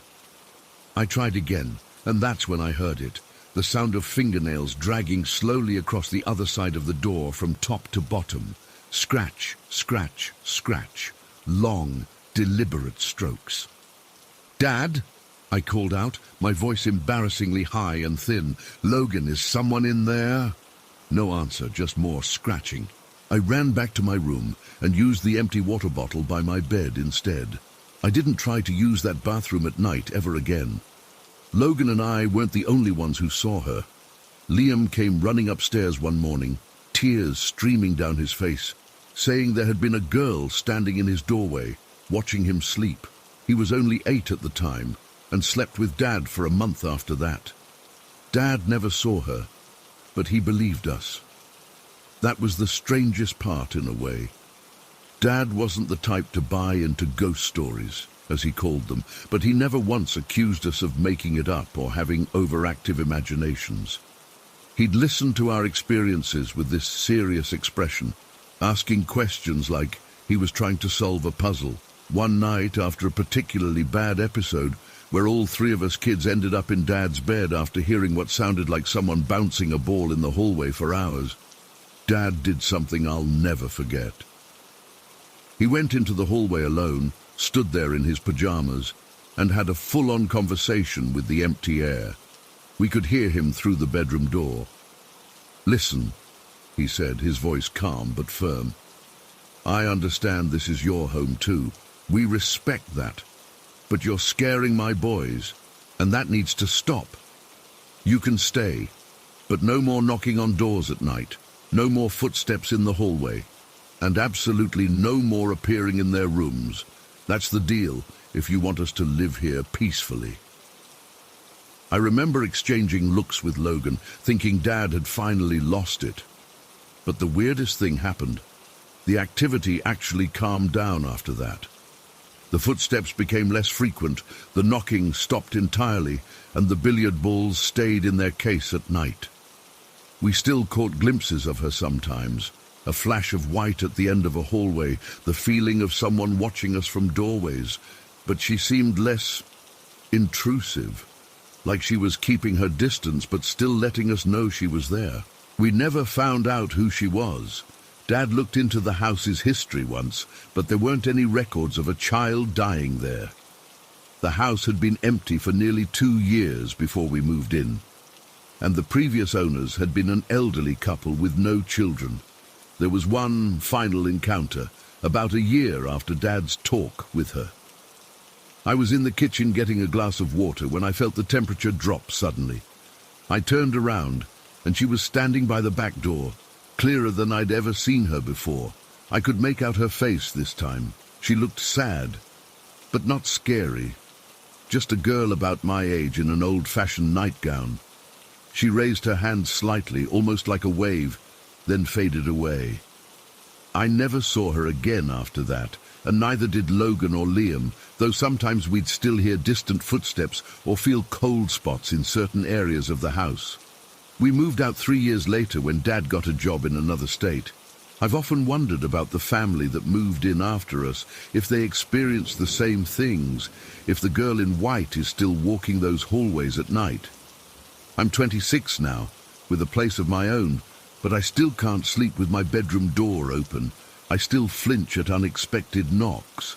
And sometimes, when I'm drifting off to sleep, I swear I can hear the faint sound of billiard balls knocking against each other in the darkness. Story 20. I still get goosebumps thinking about that night in the Queensbridge apartment. It's been almost 15 years since it happened, but I remember it like it was yesterday. I was 13, just a skinny kid with too many video games and not enough sense to realize some things in this world can't be explained. Our apartment was what people call a railroad apartment.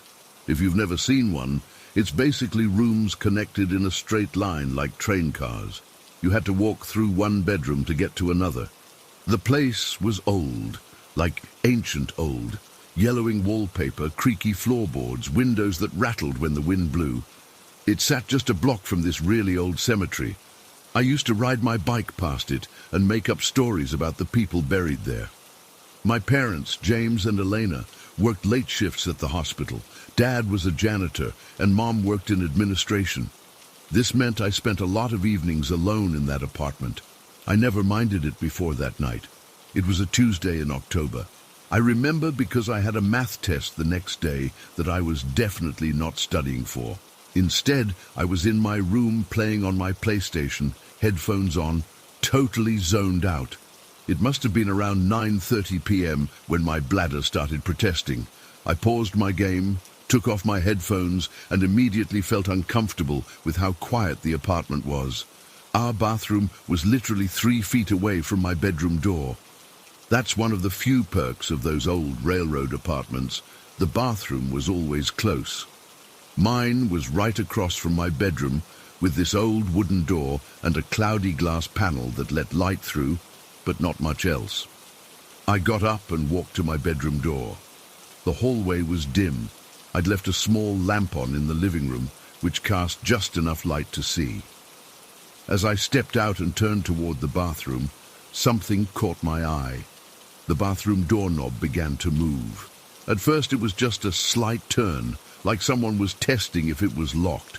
Then it rotated completely to the right, then to the left, back and forth, faster and faster. It wasn't subtle. It was violent, like someone was desperately trying to get out, but there was nobody in the bathroom.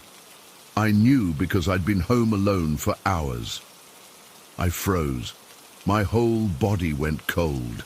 The kind of cold that starts inside your chest and spreads outward until even your fingertips feel like ice. I couldn't breathe. I couldn't think. I just stood there watching this doorknob twist back and forth on its own, making this horrible rattling sound against the door plate. It lasted maybe 5 seconds, but it felt like forever. Then it stopped, just as suddenly as it had started. I don't remember moving, but somehow I ended up back on my bed, as far away from my bedroom door as possible. My back was pressed against the wall, and I was shaking so hard my teeth were chattering. I kept staring at my bedroom door, expecting something to come through it. Nothing did. The bathroom door stayed closed.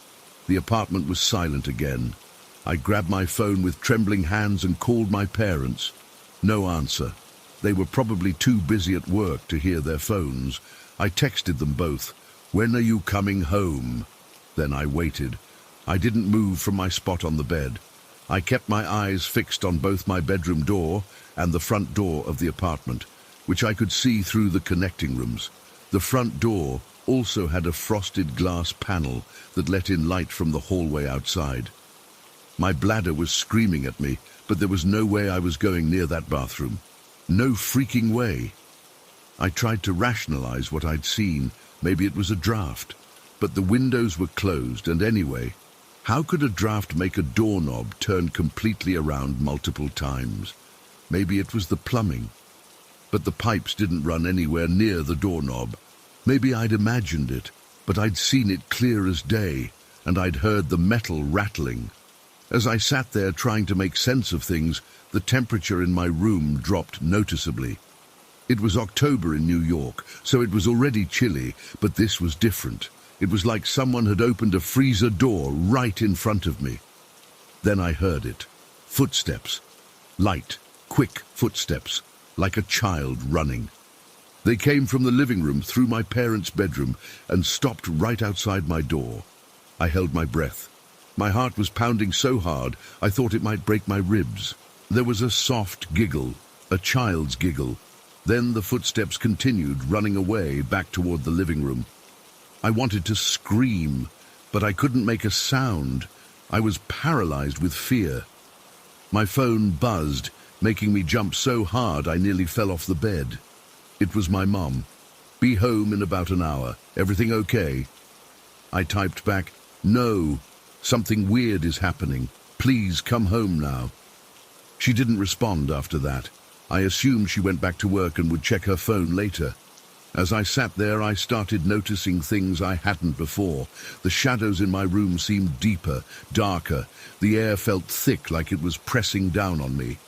And there was a smell, faint but distinct, like wet earth and something old and musty. The bathroom doorknob started rattling again. This time, it was even more violent. I could hear the mechanism inside the door shaking. Then the front door's knob began doing the same thing. Both doorknobs, spinning and turning at the same time. I pulled my blanket over my head like a little kid, as if that would protect me from whatever was out there. Under the covers, I could still hear it, that rattling, turning sound, and now what sounded like whispers, Multiple voices, too quiet to make out what they were saying, but definitely there.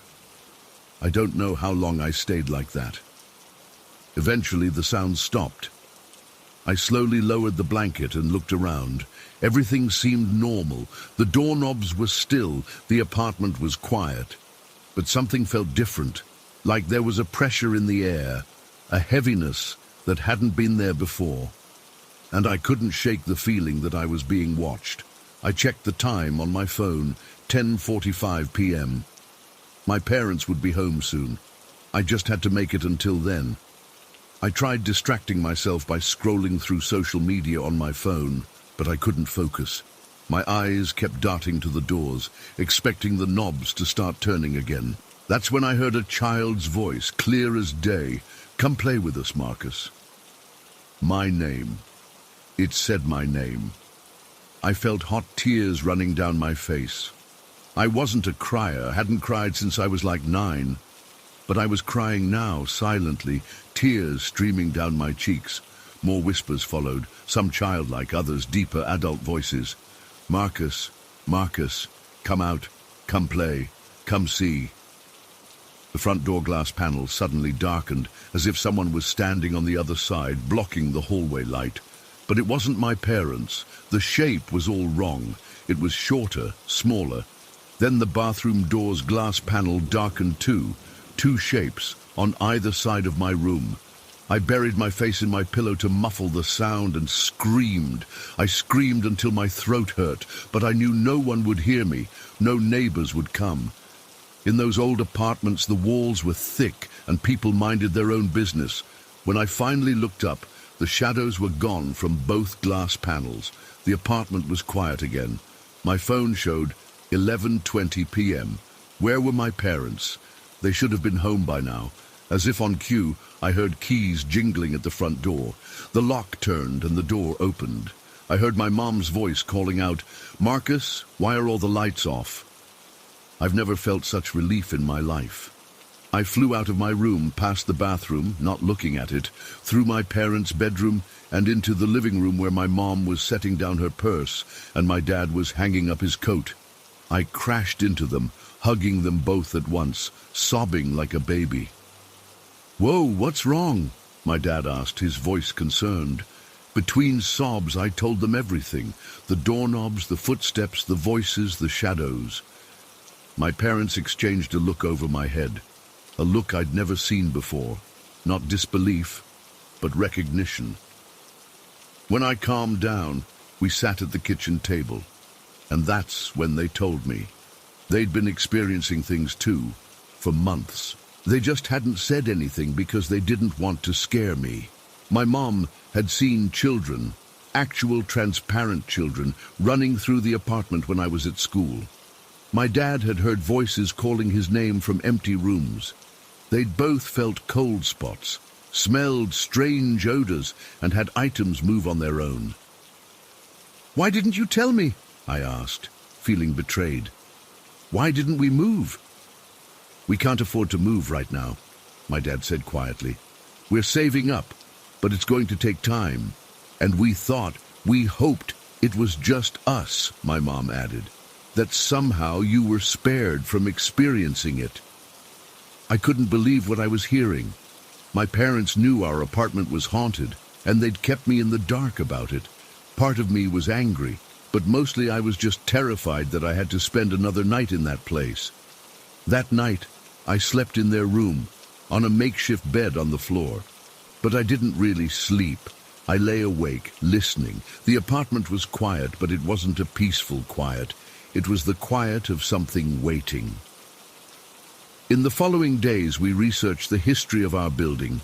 It turned out it had been built in the late 1800s and had originally been a boarding house for workers at a nearby factory. There had been a fire in 1902 that killed several people, including 3 children. The building had been rebuilt, but people always reported strange occurrences. The cemetery nearby wasn't just any cemetery either. It was one of the oldest in the area, with graves dating back to the Revolutionary War. Some of the bodies from the apartment fire had been buried there. We stayed in that apartment for another 8 months before we could afford to move. During that time, the activity never stopped. Doorknobs would turn on their own. We'd hear children laughing and running. Things would go missing and turn up in strange places. Sometimes we'd feel touches, a hand on a shoulder, a tug on clothing, a caress on a cheek. We tried everything: sage, prayers, salt lines, religious symbols. Nothing worked.